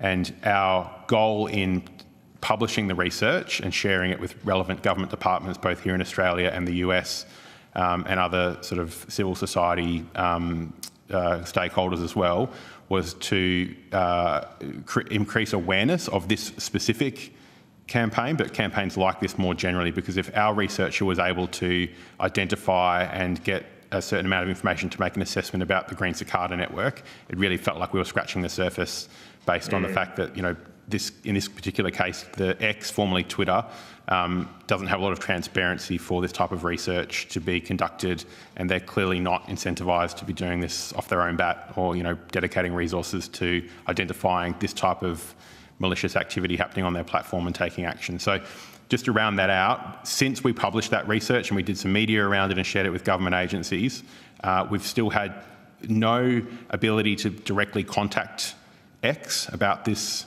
network, but we have observed many of those accounts taken offline and deleted by X, so we can assume that we've had some effect there.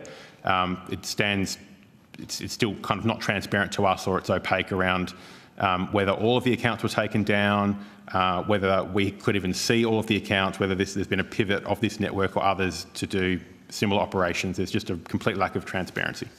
Can I just interrupt? Mr. Newnham, do you have any objection to the media in the room? No. Thank you. Just on that point, you said taken down by Twitter. Do you know they were taken down by Twitter, or can you tell taken down by Twitter versus deleted? So one of the few data points that we're able to capture externally, again without any sort of transparency or ability to interrogate any of this further without the cooperation of the platform, suggested that they were taken down by Twitter.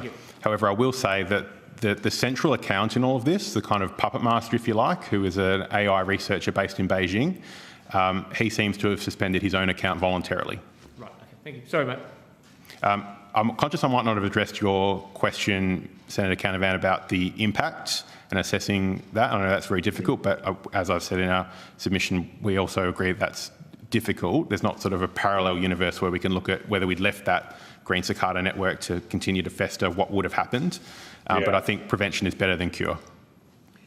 Yeah, I suppose sometimes I get concerned that this is all new and a bit scary for people, but any student of history, it sort of seems like we're back in the 1600s, 17th century, when the British government put in a licensing order because the printing press was going crazy and they were really worried about people being able to publish books. So there was a period in the late 1600s where you had to get government approval to publish a book in the UK. John Milton wrote a very famous screed against the licensing order at the time. I mean, that's why I really get to that, because you say there's no real evidence of harm yet we're going to lurch to set up effectively a government licensing order like the restored Crown did in the 1600s. Aren't we jumping at shadows a bit if we don't have any evidence that this is actually causing a harm to people? Well, again, it probably goes to the definition of how you're considering harm, but our view would be that prevention is better than cure. And when you've got malicious actors that are based in a foreign country perpetuating inauthentic activity at a scale and speed that is unprecedented, I'm not sure it's particularly responsible to allow that to continue to the point where harm does reach some threshold before you compel these platforms to be more proactive in taking action against it. The issue is the type 1 error. So, as I mentioned earlier, how many times we're going to have false positives? Like, you might identify a bot and it's not a bot. How confident are you that we've got the right? I mean, presumably this is a big challenge for the social media companies themselves. I mean, when Elon Musk took over X, he made a big splash about saying he wanted to get rid of the bots or die trying. Don't know if he's been successful, but presumably it's hard. It's difficult to establish sometimes. They're probably pretty good at hiding themselves. So how many false positives will you get if you say we're going to ban bots or we're going to go after malicious actors? Presumably sometimes we're going to ban people that aren't bots and are just normal Australians saying something. I don't think there's anything in the bill that speaks to banning people who are, expressing their opinion and so on. But I think that's not the evidence we heard from the Human Rights Commission earlier. But go on. It's actually explicitly said in the explanatory memorandum that it does cover political statements and views. So anyway, yeah. Sure. So I think in the absence of doing nothing about these bots and giving them a so-called right to free speech to perpetuate inauthentic activity. Yeah. I'm not suggesting that. I'm just trying to establish how often you'll get a false positive. Do you have any it's a hypothetical that I'm not able to answer. Okay. All right. Okay. And look, just of your finally for me, Chair, your submission does make this distinction between misinformation and disinformation. And it's been a little while since I read the bill, but to me, the bill doesn't really actually draw a lot of distinction between it. I mean, is there different thresholds or presumably this is a more serious thing, but the bill doesn't seem to discriminate between the two issues. Have you looked at that? Do you think we should be having perhaps a more stringent take on malicious activity and then having perhaps a broader gate, less of a restrictive approach to so-called misinformation or just potentially incorrect things that people hold honestly? Well, so our submission is quite targeted to disinformation, which is more in our sort of wheelhouse and what we would consider to be a pervasive sort of malicious threat on these platforms being perpetuated at scale by well-resourced, foreign-based entities. However, as I've outlined earlier in my testimony, there is a blurring of the lines where these, and in the case of Green Cicada Network, a system being pushed by generative AI to push this content at scale to sow discord could be weaponising what might be distinctive as misinformation in the first instance. But once there's an instance of misinformation that's been utilised and weaponised by an automated disinformation campaign as part of broader information operations by a foreign power, we would consider that to cross a threshold into disinformation. So I think there needs to be an understanding that, yes, in the first instance, when an initial piece of content or a campaign or operation is brought to bear, you can neatly put that in a disinformation or misinformation bucket, as it were, but there can be some blurring where misinformation becomes something that a malicious actor uses to potentially cause harm as part of a broader campaign. Okay. Loris, thank you. Thanks, Chair. Thank you. Senator Hanson-Young. Thank you, and thank you for appearing today. I'm really keen to hear whether you think this piece of legislation would give authorities the tools to deal with the issues that you've uncovered in terms of green cicada. And I say that in the context of it, we've had quite a bit of discussion over the last 2 days' worth of hearings that there isn't a distinction necessarily between deliberate human acted disinformation versus human directed bot disinformation. Okay. So just to make sure I understand the question correctly, you're wondering if the bill currently provides enough ability for actual change here in terms of Yes. what we're seeing and how, yeah. So I think that's why we were keen to point out that we are largely aligned with the way in which the bill does differentiate between misinformation and disinformation, and provides that where content or output on these platforms is classified as disinformation, there's a broader carve-out for more sort of forward-leaning measures to be taken, to paraphrase, but in the way that for misinformation, there's no contemplation within the legislation for the government to be able to issue takedown notices or compel individual users or citizens to remove content, or even the platforms to remove content in the first instance, whereas there seems to be allowing that to potentially be possible in the case of things that are proven to be harmful disinformation and inauthentic behaviour, like the Green Cicada Network. So to the extent that I can use the Green Cicada Network as a very recent case study, as I've outlined previously, we had real issues reporting this network to X to try and get them to take any action. So even the ability to engage with these platforms as a user can be difficult, to report one account or several accounts, but to fill out a form on a platform and not know where it goes or how that complaint is handled 5,000 plus times to report 5,000 inauthentic accounts just wasn't feasible for us. So, call it what you will, but banging our head up against a wall with the platform, we took the route of reporting and sharing and briefing this information to relevant government agencies, and then, publishing it on our website and socialising it with the media to just try and get, basically, to shame X into taking action, which it looks like they have. I'm not saying that's motivated by shame, but just bringing it to the awareness of whoever the right people are at that platform to then take action to remove these accounts. But that's a very reactive model. And not a very efficient one, where there's not even a portal or an ability for, in this case, a private, commercial entity who's done some research. I think pivoting from that to another recent example with a different platform, with the Spamouflage campaign, that was a different state-backed disinformation campaign on Meta's platforms, Instagram and Facebook and so on. That was first highlighted in 2019, and independent researchers from a range of think tanks and academia, including ASPI here in Australia, published research over a number of years about the spam, calling it different things, but the same propaganda campaign being perpetuated on Meta's platforms. It wasn't until around this time last year in 2023 that Meta actually took action against that. So it was a very flat-footed response, and again, a very reactive one.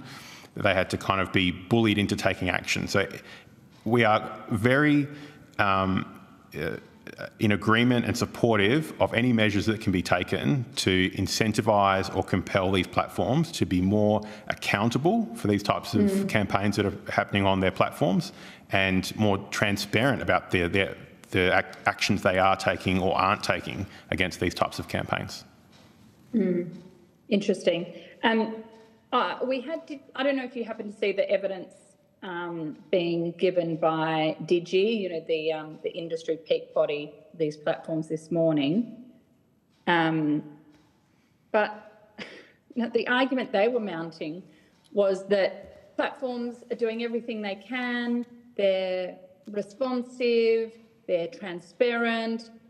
They're worried that this all goes too far, despite the fact that, of course, this is still a co-regulatory model.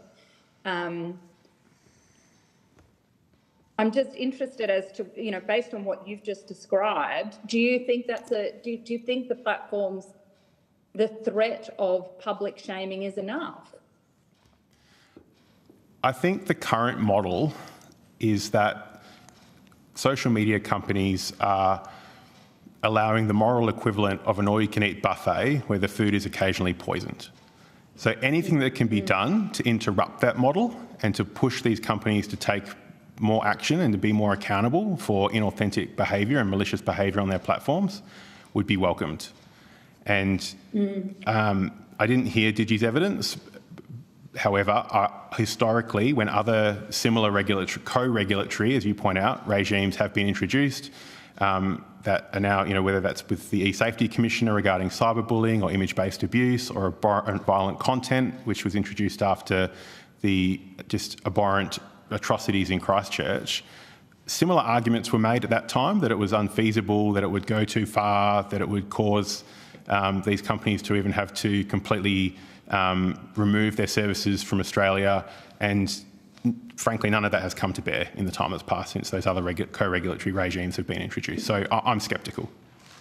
The green cicada and this whole project that your company's worked on, you did this off your own back, right? You weren't commissioned to do this. You weren't asked to do this. It seems extraordinary to me that the only way that we found out about this is because people did it in their own time with their own resources. And I'd like to know how much time and energy that took you, because it's extraordinary amount of information and a vulnerability of our political system and our national security system. I think that surely anything we can do to make it that information more readily available and then easier to combat must be warranted. Yeah, so I can affirm your views or your assessment there, Senator, that this was initially done as a piece of research based on a discovery of one of our analysts in their spare time, and they brought it to sort of their team at CyberCX and said, I've found something really interesting, and had to sort of make a business case for how the company would then invest work hours for that analyst to dig further. And that was effectively a loss that we had to take, because we decided that this is a good thing that needs to be done. No one else has found this. No one else is doing anything about this network that we're aware of. So it was, I guess, an investment by CyberCX, if you like, in trying to counter some of this proliferation of disinformation on social media platforms.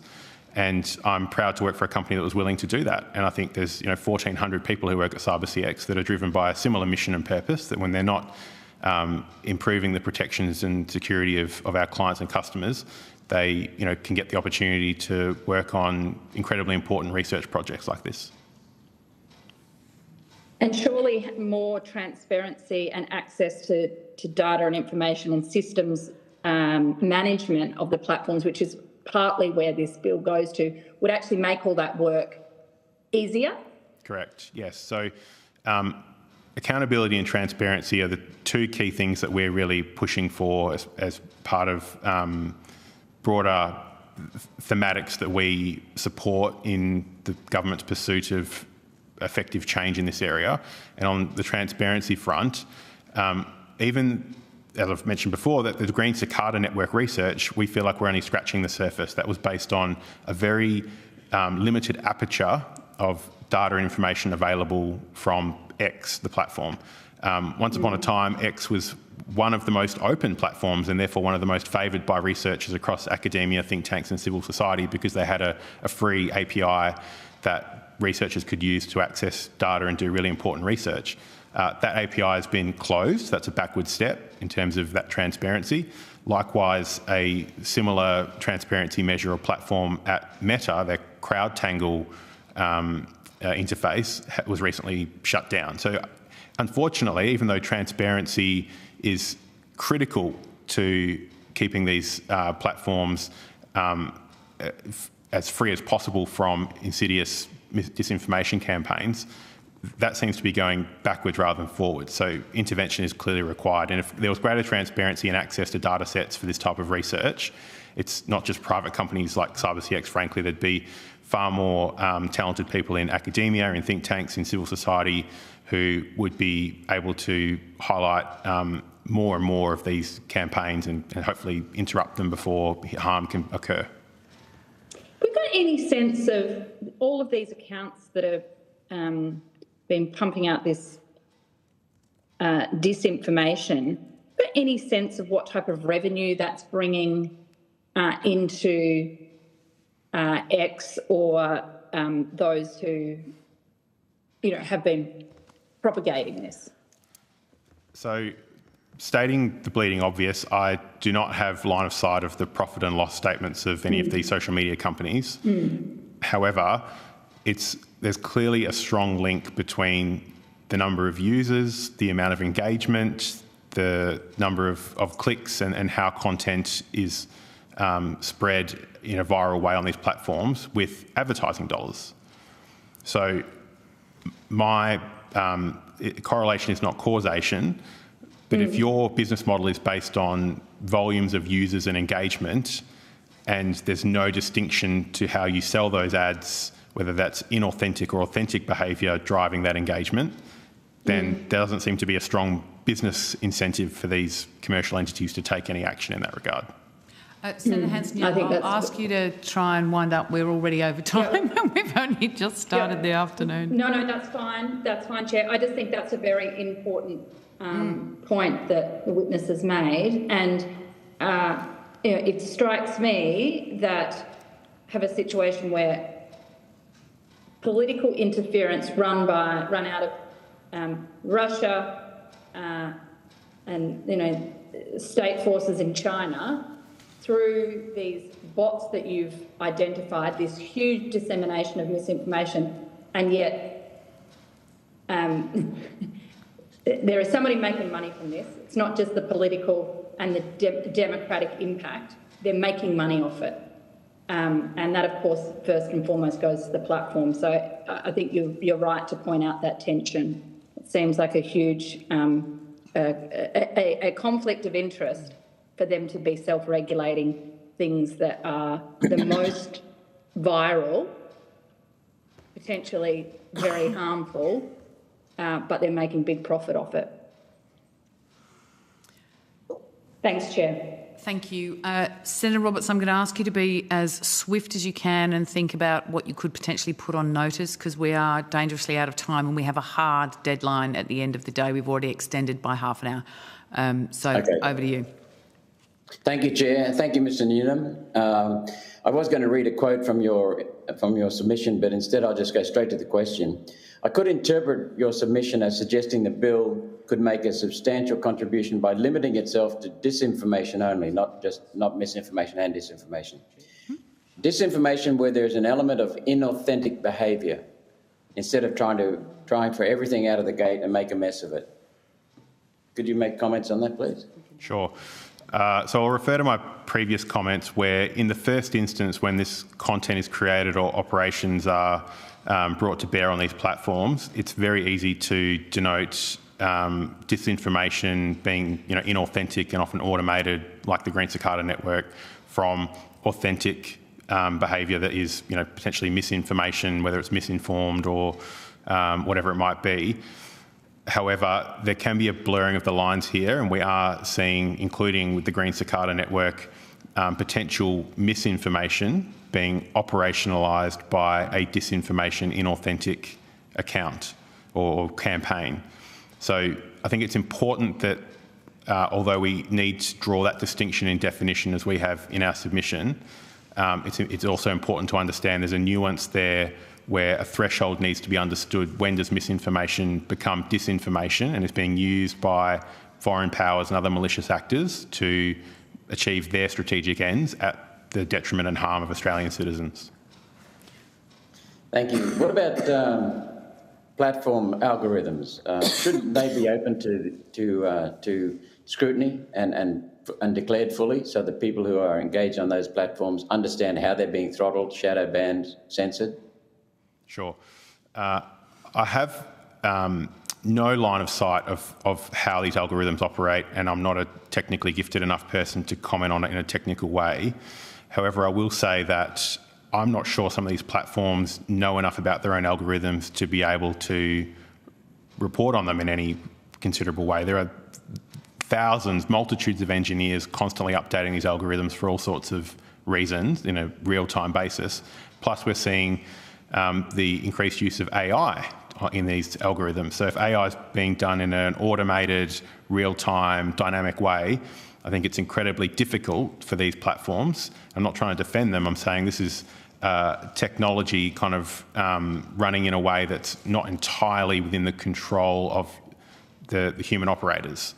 So that's speculation based on a lack of line of sight of how these algorithms operate. However, I would restate that transparency is crucial to an increased amount of transparency, whatever that looks like, data sets, reporting, potentially more information about these algorithms and how they operate on different platforms would only go to the good of better understanding how disinformation and other malicious content spreads in a viral way.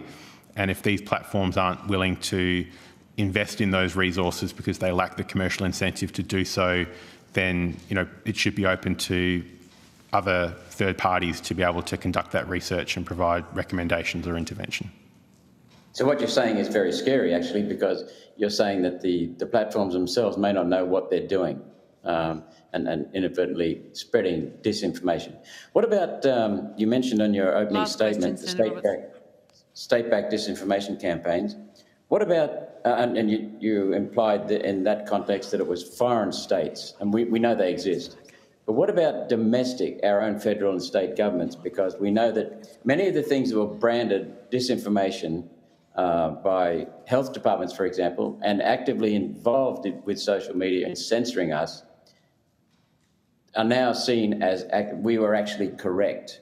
And the data reveals that it wasn't disinformation at all. It was the state and federal governments that were spreading disinformation and banning us. So could you make any comments about the need for government to be held accountable for spreading disinformation, domestic governments? Well, it's my reading of the bill that governments would be captured by the bill. In what way? How do you see it? Well, they're not exempted. So if government was seen to be part of a, were involved in disinformation being spread on these digital platforms, then they would be captured and held to account by the bill itself. So that leads straight away to the point that there's only one entity ultimately responsible here, and that's ACMA, which is a government-controlled entity. Shouldn't we be having multiple parties involved in determining whether something is disinformation or not? And perhaps that heads back to the concept of free speech being the ultimate arbiter of truth. Well, just on your last point, I would posit that free speech doesn't exist on any of these platforms. You've already got humans and automated processes determining what does and doesn't get seen by a variety of users. You've got terms of service and community standards which are supposedly enforced in terms of what people can and can't say or do on those platforms.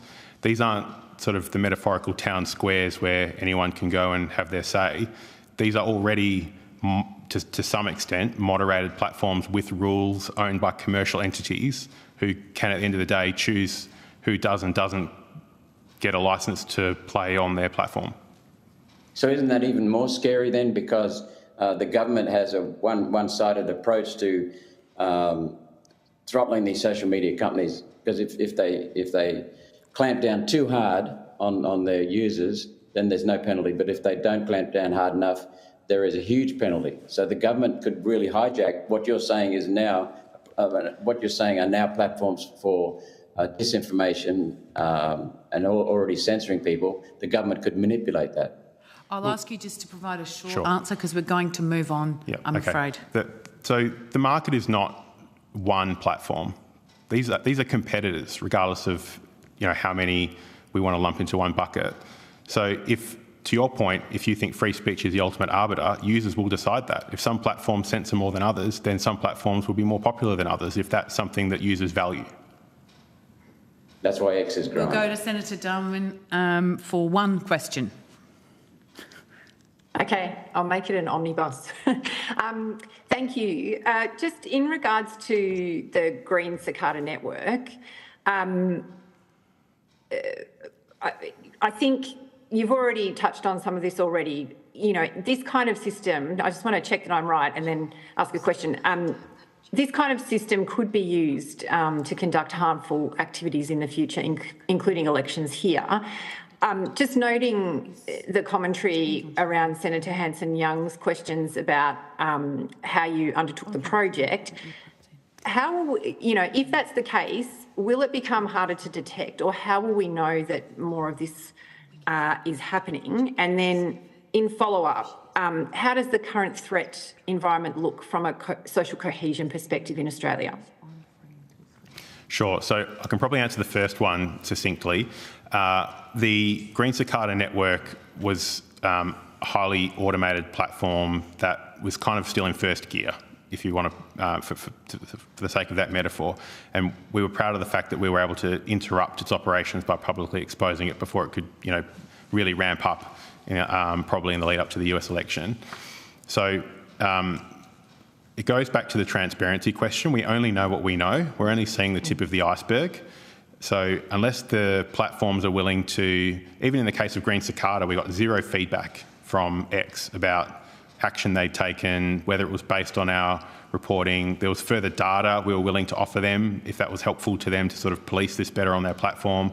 But that black box exists where we just don't know to what extent they're actually taking meaningful action and whether the Green Cicada Network is still operational in a different form, or similar disinformation campaigns are running that are harder to detect. Throughout the small period of time, so several months that we were monitoring the Green Cicada Network, it was improving.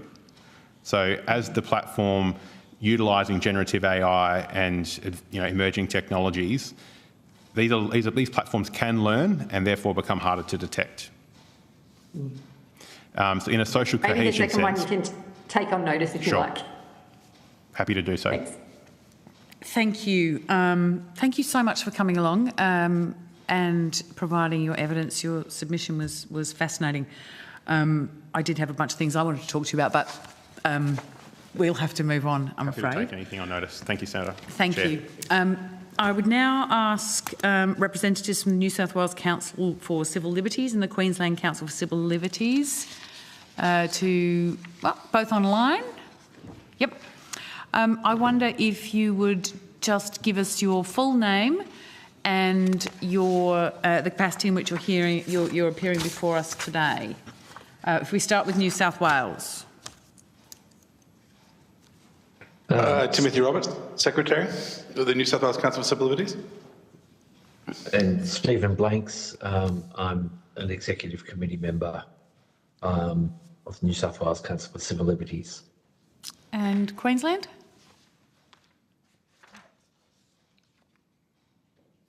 Do we have a representative from Queensland? You're on mute, Michael. Still on mute. Sorry, I've muted myself. Sorry. Michael Cope, President of the Queensland Council for Civil Liberties. Great. We'll start with Senator Hanson-Young.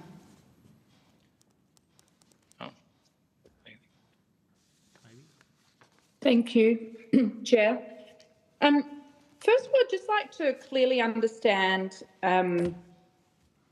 where civil liberties organisations sit in terms of support for the overall principle of the bill. I know you've got some concerns with the way it's been written in its current form, and we can go into that. But I'd really like to understand, on principle, do you think that regulating for mis and disinformation and holding platforms accountable on those issues is important? If I can answer for New South Wales, the answer is yes. Accountability of platforms for misinformation and disseminating misinformation and disinformation that causes serious harm is a legitimate matter for government to regulate, and this bill has a manner of doing so. I think if I can suggest a benchmark test to assess whether or not the regulatory scheme is going to be adequate, consider whether the regulatory scheme will prevent the kind of misinformation and disinformation that caused the Southport riots in the United Kingdom, or the dissemination of accusations that immigrants in the United States eat other people's pets. And there are two recent examples of serious harm that have been caused by the dissemination of misinformation and disinformation, and it's entirely appropriate for government to regulate to prevent that harm. So thank you, that's great. Let's use those two examples because I think you've hit the nail on the head. Sorry, can I answer for the Queensland Council for Civil Liberties? Yes, so sure, go ahead, Michael. Well, on this issue, we disagree with our colleagues from New South Wales. When it comes to the regulation of political speech, it is not appropriate for the state to determine what is misinformation and what is disinformation. In your opinion. So you've got a particular concern with the political communication element of the bill. What about the rest of the bill? Well, the current bill is mostly about that. So who should be... there's obviously, as our submission says, there are different considerations. For example, when you get to people who are saying things about medications and drugs, but in our view, it's entirely inappropriate for the state to pretend to be an independent arbiter in political disputes, because it isn't. Okay, but what about the disinformation that is disseminated, that is harming people because of the conspiracy theories about vaccinations, or conspiracy theories about other issues that are leading to people's harm of their health? Well, freedom of speech is a fundamental value, so that harm does not by itself justify its regulation, particularly when in the context of political discussions, because all political discussions are in the end disputes, not about facts, because they're all coagulations of concepts, and the state is not an independent arbiter in any dispute about political matters. What about things that aren't political? Or do you think everything... Well, we talked about... Sorry? I'm trying to understand. I'm understanding the point you're making about political communications. I'm trying to understand about other forms of dis and misinformation that are harmful to people, a harmful content. Should there be a regulation that forces the platforms to do more? Well, in our submission, we give us an example. Regulation in relation to people who are advertising or selling drugs. Of course, there are existing rules about that. We give us an example, people who provide information as medical practitioners, and there are already laws about that. But in the context of the pandemic, where people were saying things about vaccines, with which we entirely disagree, that had by then become an entirely political matter. And so for the state to start stepping in and intervening in those discussions is, in our view, entirely inappropriate. So if somebody was advertising that they were a doctor who had, expertise in a particular health matter, and they were selling their, or they were advertising or not even having to put advertising behind it, but saying online that they had some miracle cure for something, would you consider there are already laws which prohibit that? So, I mean, if what these things. It's not about the platform, is it? No, that's right. No, that's one of our points is it's not about the platform. You seem to be getting very agitated when I'm just trying to ask some questions. So, and it's a bit hard because we're both remote. So let's just talk when the other person isn't speaking. Okay, sorry. A big part of what the evidence that we're trying to get and understand in relation to this legislation is about the rules and the regulations and the law for the platforms themselves. What role do they have to take, or should they take, in relation to ensuring that harmful content is not spread like wildfire on their own platforms? So it's not about the individual doctor who's pretending that they've got a medical cure. I'm asking about, should X be held responsible for the dissemination of mis or disinformation? Should there be consequences for Meta in relation to that? Try to understand what you think the platform should be held responsible for. Well, that's a different question. Well,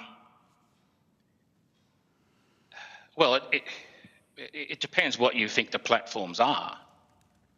Are they, I go here to the American jurisprudence, are they like a newspaper, or are they a forum?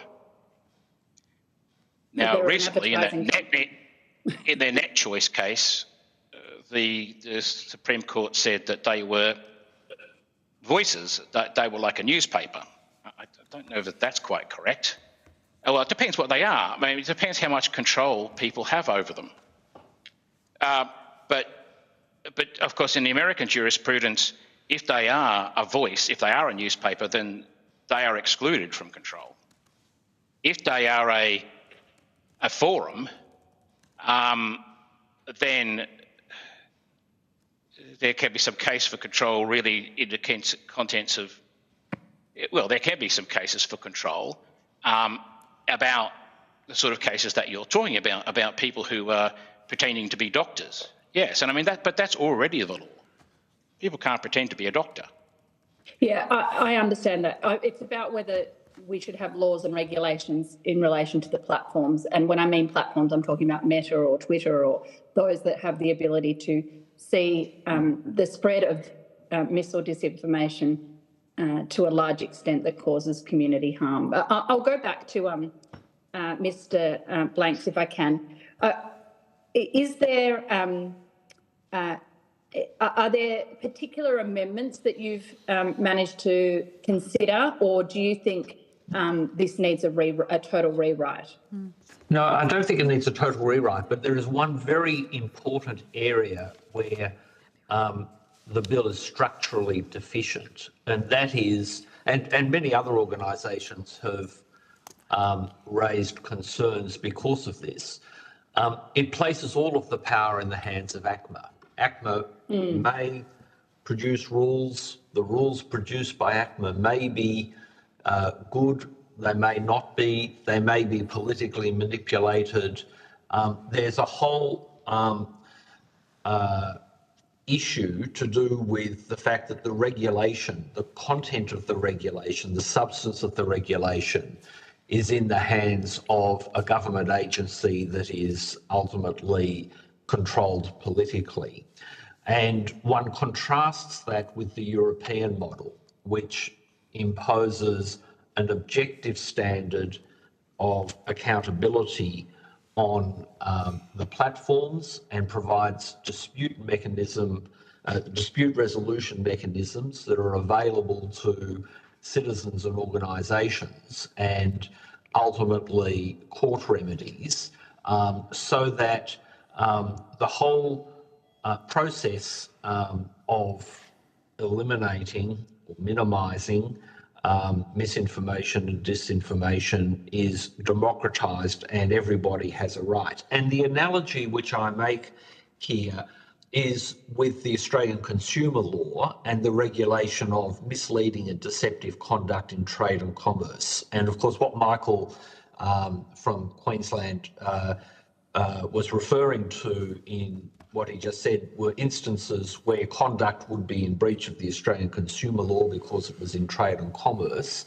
And yes, the ACCC has powers in relation to misleading and deceptive conduct there, but it's not the sole repository of the powers, and ultimately it is the courts that deliver the remedies. And it's that model which ought to apply in this area as well. And that would overcome a lot of the criticisms from organisations which are not normally politically aligned with civil liberties and Senator Roberts' comments earlier. Just making making accountability a measure so that everyone in the community has got the ability to argue that particular material is misinformation or disinformation would be a huge improvement necessary in our view. I wonder how, I think that's a really interesting point, and it's about getting that balance, isn't it? I wonder how, and you might need to take this on notice, but I'd be interested how we deal with that argument or getting that balance right in the midst of sometimes when real harm is happening, it's happening really fast. These platforms disseminate this information, overnight. And when something really goes viral and causes damage, it's very hard to kind of capture it days later. And we've seen that. There's a variety of, a lot of the examples you've given, but there's even, more domestic ones as well. Could you have a think for us about how you get that balance right, but still be able to limit the harm and minimise the harm in a timely manner? I don't think what I'm suggesting is to remove any of the powers of ACMA, simply to supplement the way in which remedies can be sought. And so I think the ability to get timely remedies can only be enhanced by increasing the range of people who are able to seek remedies, empowering anyone who suffers harm or has a legitimate interest to seek a remedy, and empowering the courts to grant remedies, and the courts are able to deal with emergency situations on occasion. So I think what we've said there would assist in timeliness. Okay. All right. Thank you. Thanks, Chair. Thank you. We'll go to Senator Cadell. Thank you, Chair. New South Wales, if I can go there first, very clear at the bottom of page 4 on your submission, a phrase I can't challenge. Professional news that's misinformation is still misinformation. Should there be an exclusion for any carve-out in this legislation if it was to pass as is? No, we do not support the carve-out for professional news from this regime. Right. Interesting one that you don't touch on, I don't know your opinion, so stepping carefully. Religious freedoms there? What's your view on that?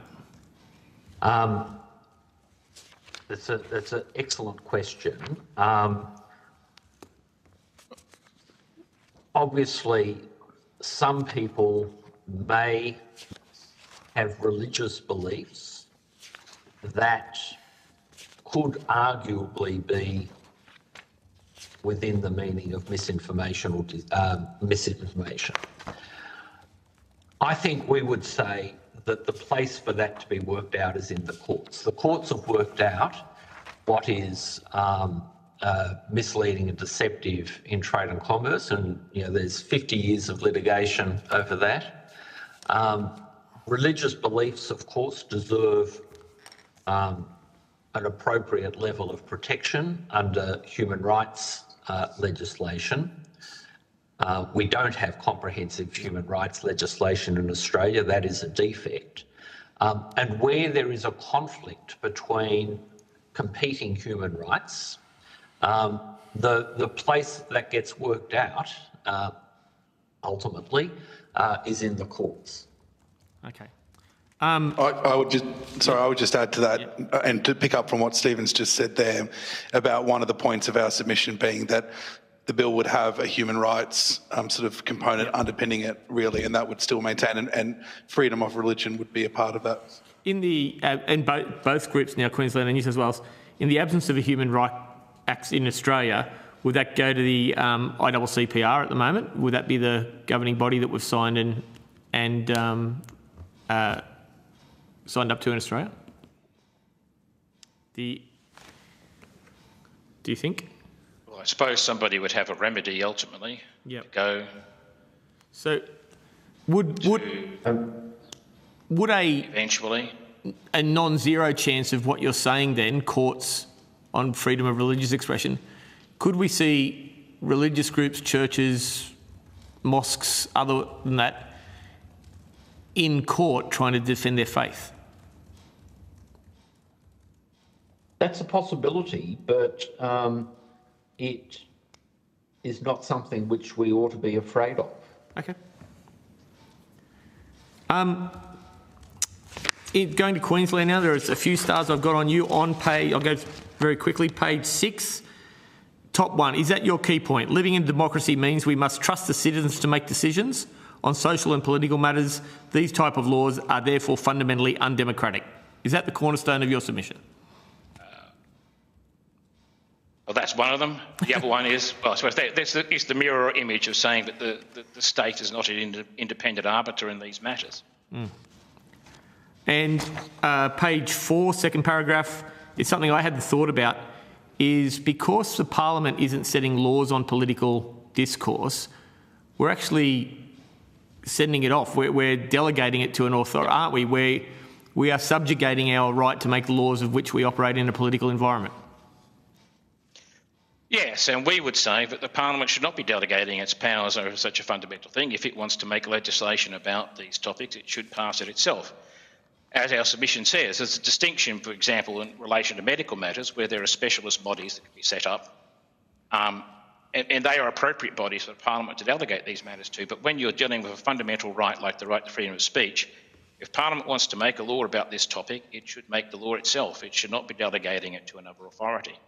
Okay. And page 3, point 3 in the second group, it's something I'd never picked up in the legislation. Provision in 13(2)(e), there need only be reasonable grounds to suspect that a person intends to disseminate information.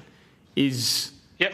So now that is, I don't even need to do it. I can just think about doing it and have reasonable grounds. Yes. This is Minority Report. Tom Cruise will love this. Yeah, this is great. But our point is that that's in relation to disinformation. Yep. It's supposed to be intentional. But I can prepare something, I can have it ready to go and still be guilty, even if I don't send it out. No, it's a difference between a subjective approach to intentionality in criminal law and an objective one. So it depends on, it's just trying to say that the prosecution doesn't have to prove that the person actually intended to do it. They only have to prove that a reasonable person would think they intended to do it. Okay. And I mean, that's a departure from normal criminal law principles anyway. Yep. Okay, that's all I have, Chair. Thank you. Senator Darwin. Thank you. My question for New South Wales. In your submission, you also support the inclusion of digital communications platforms providers developing and updating their media literacy plans, I think. And if that's correct, can you just talk through why you think that's important? Tim, can I ask you to address that? Well, I think in the first instance, there's a resource issue there, and I think platforms have the resources to, or should be expected to be able to support that, as opposed to just the government and the regulator would be my first reaction. Thank you. Again, New South Wales, you've flagged a concern about potential over-censorship and flagged transparency as part of the solution. We've heard from others about that today as well. In this regard, does it help, do you think, that nothing in the bill requires the removal of content or blocking of end users unless the dissemination involves inauthentic behaviour? No, I don't. I mean, ultimately, yeah, and the examples I gave earlier, ultimately, you can have all the regulation there is, but the power has got to be to deal with content that is causing serious harm, whether it's about immigrants eating other people's pets or, you know, the immigrants murdering children and causing riots. You've got to have takedown powers. There have to be takedown powers for that sort of material. And there are takedown powers in relation to other material. So the idea of takedown powers on itself, by itself, is not radical. Yeah, okay, I understand that. But what's the concern about over censorship then? The concern is that there are not clear and adequate remedies where this can be debated. You don't want to give government or a government agency the final dictatorial power. Yes, they should be able to exercise a power, but the power ought to be challengeable, and it ought to be challengeable in the courts. So that ultimately is going to, as the cases work through a jurisprudence which will inform what is permitted and what is not permitted, so long as that's done within a human rights framework where freedom of speech is an express right that has to be balanced against all the other competing rights. Okay, just on the human rights issue, your submission also talks about regulating disinformation needs to have a human rights framework to ensure that the fundamental rights of individuals are protected.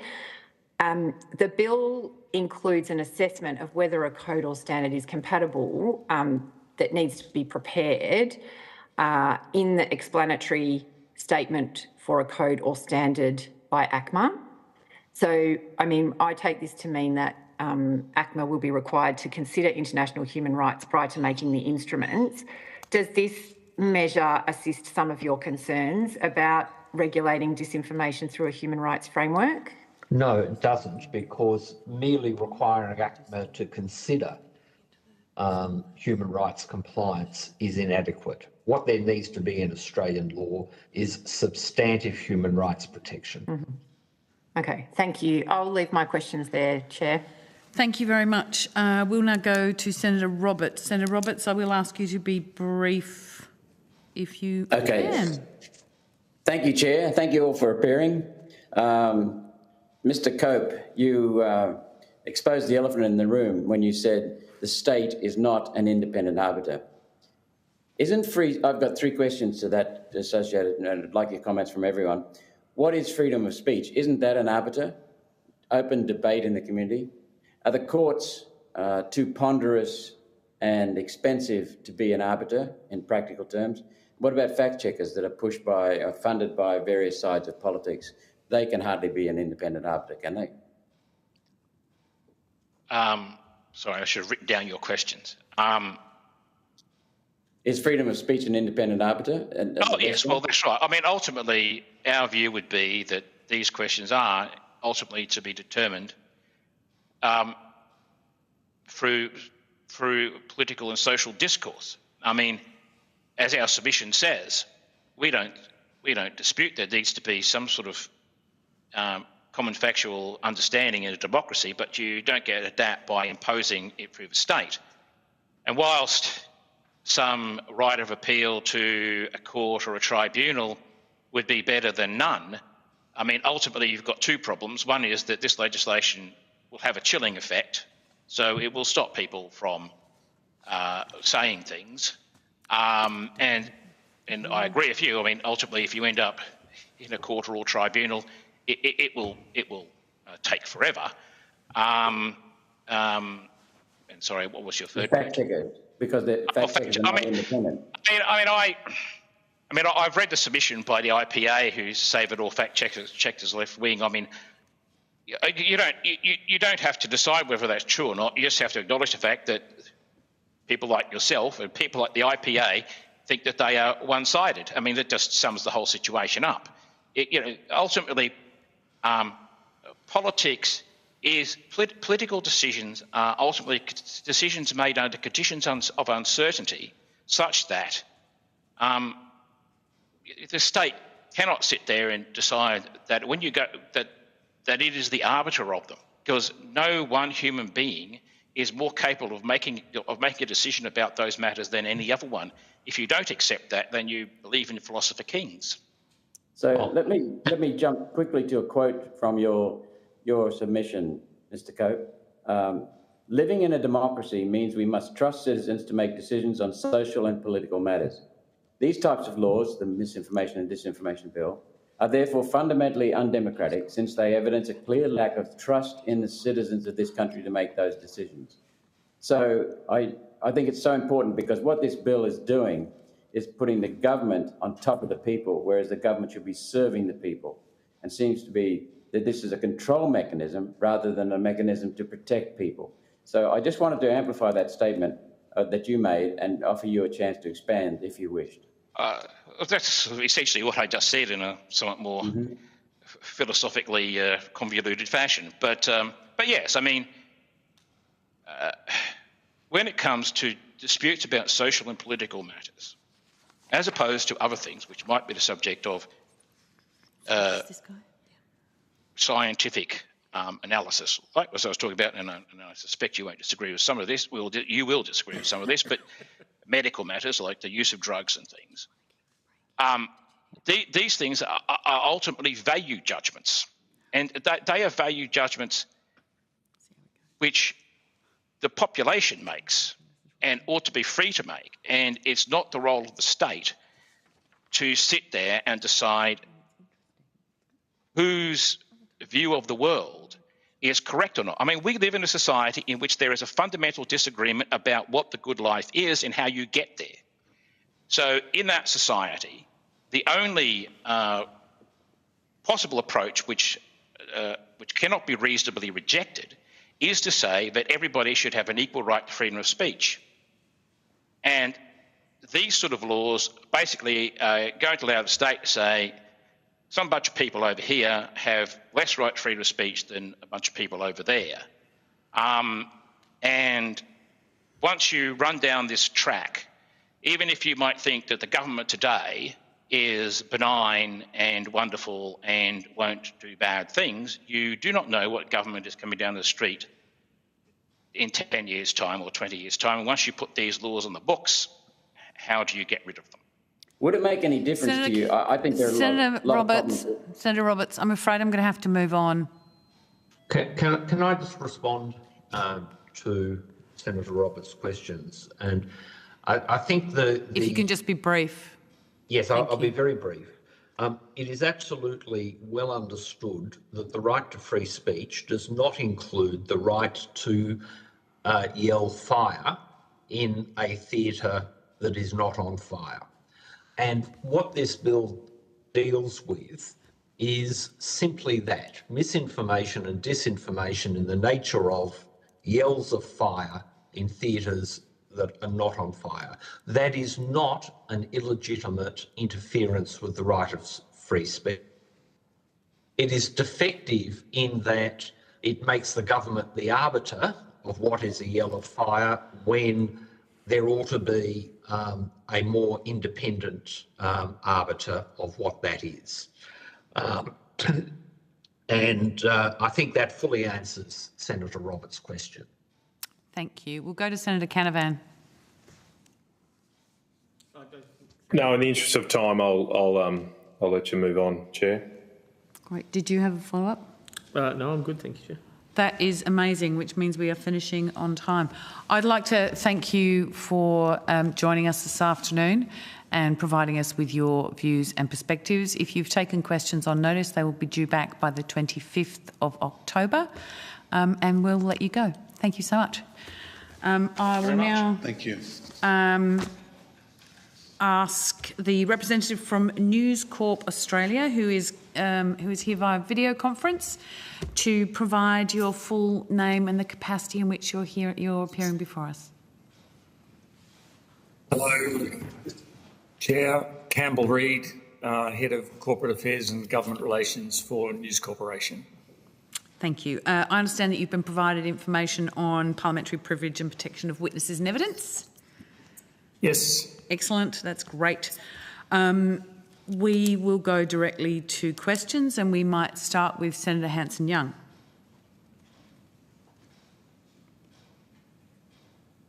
Thank you. Thanks for giving us your time today. I'd just like to know, firstly, what is your view about professional media outlets being excluded from this scheme? I guess you must be pretty happy about that.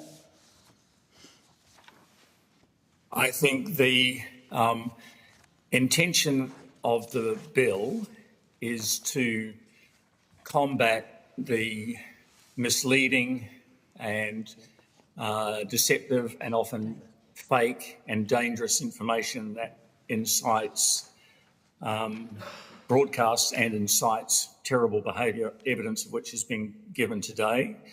And it's about the major platforms that are the disseminators and publishers of that material to take responsibility. Professional media should be exempt from that scheme because we do take responsibility. It seems to me that News Corp has been running pretty hard against this bill. Has that been an editorial decision or a management decision to oppose the bill? News Corp corporately has views on the bill and has made suggestions and recommendations to ensure that it is that exemption for professional media that we were talking about a second ago is very clear and maintained. Several of our commentators who appear in our publications have strident views one way or another, and as at the heart of this bill is free speech, they are entitled to their views. So sorry, thanks, Mr. Campbell. So just to be clear, News Corp doesn't support the bill as it is, but you support the principle and you'd like the bill to have some amendments before it passes. Is that a fair assessment of the corporate position? We support the original and pure intention of what the bill is trying to achieve, but we, like others, are concerned that it may, in its attempt to capture the unregulated, it once again falls into the trap of imposing more regulation on the already regulated. And I personally share some of the fears that it is could stray into constraint of acceptable free speech. Have you had advice as to whether this legislation applies to the publication of Sky News' content on YouTube? I haven't personally, no. Could you take that on notice for me as to whether, it seems to me... Just what question are you asking me again? I'm trying to understand whether News Corp's interpretation of this bill means that the Sky News content on YouTube is caught by this bill or not. Right. Okay. Thank you. I will come back to you with an answer on that. Great. Thank you. I'd also like to know whether there is any content of News Corp, whether it's on your own online site, so News Corp Masterhead websites, news.com, or indeed the platforms which have been talked about a lot through this inquiry, whether that's Facebook, Instagram, TikTok, or on YouTube. I'm wondering if there's any content on those platforms that are not in your official newspapers or on your official television station, i.e. Sky News. Is there any content that's created specifically for those online platforms? So the answer to that is yes, there is. However, for the News Corp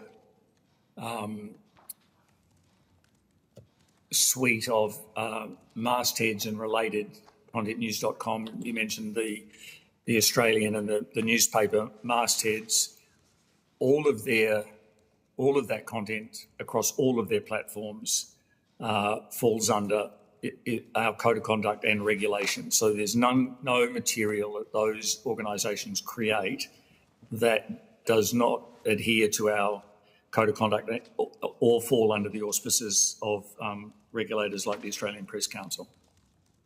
Okay. If you could take on notice just some examples of content that's created specifically for Instagram or TikTok, that would be really helpful for me. Just because there has been an argument put by other players in the media that there isn't special content being made, it's all the same stuff.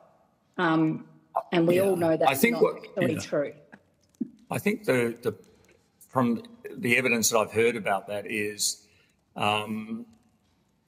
say you're covering, the presidential debates, you're covering the story, and the version of that story that you will provide for the print newspaper is version X. A variation of that story and the story that's on your main website will be text, have a link to a video. The version of that story published on TikTok will use the videos slightly differently with maybe captions rather than a screed of text. So we would suggest that those are different publication methods for the same story rather than uniquely created content. And as our business and our channels evolve, increasingly a single story is published in multiple ways over different platforms as versions and variations of that single piece of content. Yes. Not as uniquely created from scratch. Understood. When you're any of your platforms or mastheads, sorry, I should say, do publish something that is demonstrably wrong, what's the consequence? Well, the full suite of Australian laws, regulations and self-regulation apply, starting from it's demonstrably wrong. Our phone number is in the newspaper. You can call us and ask for a correction. If that doesn't work, there's the Australian Press Council and as I say, the full suite of responsibility ranging from all of the regulations and laws that apply in Australian business apply to us to create the impression that we are in a loosely or unregulated environment is fiction. You've got some of your television hosts on Sky News and on and commentators who seem to regularly get it wrong. When there is a pattern of behaviour, what's the consequence there? One, I reject the assertion that they regularly get it wrong. When mistakes frankly, Rita Panahay seems to stuff it up all the time. And whether that's deliberate or just stupidity, I don't know, but she seems to get stuff wrong all the time. That's your view, and I'm aware that there was a recent mistake made, and I make the point that it was corrected as fast as acknowledged and corrected as fast as was possibly able to be carried out. And I'll get you to wind up, Senator Hanson-Young. Finally, Mr. Reid, sorry, I think I called you Mr. Campbell before. That's fine. It's a problem when you have two surnames. Yes, Mr. Reid.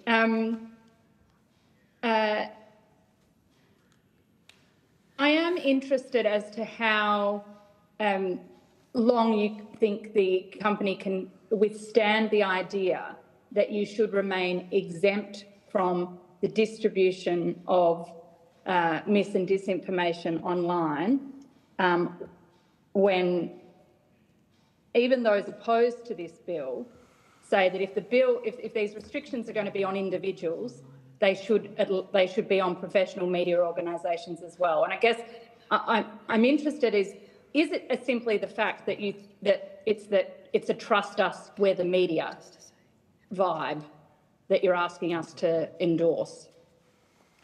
Not at all. It's to acknowledge that the media companies that create professional media companies, professional media content in Australia have been part of the Australian landscape in some cases since before Australia was a nation. And their history of covering the nation's events, having opinions about the nation's events and taking responsibility for everything they publish is well established over a long course of history.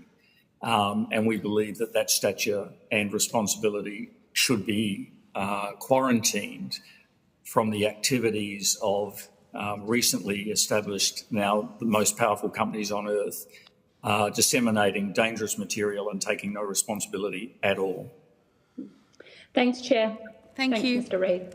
We'll go to Senator Sharma. Thanks, Chair, and thank you, Mr. Reid, for your appearance here today. Did you make a submission or comments on the first exposure draft of this bill? Did News Corporation offer views on the first exposure draft? No, I don't believe we did. Okay.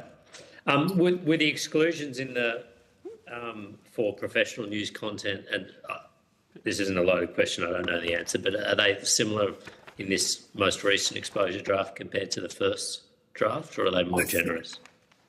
I think they have evolved, but we have approached the government with some ongoing concerns about them.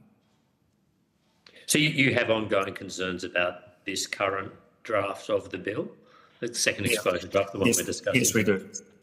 Yes, we do. Yeah. Would you mind just running through those for me? Because I think I've got your submission, but I think it's only one page where you talk about that's right. That's right. The intended scope of the bill. So would you mind just saying what areas of the bill you think need clarification? So in the description of a digital communications platform, when we take into the broad range of material and content that is published under one of our, say, the Australian.com's masthead, includes a range of content, not just sort of pure journalism reporting, for puzzles and contributed content and videos and reader comments and those kind of things. So as we look through the definitions in the bill of a digital communications platform, which is that you are a connected media service, a content aggregation service, an internet search engine service, or a media sharing service, we're anxious that by, say, allowing comments on our news coverage, we don't therefore become, say, a media sharing service, and therefore our exemption falls by the wayside. So we're anxious to preserve that the entirety of what we produce under our professional news mastheads is exempt, not just parts of what we do is exempt. I see, and that's because whether your website is defined as a digital meets the threshold test for being a digital communications platform or not. Yeah. For argument's sake, let's just say that it did, so it is included. Could you not rely upon the exemption under, is it section 16 to professional news content, or would your argument be that some of what you produce does not meet that test of news content? Yeah, so very hypothetically, the original, say, start of a conversation about a news story, which included a video, which then included people commenting about it, at some point, does the ongoing conversation not be exempt, because that might not, hypothetically, may not be deemed to be professional media content. Okay. What about, I mean, obviously you and your outlets do, and your journalists publish things in what are clearly digital communications platforms. You know, you have a Facebook page, individual journalists have X accounts and Instagram accounts and things like that. Are you currently satisfied that all the work your journalists produce would meet that test of news content? So if it's, rather than being reporting, it's straight opinion, or it might be lifestyle advice or health. Our contention is that if it's under the auspices of our mastheads and its related sections or entities, whether they're in print sections or in entities or digital, it's still professionally produced content, that all of it is covered by our own codes of conduct and falls under the auspices of in say the Australians' case of the Australian Press Council. Therefore, yes, it should all meet that test, because those news organisations which have been established for so long have always been a broad house of information, you know, from cooking to lifestyles, what's on television, etc. So we would like to absolutely preserve that phenomenon as in its entirety as exempt from the bill. I think Senator Sharma's had a few little challenges there. So we might go to Senator Cadell. Thank you, Chair. And see if he comes back. Thank you very much. The other day on Friday, your competitors, Nine, said that they thought this bill was censorship. That was their opinion overall. Do you see that? You don't see that far, but do you think this bill should be passed as it is now?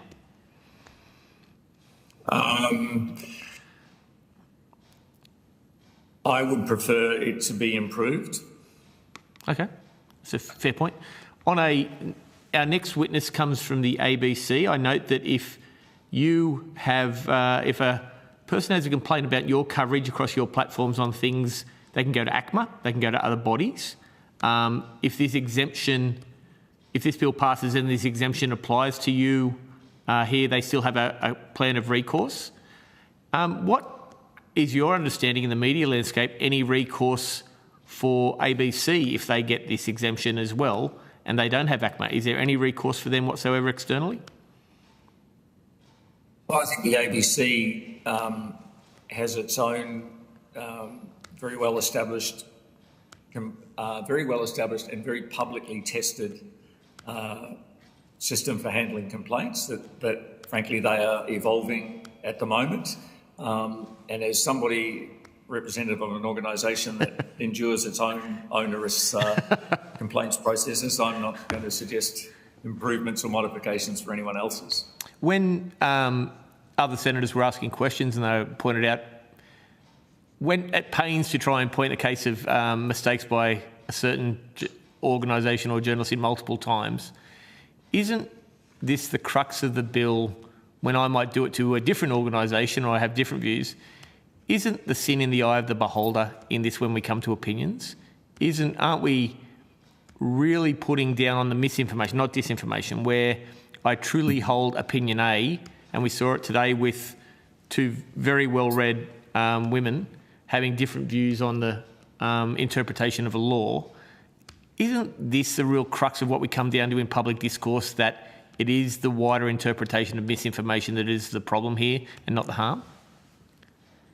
I think I agree with you that the tragedy of this is that misinformation and disinformation has become an all one-word slogan that, frankly, has been hijacked by people, many people in politics, to throw around when they've read something that they disagree with. And I personally think we should start again and look at some of the evidence that you've heard today about the actual harmful content that is being published and disseminated with the deliberate intention of causing harm to society, not just a view that you might disagree with or a mistake that a journalist might make in covering a story. And I think that kind of hijacking of the words misinformation and disinformation to become a catch-all phrase for any mistake or any opinion you don't like is really at the heart of why this is what is such an obvious and glaring problem that needs to be solved. We're now entangled in a debate that's been sort of contaminated by sloganeering, frankly. It's become the weaponisation of hurt feelings, hasn't it? Anything I don't like is misinformation. Anything I love is the truth. And neither may be actual facts. But that's my concern is, as we head down here with a wider definition, with the inclusion of contribute to harm, a serious harm, rather than just cause serious harm, the definitions are too broad to know exactly what you can and can't do, in my opinion. Is that not a dissimilar opinion of you, especially in the media space? I would share that. Okay, yeah. Thank you, Chair. Lovely. We'll go to Senator Darmerman. Thanks, Chair. Do you think there is a greater need for journalists who can recognise and counter mis and disinformation within and particularly, with the rise of proliferation of mis and disinformation? And if so, how has your organisation and the industry more broadly, in your observation, been adapting to this? The skill of identifying mis and disinformation or dangerously fake or misleading content, to be more specific about it, is a growing skill. I'm part of an operation that trains journalists in verification and identification techniques to understand when an image is real or fake, when a piece of information or an assertion is real or fake. We have a company within News Corp, Storyful, which was the original video verification service, and that has massively expanded its remit. So the training and techniques for journalists to be able to sort the truth from the fiction in a very fast-moving digital space is a growing skill that we are part of operations to teach people. Thanks. And do your publishers have to employ content moderators to check comments of online users on online sites that are within your control to, manage all kinds of risks, whether it's just the spread of information or even legal risks? Content moderation is an increasingly sophisticated area, and yes, News Corp is involved in that. We use a combination of artificial intelligence and human moderators to maintain accuracy and safety. Thanks. Just a couple of questions about the code. There's been some reference to your code earlier. For the benefit of the committee, can you advise the status of the relevant code for your publications? And I think you did mention that they would also apply to content that was developed that was different to your, say, TV or newspaper versions to that which is online. Could you just talk about that a bit more? So all of our News Corp's online news publications, that the overwhelming majority of them have a a foundation as print publications, they fall under the auspices of the Australian Press Council, regardless of what platform that content is on. So the Daily Telegraph printed newspaper falls under the auspices of the website of the Press Council, as does its website, as does all of its other digital publications. So there's no differentiation in that newspaper site. Obviously, there are different regulatory environments that broadcasters operate under. What do you mean by that different? Are you talking about the ABC comment that was talked about earlier, or something else?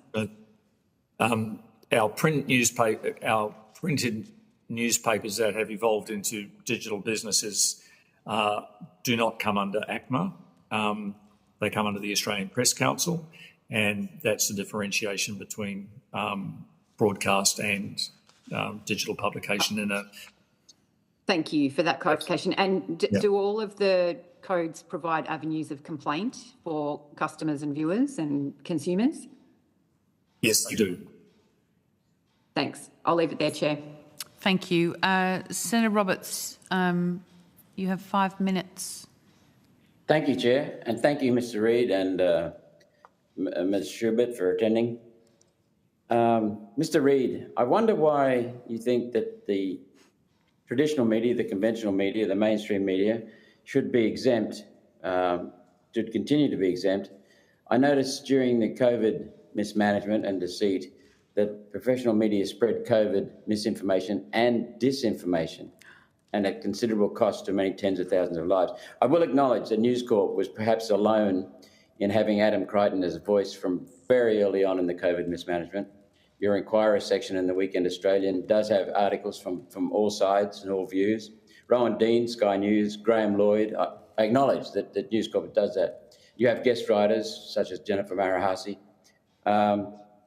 So I'm wondering why you think you should be exempt, because there are so many instances of the mouthpiece media being spreading misinformation and disinformation. I think in the management and handling of the COVID pandemic, none of the reporting and commentary of the measures to cope with that pandemic fall under the definition of misinformation or disinformation, despite the assertions that were made at the time.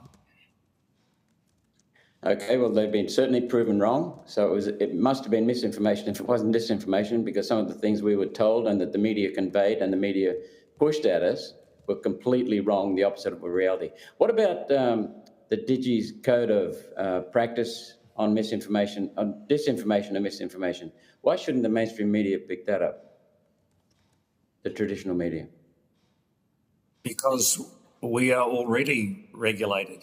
We are already subject to every word of Australian common law. What is the pressing need to apply another layer of regulation to an already regulated industry? When, on the other hand, you have a totally unregulated industry where the source of all of this harm is actually happening. Given that comment, Mr. Reid, I don't think it applies so much these days, but 20, 30 years ago, Rupert Murdoch was accused of determining who went into government. If he gave his support to the Labor Party became government. Liberal Party, and you're acknowledging that, thank you. That would be political bias. I'm acknowledging that's what people said. Okay, thank you. Let's just be a bit careful there, Senator Roberts. Yes. What about comments about political bias?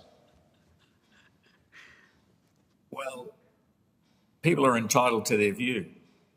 And in Australia, I think if you look at the sweep of Australian commentary, I describe Australia as a 50-50 democracy. At any given point, half of the people are on one side and half the people are on the other side.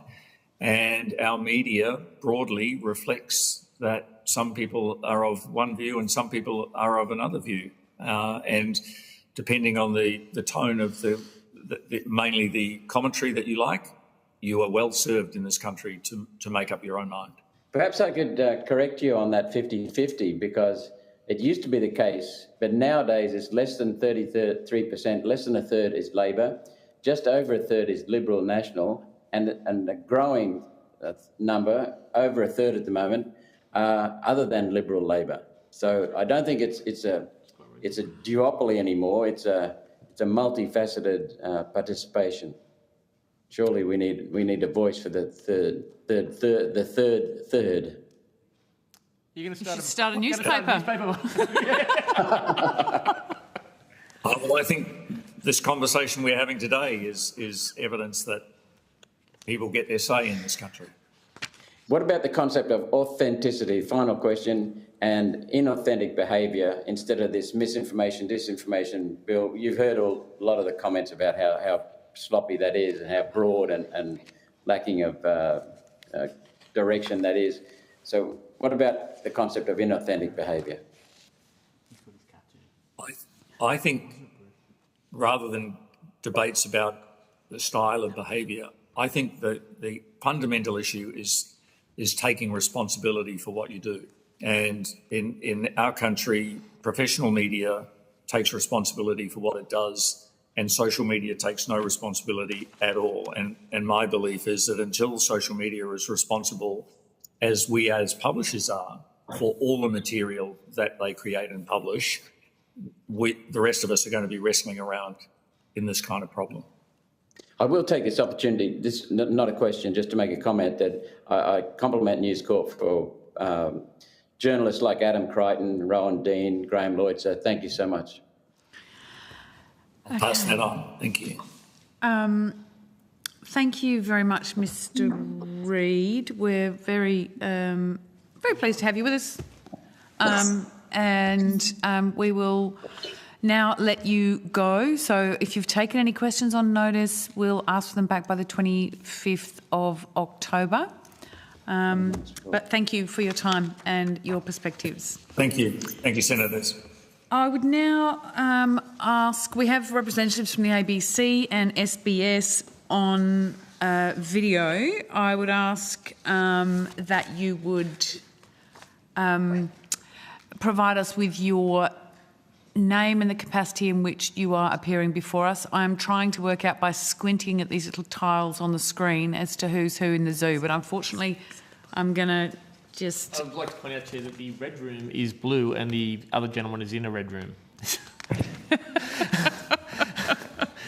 We'll find that, I'm sure. Right. Yes. So please go ahead. I'll start. My name is David Sutton. I'm a senior strategist at the Australian Broadcasting Corporation.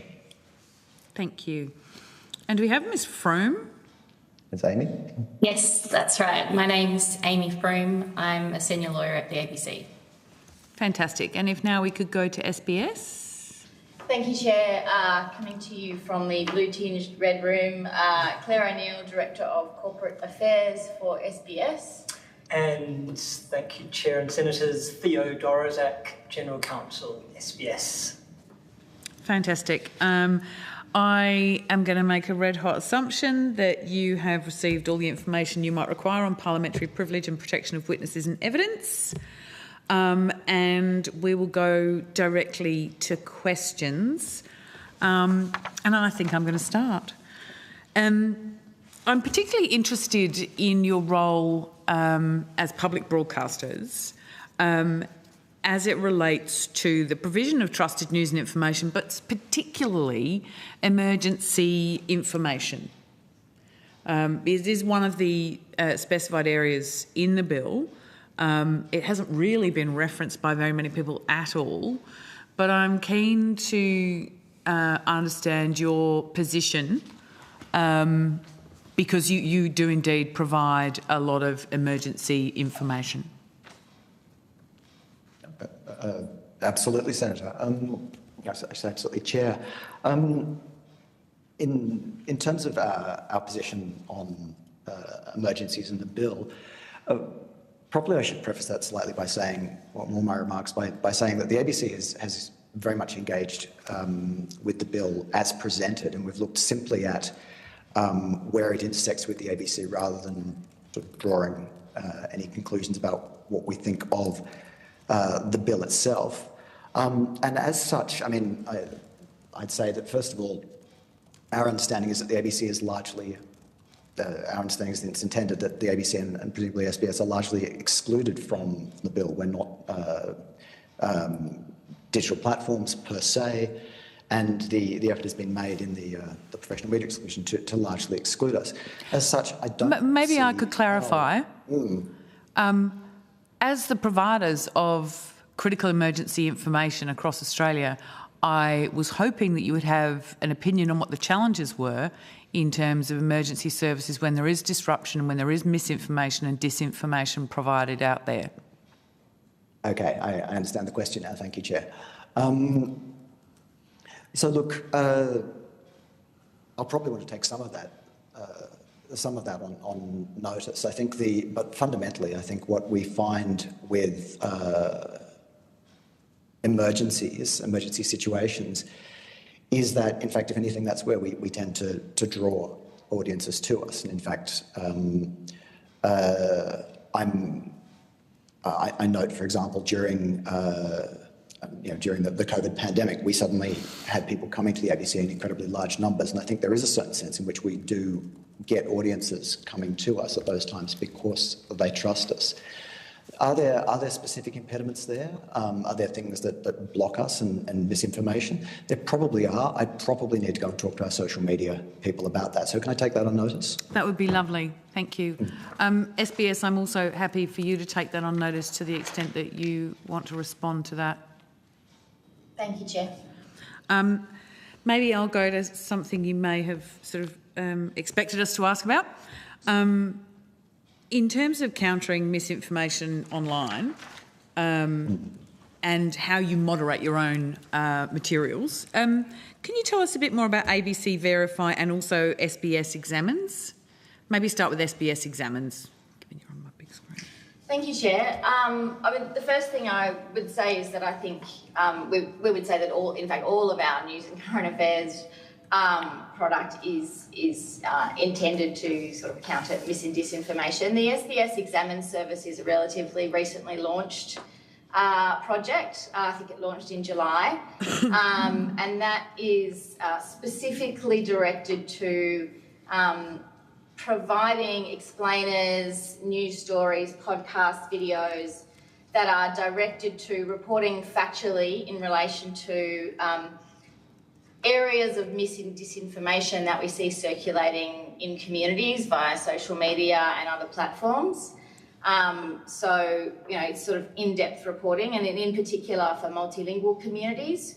So, we've had quite a few publications already. We've hit over 1 million video views, even just since July for this service. We've even got one on what is freedom of speech, which I know has been a hot topic for this hearing. I'm happy to share that with the committee. That might be a good idea. Yeah. And that content is provided in more than 35 languages. So we're really proud of that service. We sort of, in terms of deciding what sort of matters to address, obviously we've got broadcasting in 63 languages. That's all done by our bilingual journalists in-house, and they are members of the community and they're connected to their communities through the various social media platforms, whether that's WhatsApp or WeChat or some of the other ones. And so they're often aware of some of the discussions and rumours and myths that might be circulating within their community. We also talk to various community organisations, peak bodies, and find out if there's any areas of concern that they're seeing within their communities, whether that be around, for example, medical issues or issues about voting or things like that. Thank you. That's very helpful. ABC, would you like to talk us through your ABC Verify? So yes, ABC News Verify is also a very young service. We again launched in July. It's I think at least in part modelled on a similar verification unit that the BBC operates, although ours is considerably smaller and they're very, very busy. Their focus is very much on investigating, tracing and debunking disinformation that's online and in the media, and they actively look at some of those questions. So there's a clear component to explaining how disinformation functions in the work that they do. I think it feels to me like a sharpening of work that we've previously done with a long-standing tradition of fact-checking that the ABC has done, which I think this is a sort of a natural evolution of in its presentation. Thank you. In terms of the journalists that you employ in your services, are you finding that as things are evolving and the whole issues around misinformation, disinformation and the speed of the proliferation of information is becoming more prevalent and more spoken about, do you find that that your journalists needed, you're looking for journalists who've got more of that sort of misinformation, disinformation, analytical skills? I'd have to take that on notice, take that back to our news people in terms of who they choose to hire and how they're actually selecting new recruits to our journalists. But it's obviously an increasingly important skill base for journalists to have. Chair. Okay. SPS? Yeah, I mean, obviously our journalists undergo, constant training and updating of their skills as we go forward. Certainly in the digital environment, as we've heard, things like verification of images are matters that you need to sort of keep regularly up to date on. Like the ABC, I can take on notice any specific changes that have been made to job descriptions or anything like that, but certainly it's an issue that all of our teams are alive to. I might just, if you're both going to take that on notice, I might just ask you to consider AI in that as well, in terms of new delights that journalists are having to deal with. I'll go to Senator Hanson-Young. I'm okay, actually, Karen. Thank you. Okay. Senator Cadell. Thank you very much. I have very brief questions because I note that you are not under ACMA nor under the exemptions here. Will you be subject to this bill? Do you support exemptions of professional media from this bill?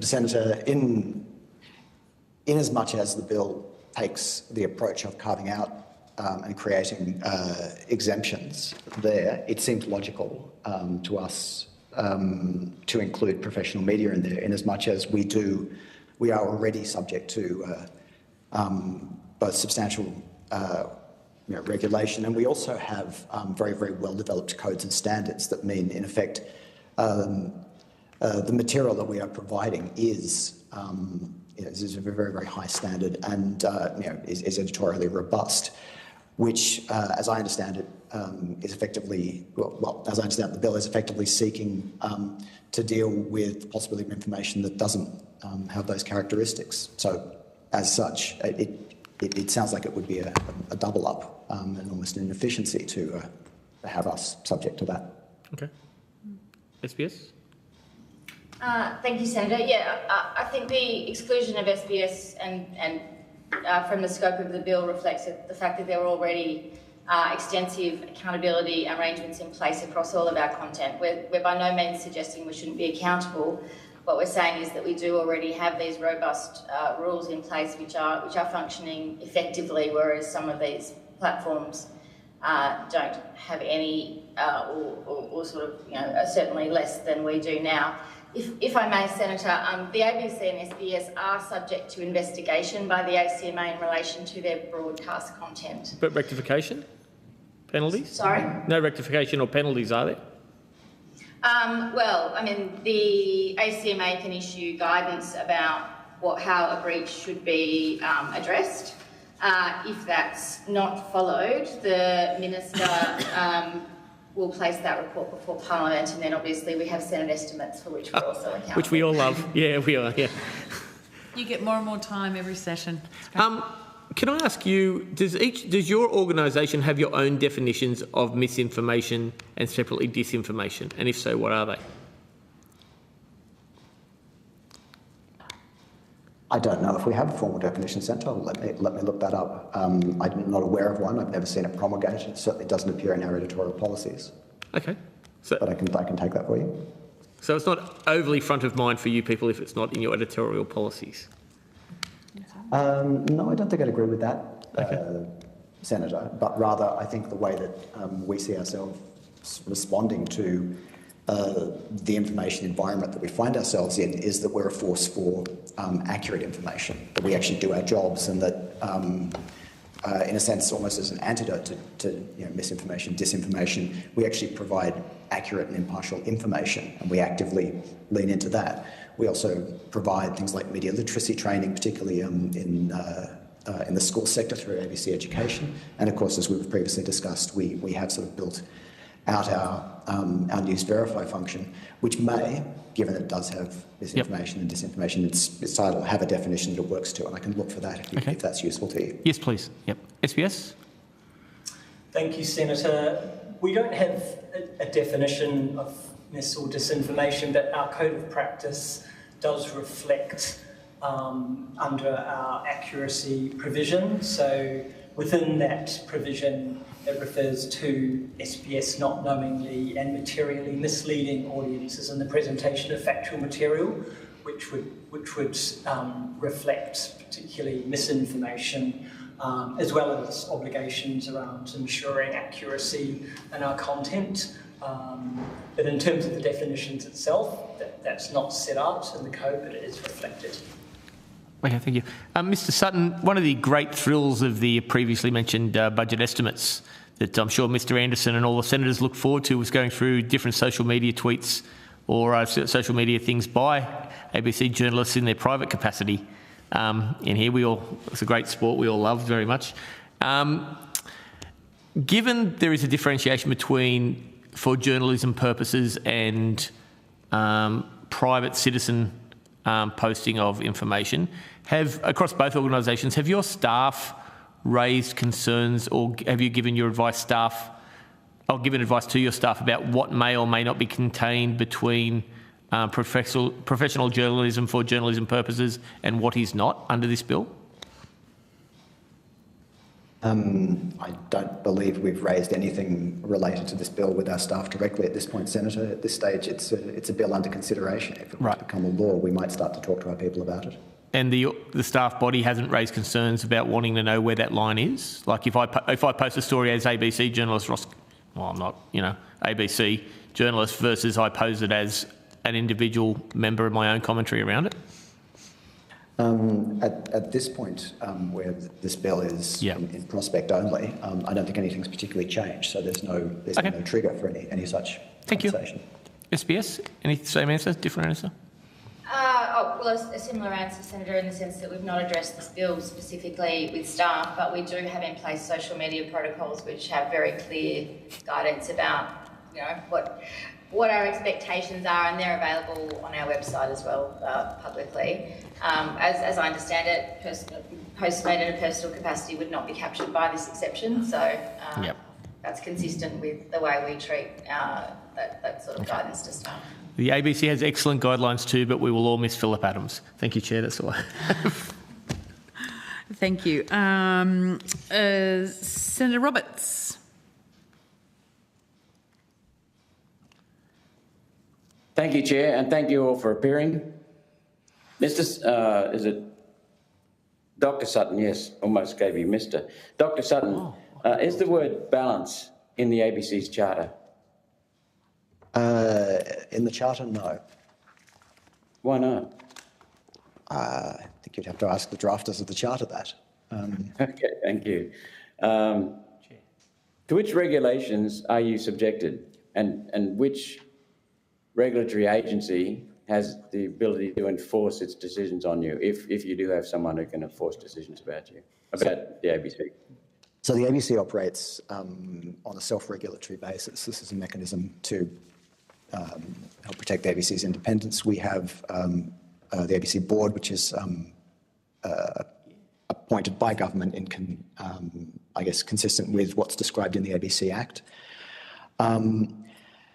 And they are essentially the body to which the corporation answers. We're also subject to oversight by Parliament through estimates processes, We're subject to a range of other legislative requirements, things like the PGPA Act. We're subject to the possibility of audit as a Commonwealth entity.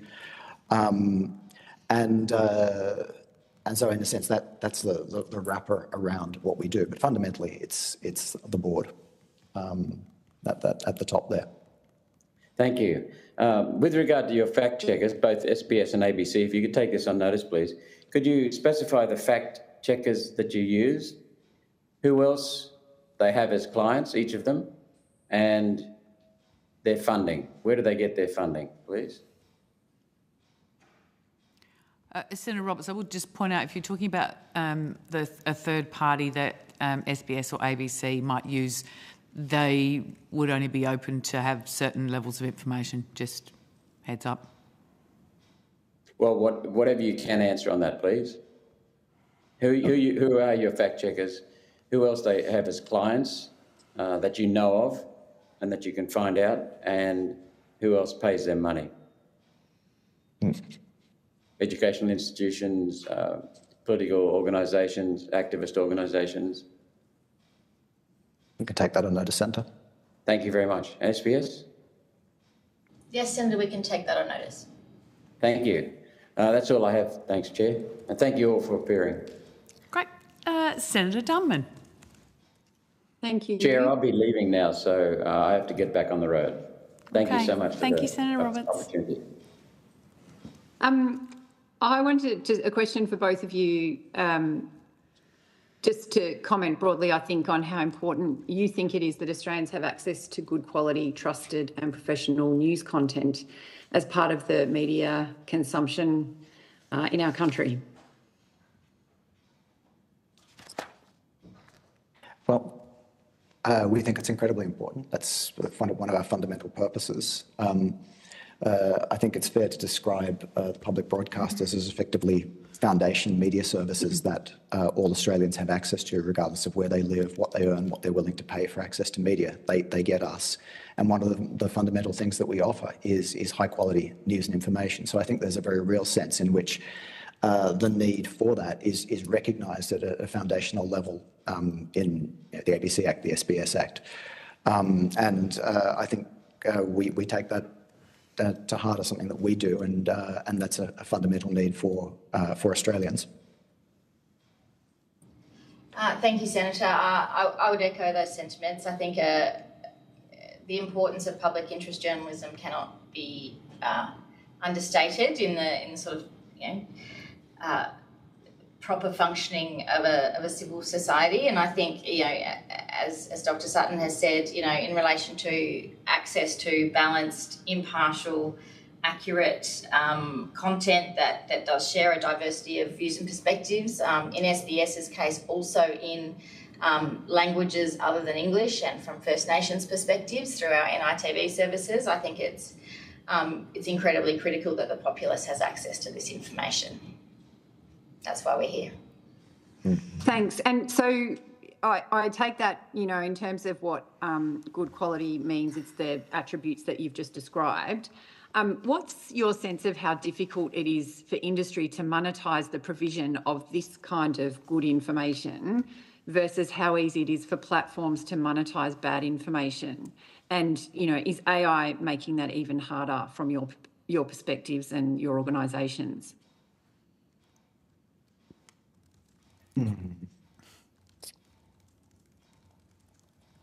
So, Senator, we're not really in the business of monetising accurate and impartial news and information.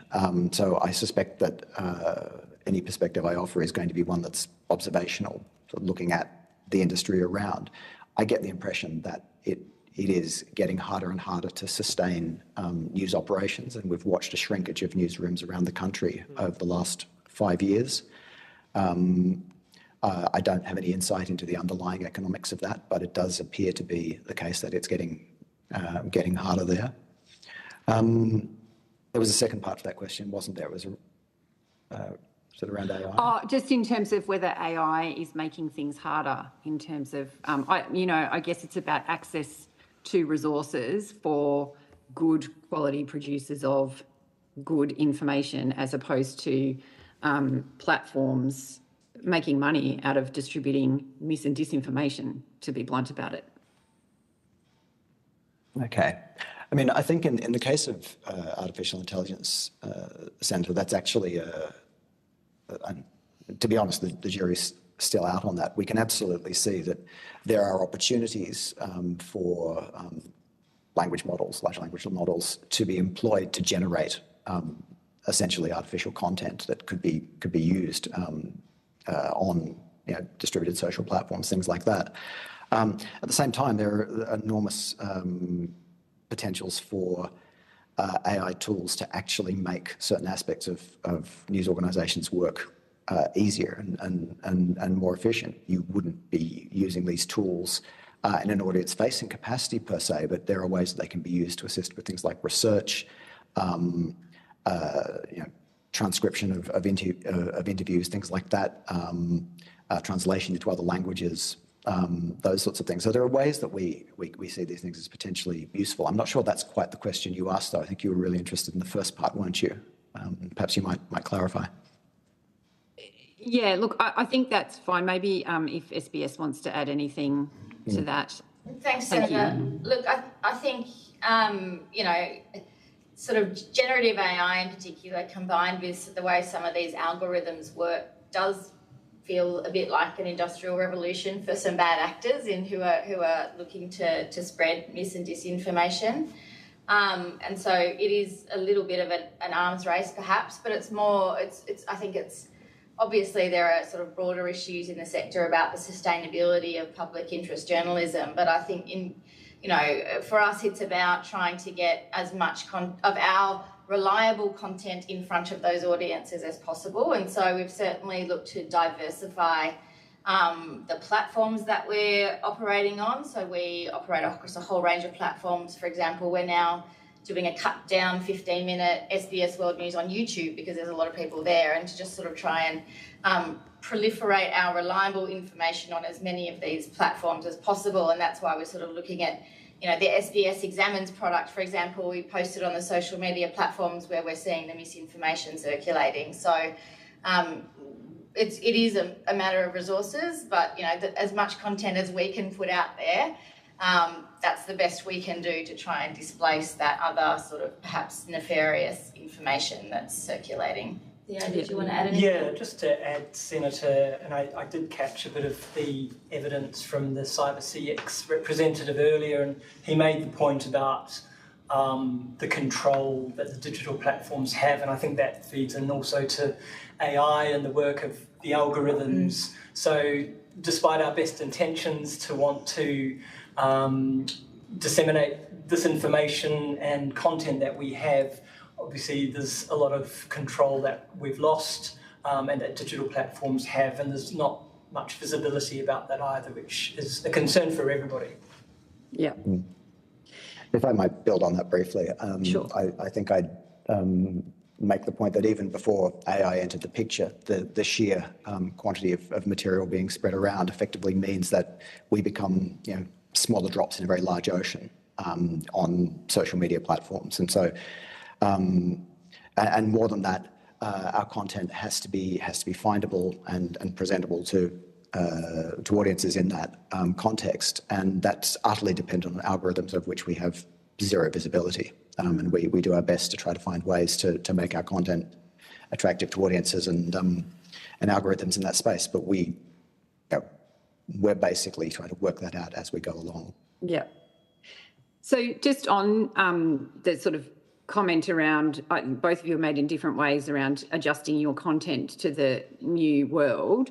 And the SBS, 15-minute on YouTube in particular is a good example, I guess. For that sort of content, do you have to employ content moderators to check the comments of online users or, other sites that are within your control to manage, risks of different kinds of risks? And if so, what sort of risks? And, can you talk about that a bit? Maybe SBS first. Thanks, Senator. Yeah, so there's a range of, I'll throw to Theo for the risks in a moment, but we certainly do think very carefully about moderation on YouTube and on other social platforms where our content appears. Sometimes we'll turn off comments for particular pieces of content that we know might generate sort of either some offensive comments or mis and disinformation. So we'll just let the content sit there without that engagement. For some other pieces of content, we have internal moderation, and then we also do engage external moderators as well. And I'll let Theo, as our General Counsel, talk to the risks of that. Yeah, I mean, to build on that, I think there are certain measures that we can take, which Claire alluded to, around assessing and getting advice early about content and what the risk might be with certain content. So, you know, where there's a high risk that there may be comments which increase risk or are more susceptible to information which does impact the veracity or otherwise of the content that's gone through a very rigorous process before we publish it, then steps can be taken to mitigate those risks. Thank you. ABC? No, absolutely. Do you have anything to add?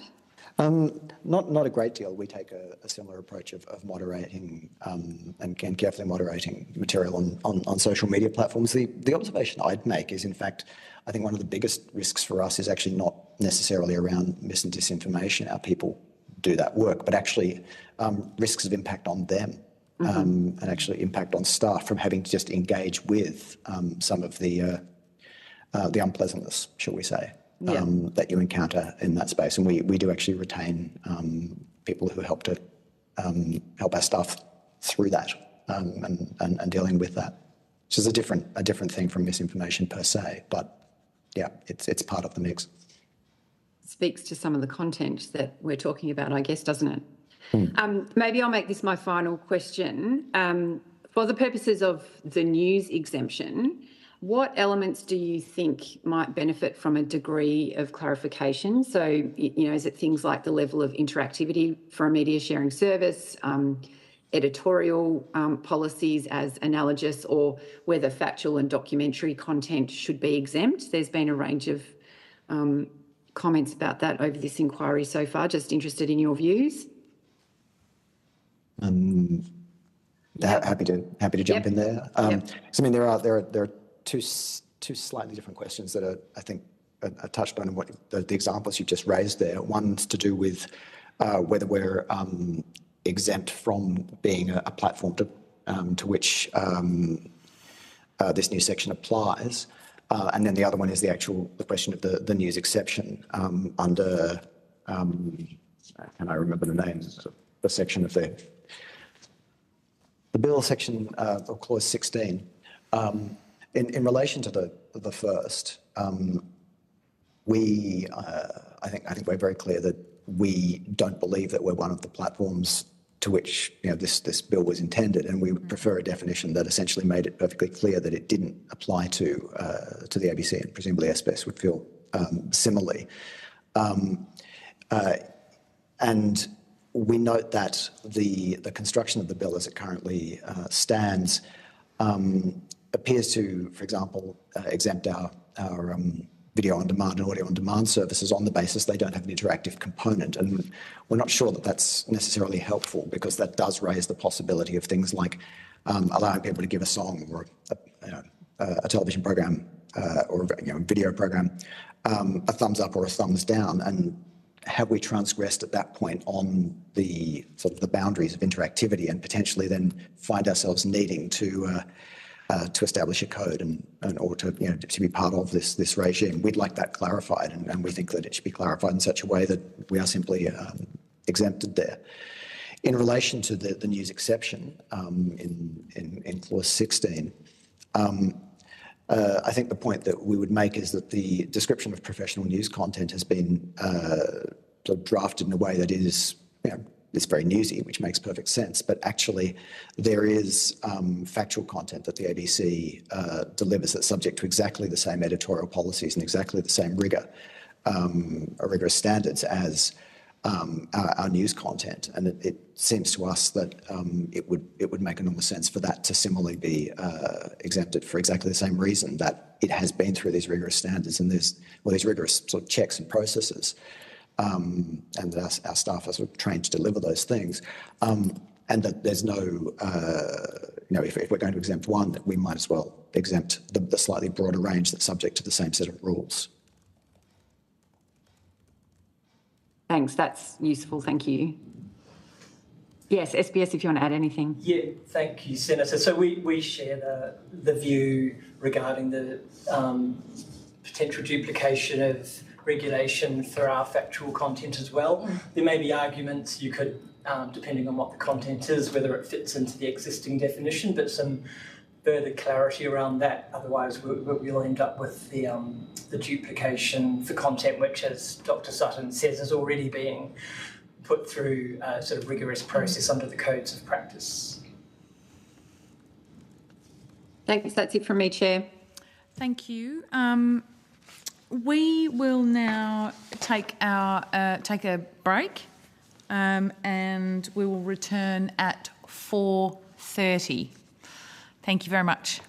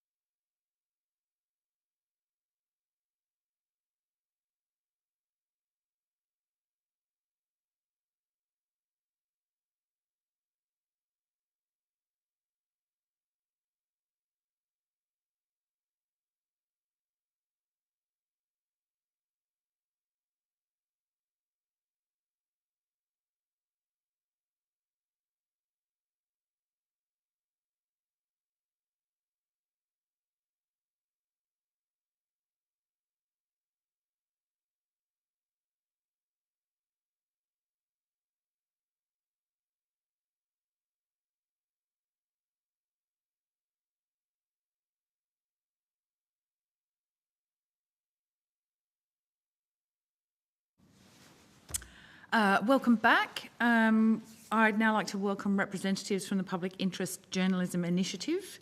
I understand that you've been provided with information on parliamentary privilege and the protection of witnesses and evidence. Great. For the Hansard record, could you please state your name and the capacity in which you're appearing before us today? Anna Draffen, CEO of the Public Interest Journalism Initiative. Simon Harari, Head of Policy and Strategy for the Public Interest Journalism Initiative. Great, thank you. We have received your opening statement. Ross, do you want to go first? Yeah, I'll have a We'll start unless Matt is on and wants to go. Senator Canavan is on and wants to go first, but I have questions anyway. Yep. Senator Canavan. No, I'll go first then. Okay. Thanks very much for coming on board. There's this carve-out for professional journalism. I've heard it defined in other ways, public interest, linked in all sorts of methods. What do you think the bar for carve-out for journalism and journalistic intent should be, if any? Thanks, Senator. So we're supportive of an exemption, but to be specific for public interest journalism, which is our key focus, is distinct from broader professional journalism. And I just want to be clear in terms of that narrow focus that we have. Also, just to comment that PG is an independent think tank. We don't represent any member views, so we're completely agnostic in terms of the different news producers, as long as there's a sufficient diversity of them present in supplying the market. And what we're interested in, how we actually maximise the return of news as a public good and the public benefits it gives the community. So in looking to why to exempt, in our view, public interest journalism from the purposes of this bill, it's particularly to help distinguish news from other sources of information, as many of the news organisations have commented already in their testimony. They are already accountable to a variety of different professional standards, and we see that the need to strengthen the integrity of news is key around those professional standards, as well as, of course, broader corporate governance considerations as well. Equally, there is a need to preserve the arm's length nature of news from powers to hold powers to account. And so we just keep coming back to the original intent of this bill, which is to provide greater transparency and accountability for digital platforms and for the important role that they play in the information ecosystem. We can see that questions around news quality, integrity and professional standards are adjacent to this bill, but we see them as separate issues to be dealt with separately under other instruments. Okay. Of the 4 recommendations you put in your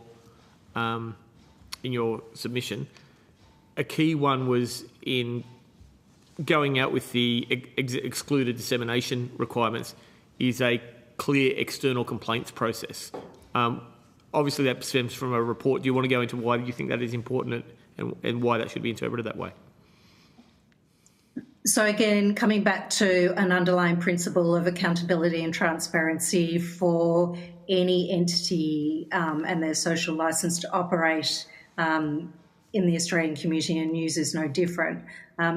PG, during the development of the News Media Bargaining Code, consistently maintained on that need for an external complaints authority, and we remain consistent here with regard to the professional standards for news, because it is important that consumers have easy access in order to be able to be part of a functioning democracy, and where they want to hold news to account on particular fact-based reporting that may have been published or released in other means.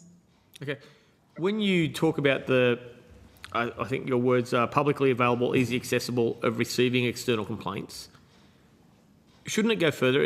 Shouldn't there be a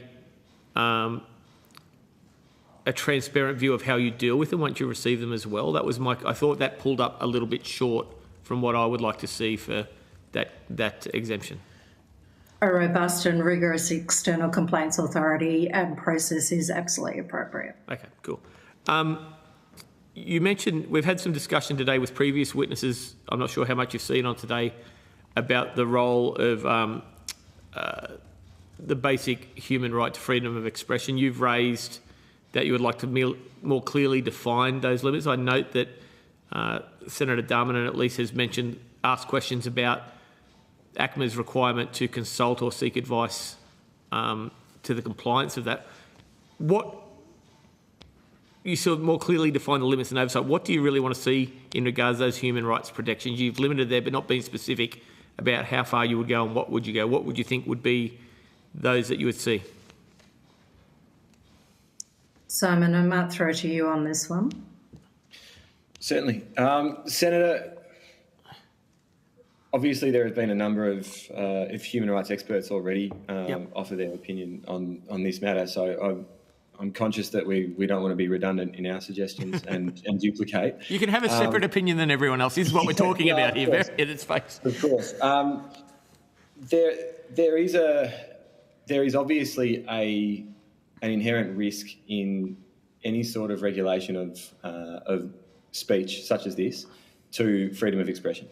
And at the moment, the information gathering powers that ACMA has are quite broad, and there is just a risk. It's in some respects a second order risk, but there is potentially a risk of some sort of chilling effect on speech, or more specifically perhaps on the platform's response to speech, if we haven't narrowly focused ACMA's powers in these situations. So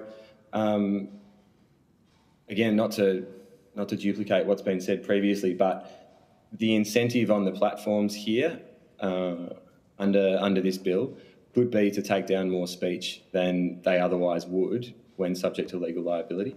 And so if we can build in certain restrictions on ACMA's ability to request information beyond what's currently in the bill, that should have some degree of should offer some degree of protection on a human rights basis, particularly around free expression.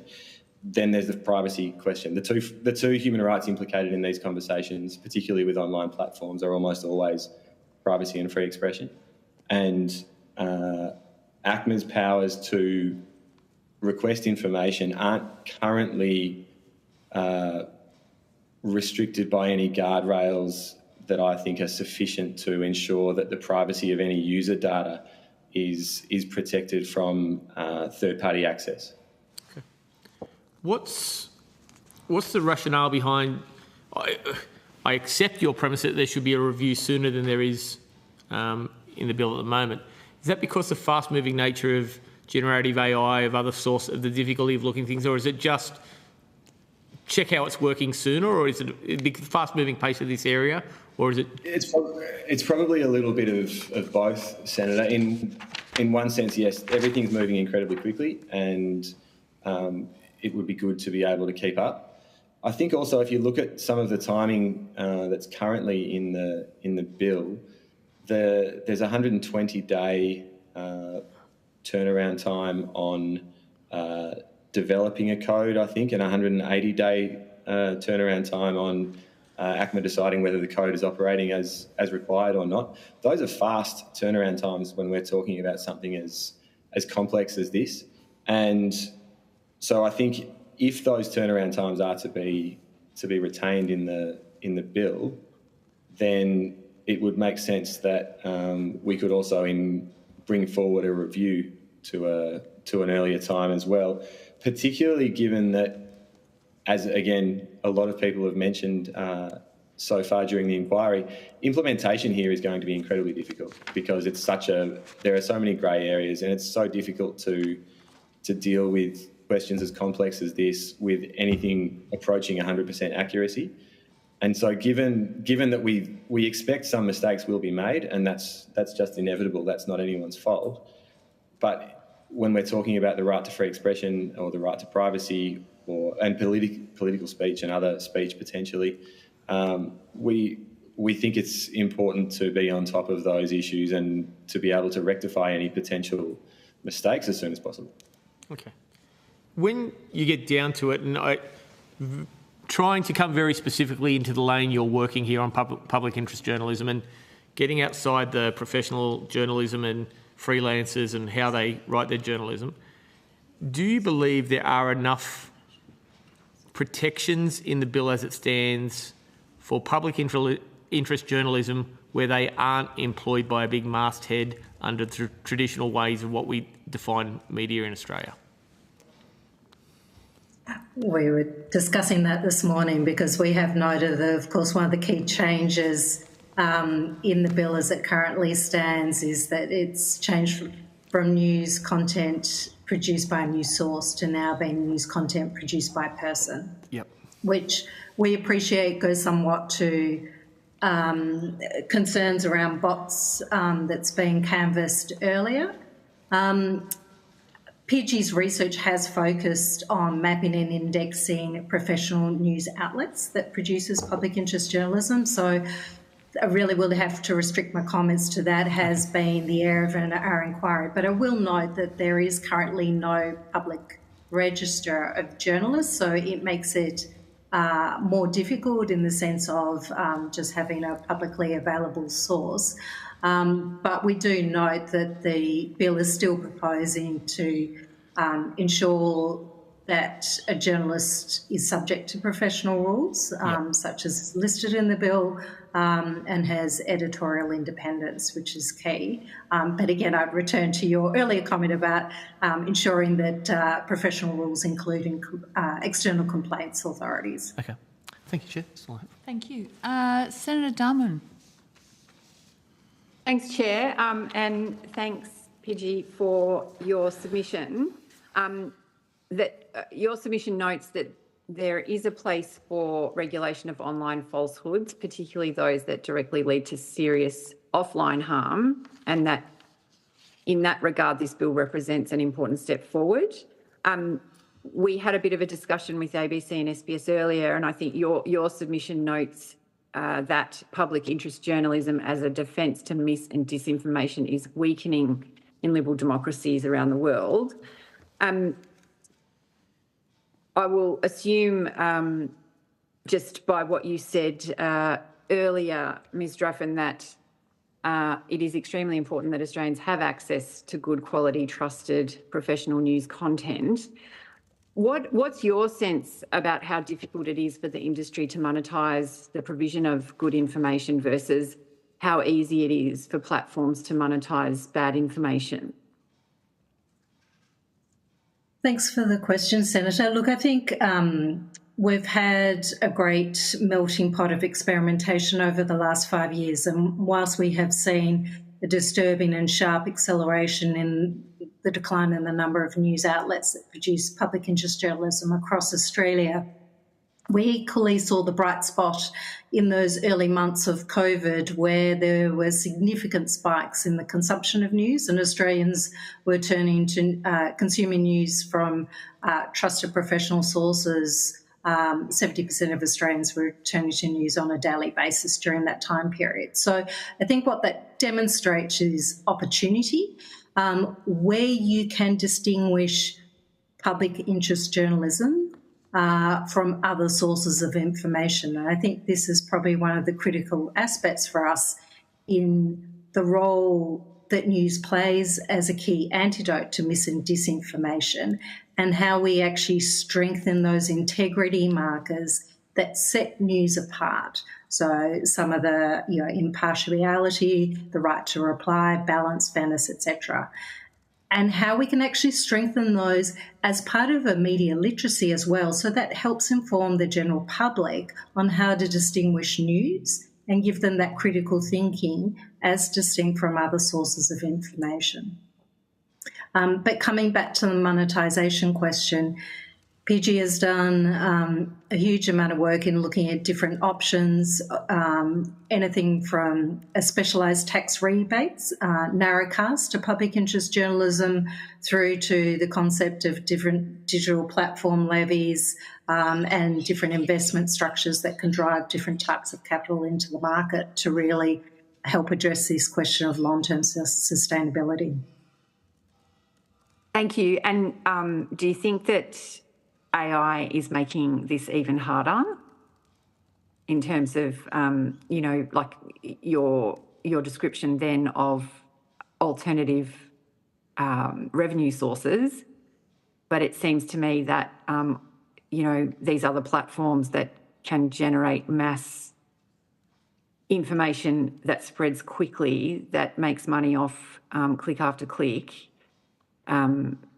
generated through AI, kind of puts the pressure on quite substantially. Would you agree with that? It does. And look, our data bears that out in that we've seen over 600 market changes in Australia's news market over the last 5 years. 167 of those have been outlet closures. 2/3 of those skew towards regional and rural communities. So it is a distinct and immediate concern. And certainly we're continuing our discussions with government and looking forward to announcements around the News Media Assistance Program later this year. But how we actually help offset AI, we keep coming back to public interest journalism is one of the few antidotes to false and misleading information. And so whilst putting a bill such as this that's looking to increase transparency and accountability on digital platforms alongside of services such as professional fact-checking and media literacy are all necessary ingredients, it is the diversity, the volume and the sustainability of public interest journalism that's going to ensure that we have a functioning, healthy democracy to serve future generations. Mm-hmm. And thank you. And I think you also touched on, I think, in terms of, you know, the role of counter-narratives in addressing mis and disinformation, you talked about media literacy and strengthening integrity markers. And, you know, is there anything else that, any other ideas that you have there or any comments in terms of the media literacy elements that are proposed? Specifically through the bill as it's currently stated, or more broadly in terms of programs? Well, I mean, happy for you to cover both, but, you know, the bill in particular, I guess. So I'll only comment briefly on the media literacy component as I understand it in the bill, which is some responsibility put on the digital platforms in terms of enhancing consumers' media literacy on their platforms. But if we are looking for this bill to solve mis and disinformation alone, we would be sorely misguided. The scale of this issue is vast, and this is a regulatory instrument. We actually need that strong counter-narrative, and that is through a volume and diversity of credible, quality, reliable news that is coming from other sources beyond the confines of this bill. Thank you. And maybe just finally, you've touched on some of this already, so really it's an invitation if you wanted to add anything. I think in what ways you think the bill is either too narrow or too broad and how those things might be addressed. And I've already kind of taken note of some of the comments around accountability and human rights in terms of its narrowness and then the powers of ACMA and a chilling effect it might have on platforms to censor in terms of it being too broad. Is there anything else you want to add and how any other comments you have might be addressed? Thanks. Thank you, Senator. So I'll just make a comment and then pass to Simon. So I think the main one is in terms of we're certainly supportive of measures that provide increased access to anonymised and aggregated data to independent researchers so that we can analyse and better inform public policy. So that would be a key area that we see of great benefit under the purpose of this bill. Simon? Yeah, definitely. And beyond that, we did include in the submission a note on section 16.2 about the codes and standards that are effectively a condition of qualifying for excluded dissemination, and noted that the community broadcasting codes aren't currently mentioned in that. Obviously, the Community Broadcasting Association has chimed in on that as well.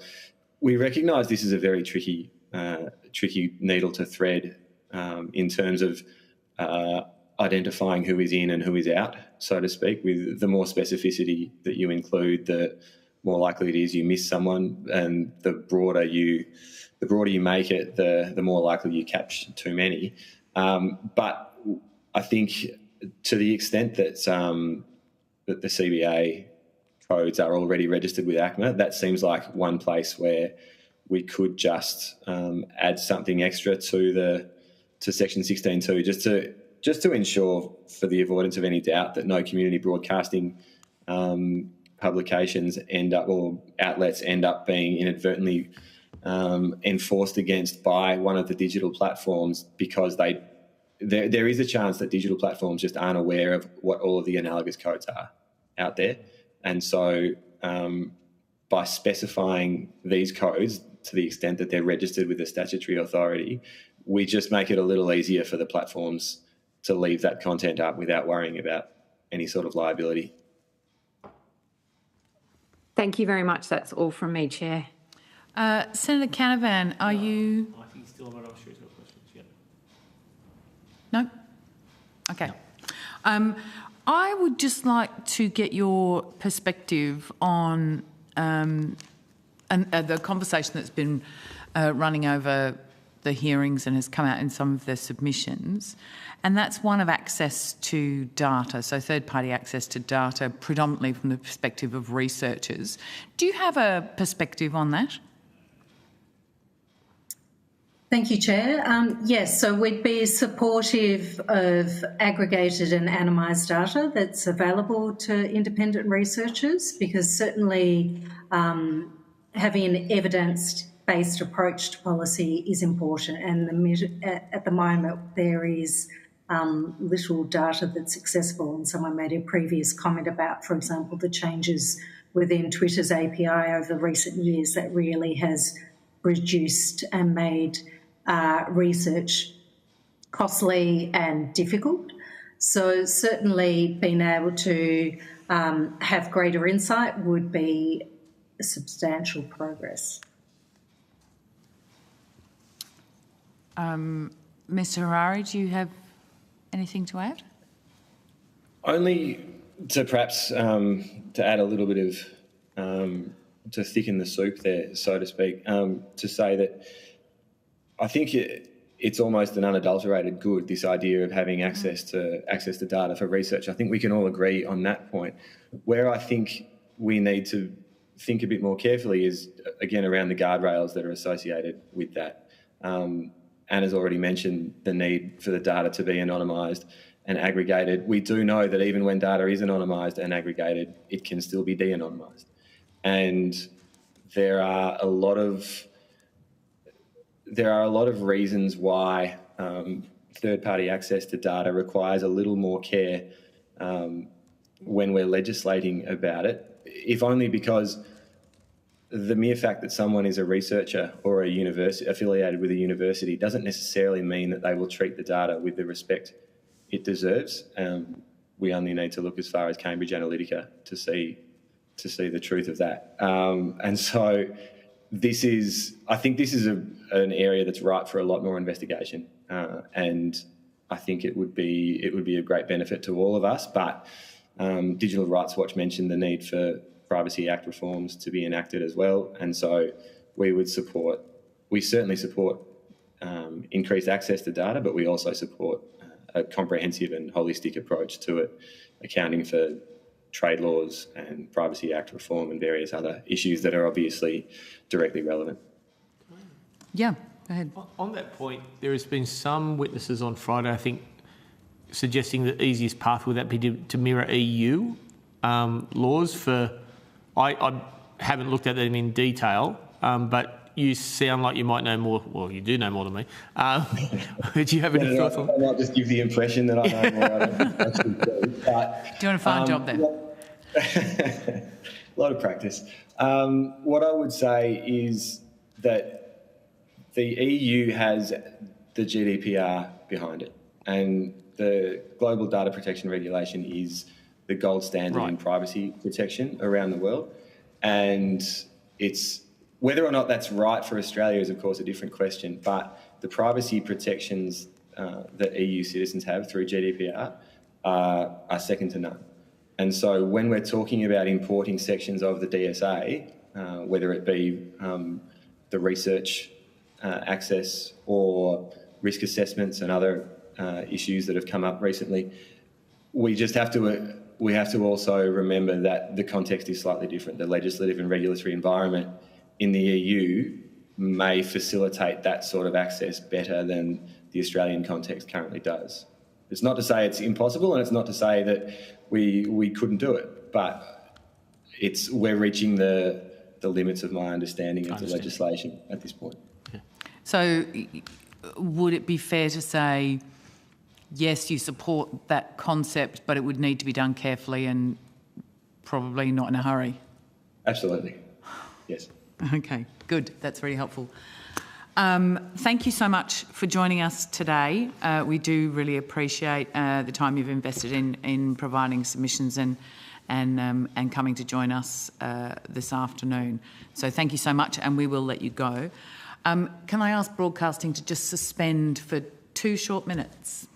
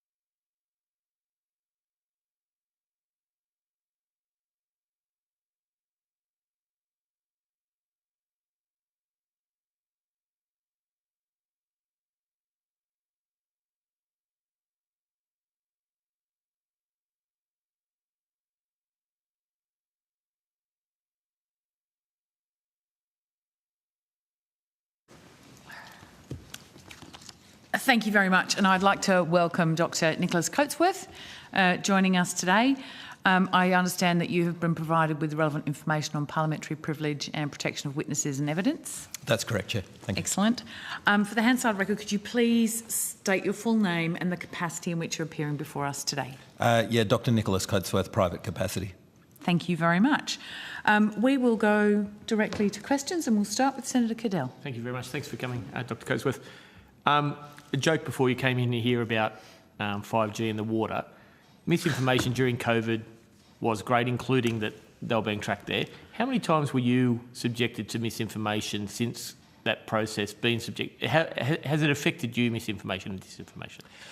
I think misinformation online substantially affected me as an individual and my family. I mean, of course, being the front and centre of the COVID-19 vaccination campaign, a variety of threats of a very personal and serious nature were levelled against me. But I mean, I guess, Senator, I'd point to a different form of misinformation recently as an example of why I might have supported this bill in actual fact, and sort of emphasise the deep thought that I've put into my positioning on this. We produced through Channel 9 a preventive health program that went out at prime time, 7:30, 4 episodes, and one of the key segments was on dementia. Subsequent to that airing on Facebook, a series of ads appeared with a not very well AI-generated version of me wearing a lab coat, which we haven't worn for about 25 years in medicine, offering to sell smart hemp gummies as a means of curing dementia. Not only did it do that, but it suggested that anyone who was on the drug Aricept, which is the only marketed drug we have in Australia for Alzheimer's dementia with any form of efficacy, that they stop that drug. Wow. And I received messages from around the country, both from individual patients querying this on Facebook on my official account, but also from doctors whose patients had come to them and said, well, Dr. Coatsworth said, stop my Aricept. So for me, that was an example prima facie of why the government has tabled this legislation. It is a very clear and objective example of misinformation and disinformation. So one would think that I might have a different position with regard to this legislation. My deep concern is that whilst it's clear to all of us that example sits in the realm of misinformation and disinformation, at some point, ACMA, with particular relation to its expertise or lack thereof in public health, will need to have to peg the line on misinformation and disinformation as it relates not just to health, but the definitions of what the right to the highest attainable level of health is. And what I then fear with the legislation is that the entire operation of it, the implementation of it, would become bogged down, and I speak specifically in a health sense here, in arguments regarding the interpretation of what is and isn't misinformation and disinformation in the health sense. Because whilst there can be very clear black and white examples, there will inevitably be examples where ACMA has to go to varying experts, particularly in the area when we're in a pandemic, where everything is uncertain and we rely on the collective knowledge of experts to come up with any sort of positions that often change. And that depending on which expert you have in front of you, even now with regard to COVID-19, you'll get a variety of different responses. And the second problem is that academics and experts such as myself are just as subject, unfortunately, Senator, to the inclination to accuse each other of misinformation and disinformation when in fact it is legitimate scientific debate and contested territory. So I worry about the mechanisms within the legislation where something might be presented to ACMA as misinformation and disinformation, leading to exactly the same problems that we had in the pandemic with the Australian Health Practitioner Regulatory Agency, where literally hundreds, if not thousands, of complaints were levelled at Paul Kelly, Brendan Murphy and myself, and AHPRA had to find mechanisms to filter those complaints. So I guess my deep concern is not in the intent but the implementation of the legislation. Okay. That's a very solid, big answer. When you're getting out there, and you touch on it again in your submission, the harm and the serious harm claims when it comes to health, going to COVID as an example, again, the choices were harm or harm, no matter which way you go. So no matter what you said, no matter what you backed, there was a harm associated with some of your choices you and the government and everyone had to make, wasn't there? Well, that's correct, and that's why I've thought long and hard seeing other people give evidence today, and there's some very compelling reasons to support or amend the legislation. But I do worry whether public health should be included at all in this, because the only circumstance where you would want to implement this is in a pandemic, and the only circumstance where it becomes very uncertain and changeable over time is a pandemic, and therefore I'm not sure we can make this work for the concept of public health.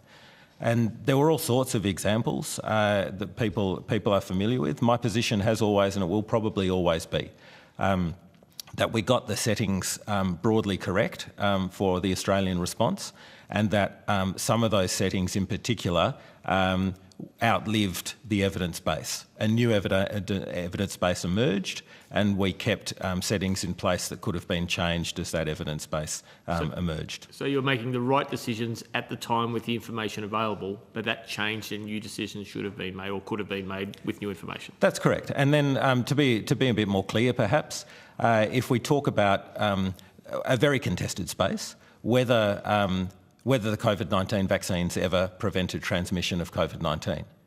And my interpretation of the science was that, yes, they did. When there was the Wuhan variant and the Alpha, which was the UK variant, the vaccine did sufficiently decrease viral load such that it became more difficult to transmit to another person. But by the time we got to Delta, that was no longer the case. Right. Now, various people on both sides of science and the interpretation of science will call that misinformation or disinformation, that the government either promoted or denied or whatever.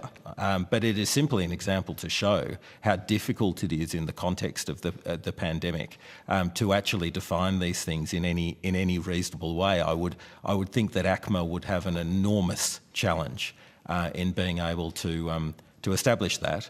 One more quick point, which is we were very lucky in the pandemic, I think, to benefit from people like, I was at Paul Kelly's farewell today. I saw a group of magnificent people in the Australian Public Service, Paul Kelly and Brendan Murphy themselves, very straight down the line individuals with their ability to interpret and communicate the evidence. That is not always the case. We were lucky. We are not always going to have those people in those positions. And individuals in those positions matter, and you might have individuals with either a far more lackadaisical or a far more fundamentalist view to public health and what it is.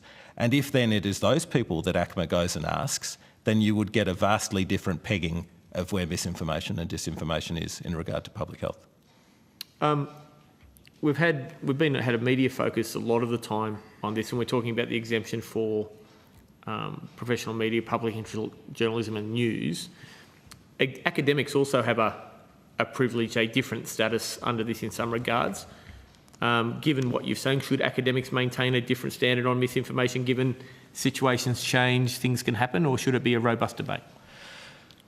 Well, I'll always be inclined towards a robust debate. My concern, as outlined in the submission, is that academics already have a very privileged position within a pandemic context simply by virtue of their deep expertise. So I don't know why necessarily they need to be privileged even further in the bill. I would also you can point to a whole range of quite serious episodes of misinformation and disinformation that occurred from very well-known NH and MRC funded academics who I don't need to name any academics, but I will name the example because I think it's quite emblematic. Written in an online publication, which is very well known in Australia, the Saturday paper, that the Swedish government was guilty of active involuntary euthanasia in its response to COVID-19, otherwise known as murder, which I think was the quote. And I think by any stretch of the imagination... That was over the non-lockdown clause, wasn't it? That was over their approach to have a... herd immunity type of thing. Well, I think a different approach to lockdowns and encouraging their citizens, but more specifically to do with how they responded within their nursing homes and residential aged care facilities. Now, I know the person who was third in charge of the Swedish response personally. I've also had an opportunity to speak to a Swedish diplomat about that particular comment and indeed the way that Australian academia as a whole viewed the Swedish response. And they view that as misinformation and disinformation. So I'm not sure there should be an immunity clause for academics, and certainly I think we're already in a privileged enough position that we don't require that in this legislation. Last question. Queensland Civil Liberties Union gave a medical example today in their submission in what they write. They said, when it comes to medical issues, it seems to us there are three categories. One, statements made as part of the political debate, such as the statements that were made during the pandemic about vaccines. 2, statements made in advertisements for medical products. And 3, statements made by a medical practitioner to a patient. Now, what they're saying, we have no objection to the delegation of parliamentary authority in the latter two because they exist in other ways, but that first category, the statements made as a political debate around health, should be free and open. That is their position. Do you differ from that view? Not particularly. Okay. I mean, I think there's, as I said, those issues that are outlined in the explanatory memorandum, all of them, including one's personal definition of what their highest attainable standard of health might be is up to significant contest. So open to discussion. So that last point is right here. You have suffered as much as anyone with mis and disinformation. You've had an ad made for you. Your family have suffered, but on balance, from a medical perspective only, and I'll specify that, you don't think this bill would assist in a pandemic again, or you wouldn't support it yet? I mean, it's never going to be black and white. There would be things that it would assist with in terms of the amount of misinformation and disinformation that circulates. But I think on balance, the risk of the reduction in capacity to debate public health measures would be more significant in my view. So just as we're talking about harm or harm with some of the decisions you make, this also has good or good on do it or don't do it, yes. But on balance, you'd say don't. Okay. Yep, that's my view. Yep. Thank you. And with the balance piece that says, not only must it be misinformation, disinformation, but in the disinformation space, it must cause harm. It must be like the intent to cause harm. Do you not see? I think in a lot of the debate through the pandemic, and you would know better than I, there wasn't an intent to harm. There were people working their way through a very new and unusual situation. Would you not see that as capturing that element? Yeah, I can see how it could, Senator, but again, it would be, presumably this operates through individuals, organisations advancing a proposition to ACMA that there is something online that is intended to cause harm.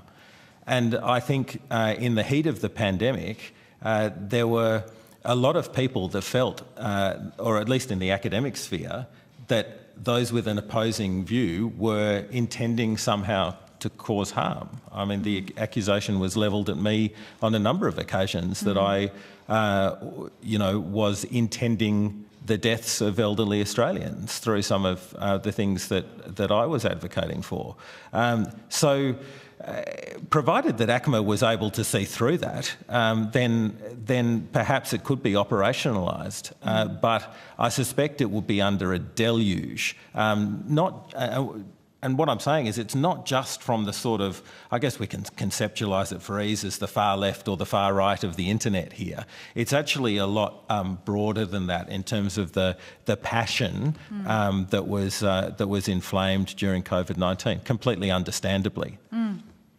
Okay, thank you. We'll go to Senator Darman. Yes, she is. Thank you. Yeah, I'm still here. Thank you for your submission and your evidence today so far. I'm hearing really loudly and clearly that the concern, particularly around public health, is not the intent but the implementation and, the approach of ACMA in being able to decipher what is and isn't mis or disinformation. I wonder, I'm sure you may have heard of this already, but if not, during the COVID-19 pandemic, under an FOI request made by Senator Antich, the previous government sought to have over 4,000 requests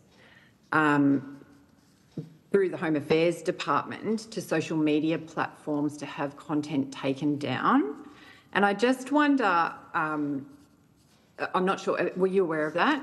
Yeah, you've heard that. Well, I am now. I knew that there was content being taken down. I'm not sure I knew the quantum. No, yeah, that's fine. It was more the concept, I wasn't asking whether you're aware at the time. But I guess my point is, during, in the absence of the bill and during that time, the government department simply took the content down without any formal transparency or accountability mechanisms. And I take your point about ACMA, but is it better to have some kind of accountability and transparency rather than the government just directing departments to do things in such an unusual situation without such transparency? My short answer to that is it would be absolutely, Senator. I wonder whether a better way to do it would be simply to in the same way that we've asked for all our people have asked for all our decision making during COVID-19 to be released. Whether it ever needed to be FOI'd by Senator Antich and whether it should just have been indicated at the time exactly what was being taken down and why. Because it does look a little bit cloak and dagger, doesn't it? But I don't think necessarily you need this legislation to do that. You can simply do it at the time. Yeah, okay. I mean, I guess we've had other witnesses say pretty strongly that the government should have no role in this altogether, but that's another point. What about social media companies and digital platforms and the transparency that they should provide? Because right now, like, they're also making decisions about how they moderate content and services. Have you thought about that in terms of your position and, again, I guess this need for transparency, if not the government, if not ACMA, what are the social media platforms doing? And, is there not some need for the public to understand what's going on?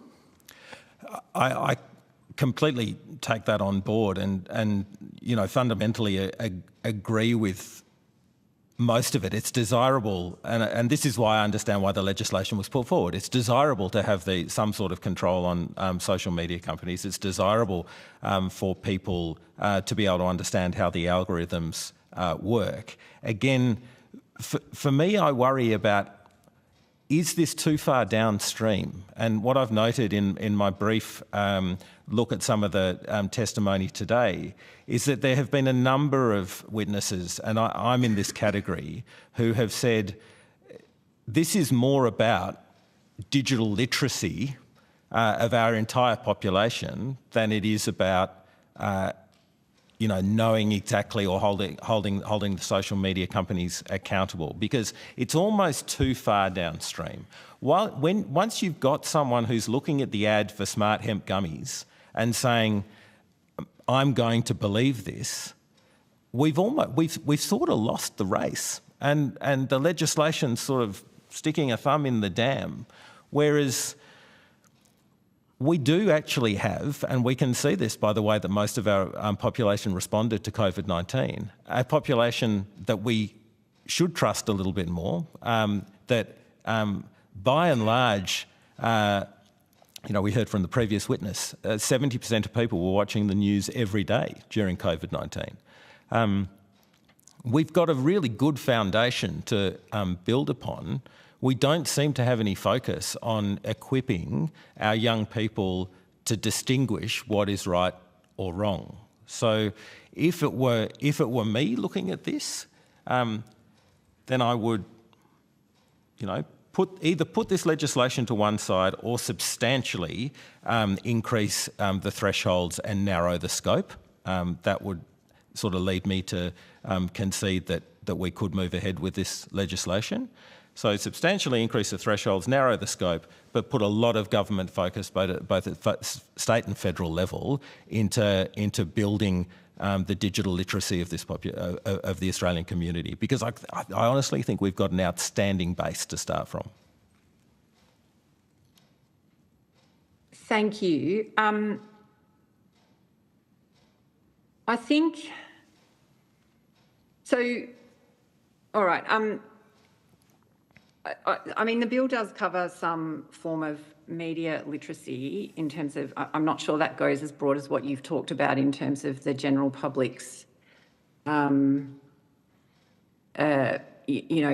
ability to sort through the information before it is posted in order to make them kind of ask the questions about that, I think is the point that you made. I don't know if you've got any comments about that, or what you've said suffices, but maybe I'll move on. Do you think that would you support there being improved complaint systems and processes for Australians when it comes to big tech and what appears on their platforms? Yes, Senator, I think I would. I mean, I think there needs to be some sort of mechanism for ordinary Australians to complain. I mean, I'd again highlight my own example, and you can imagine that I did go to the Nine Network and ask them what could possibly be done about this, and at the moment there is nothing that can be done. So. Some sort of mechanism, at least from a personal perspective, is desirable. Again, I just want to emphasise, though, in the context of the pandemic, which is where this bill is really targeting its public health provisions. The deep uncertainty surrounding what we could, should, would do. I'm concerned that it would make the operation of the bill, at least in public health terms, really challenging. Can I just jump in? Sorry, Senator Dunman. Sure. So in terms of, providing a level of protection or a level playing field for, Australians out there, I totally agree with you on the point that, there's plenty of the population that should be well trusted to know how to manage. But the change in how we sort of consume information has really taken a shift. Yep. And therefore, how people are protected is, and I don't mean that in a kind of paternalistic sense. Where you've got a troll or a bot or a malicious intent to try and spread misinformation on a large and swift scale, would you see the value for this bill in countering that?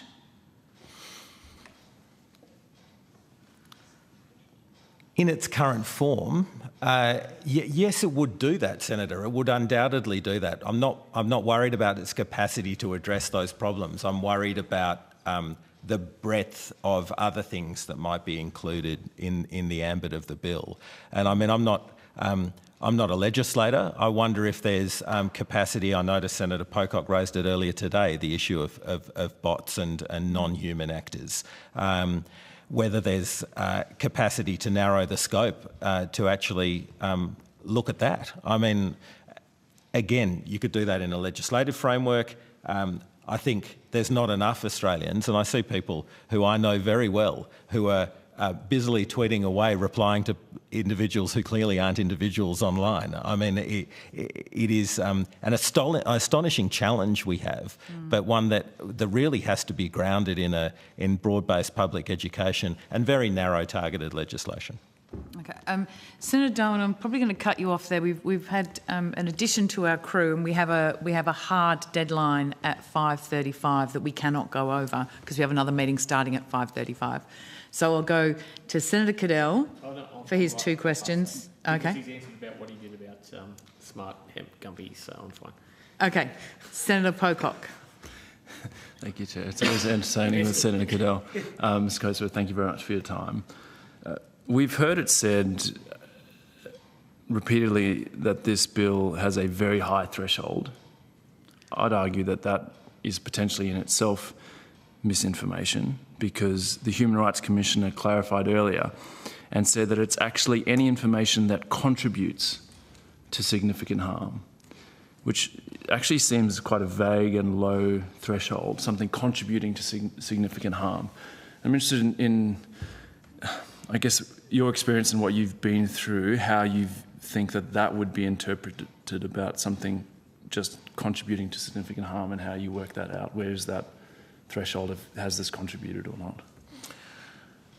Well, it's very challenging, and I'm of the view that the characterisation of the bill as having high thresholds is not correct. I mean, either in that example that the Commissioner raised today, or in the definitions in the explanatory memorandum of what health is and the scope of health. I mean, it is enormous, and it's clearly implying here that this legislation would be used ex-pandemic, which when it discusses non-communicable diseases as well. I mean, if we took an example like ivermectin, there are Now, I was the person, the DCMO, that sat down in this Parliament building with Mr Craig Kelly and talked through what our position on ivermectin was. It still goes on today that ivermectin is widely promoted by Mr Kelly and others on X as a cure for COVID, and that there was some deep conspiracy within the Australian government to suppress that. For some reason, Senator, the widespread use of ivermectin has not taken hold in Australia. And I would argue that that's based on my previous comments about the ability of the Australian population to actually interpret what is and isn't good evidence. It actually hasn't really answered your question, but it is suffice to say that caused significant harm in the United States, where people would only take ivermectin, but in Australia somehow it didn't cause significant harm. So what are we to do with that if someone turns up to ACMA and says any organisation, Facebook, X or otherwise, suggesting that ivermectin should be used as a pandemic drug should be fined? I think we managed to deal with it without the legislation. Mm-hmm. Thank you. That's useful. And in terms of the bill, and one of the challenges that has been well canvassed with the Safety Commissioner, mostly in other forums, is sort of the jurisdiction of Australian law and the E-Safety Commissioner and the ACMA to enforce things. In your view, how much of the sort of contested misinformation, disinformation is Australian and would fall under that jurisdiction versus foreign information, which I assume they'd then get into the legal battle they were in with X about taking down foreign-owned accounts information. Do you have a view on that?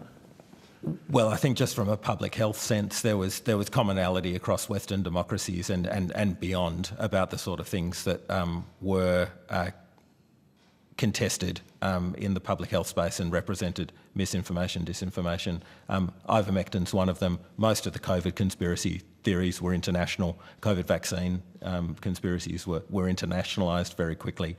So I think during a pandemic, it's not a question that necessarily matters the point of origin, because it will eventually very quickly come to Australia and be promulgated by Australians. And just finally, one of my concerns with the bill is that it seems to me it's not dealing with some of the root causes of the spread of misinformation, which is algorithms making a decision of which content to promote. And this doesn't touch on that. And in fact, it doesn't even touch on things like researchers having access to information from social media companies to look at this, as happens in the EU. And I'm interested in your view on that sort of difference of approach. If I have 100 followers and I say something a bit crazy, supposedly 100 followers would see it. But we now have algorithms that are letting 1 million people see that. And so where should our focus be? Is it policing what Joe Blow says who has 100 followers, or is it Meta saying, well, actually this is content that we're going to blast across people's feeds?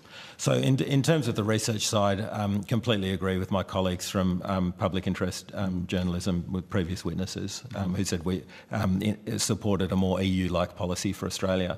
Clearly it's the algorithms that are the problem. I mean, I will actually respond on my Facebook page to people who have very different views towards vaccines than I will. As soon as I do that, that comment opens me up to their entire followership, and you can imagine the conversation gets slightly more robust and less pleasant. But that's the algorithm at work, and I think it's one thing to have those algorithms exposed and understood, and I think they should be, and I think that if there's a way for the Australian government to legislate towards that, we should probably do it. And on the other side, I think that the majority of young Australians in their teenage years probably don't have that appreciation of how those algorithms work, and that goes back to the broad mass education of digital literacy and how to behave online and exactly what you're seeing, but more importantly, why you're seeing it. And it's not because a lot of people think it. It's because the algorithms are making you think that. Thank you very much. Thank you, Chair. On that point, when we were in here on Friday, I went down my Facebook feed and Meta feed, top 10 posts. There were 3 ads. There were 2, I think, 2 follows of pages I didn't like, and 1 other. There was only 4 things that I'd subscribed to in the top 10 or had liked, and the rest were. So I think there is work to do on that algorithm, because it's what's being suppressed as much as what's being promoted as well. Thank you, Chair. Nothing further? I will ask a personal question. You've had these threats, you continued on, you talked about the cost on your family and things like that.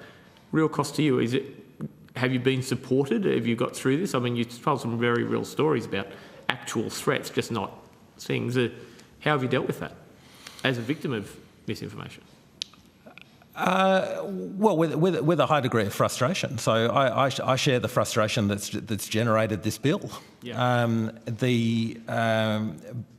It is, but I think your only choice is to keep going and stay out there on social media. One of the worst things to do would be a trusted voice and sort of retire in where other voices that perhaps have different views about things that aren't that healthy with regards to vaccines and others, can sort of fill that vacuum or space. So no, my approach is, as a public figure, keep trying to find the middle road. But I appreciate your concern, Senator. The cure for misinformation is information, isn't it? I mean, that's exactly the interpretation of what I said. Yep. Thank you, sir. I'll just finally, what you were saying about if you respond to a comment on that sort of social media space, you immediately get an avalanche of threats and attacks. I've been there. There are a significant number of people who just don't comment anymore. They don't engage with their followers because of the avalanche of abuse that you get. And I find the worst abuse I get is the one that comes through on the sort of messenger chats that's behind the scenes, where there's some pretty hideous stuff that comes through on there. And so that it becomes quite problematic, because that it stops being an engagement piece if you're talking to, like you say, a trusted voice or a public figure. If there was one, and then we need to ask, well, what's the solution to that? Because that's actually not covered by this bill, but is covered by sort of Senator Pocock's comments about algorithms and how these things work, and then at the end of the day, perhaps some more support for public figures such as ourselves who are out there and need to continue to engage, because I think that's a really important observation, Senator. That if we have good people retiring from the field because retiring hurt, then you're going to have that field of contest occupied by people who you really don't want there. So it's a nice way to finish. Thank you. Really appreciate you coming in and talking to us this afternoon, and thank you for your submission. I don't think you have, but if you have taken to provide any questions on notice or any further come through to you, the Secretariat will be in touch if that's the case. We are requesting them back by the 25th of October, lengthy period of time, obviously. That does actually conclude our hearing today. I'd like to thank all of the witnesses throughout the day, and also thank Hansard Broadcasting and, of course, our amazing Secretariat for all of their assistance and hard work. Thank you very much. The committee now stands adjourned.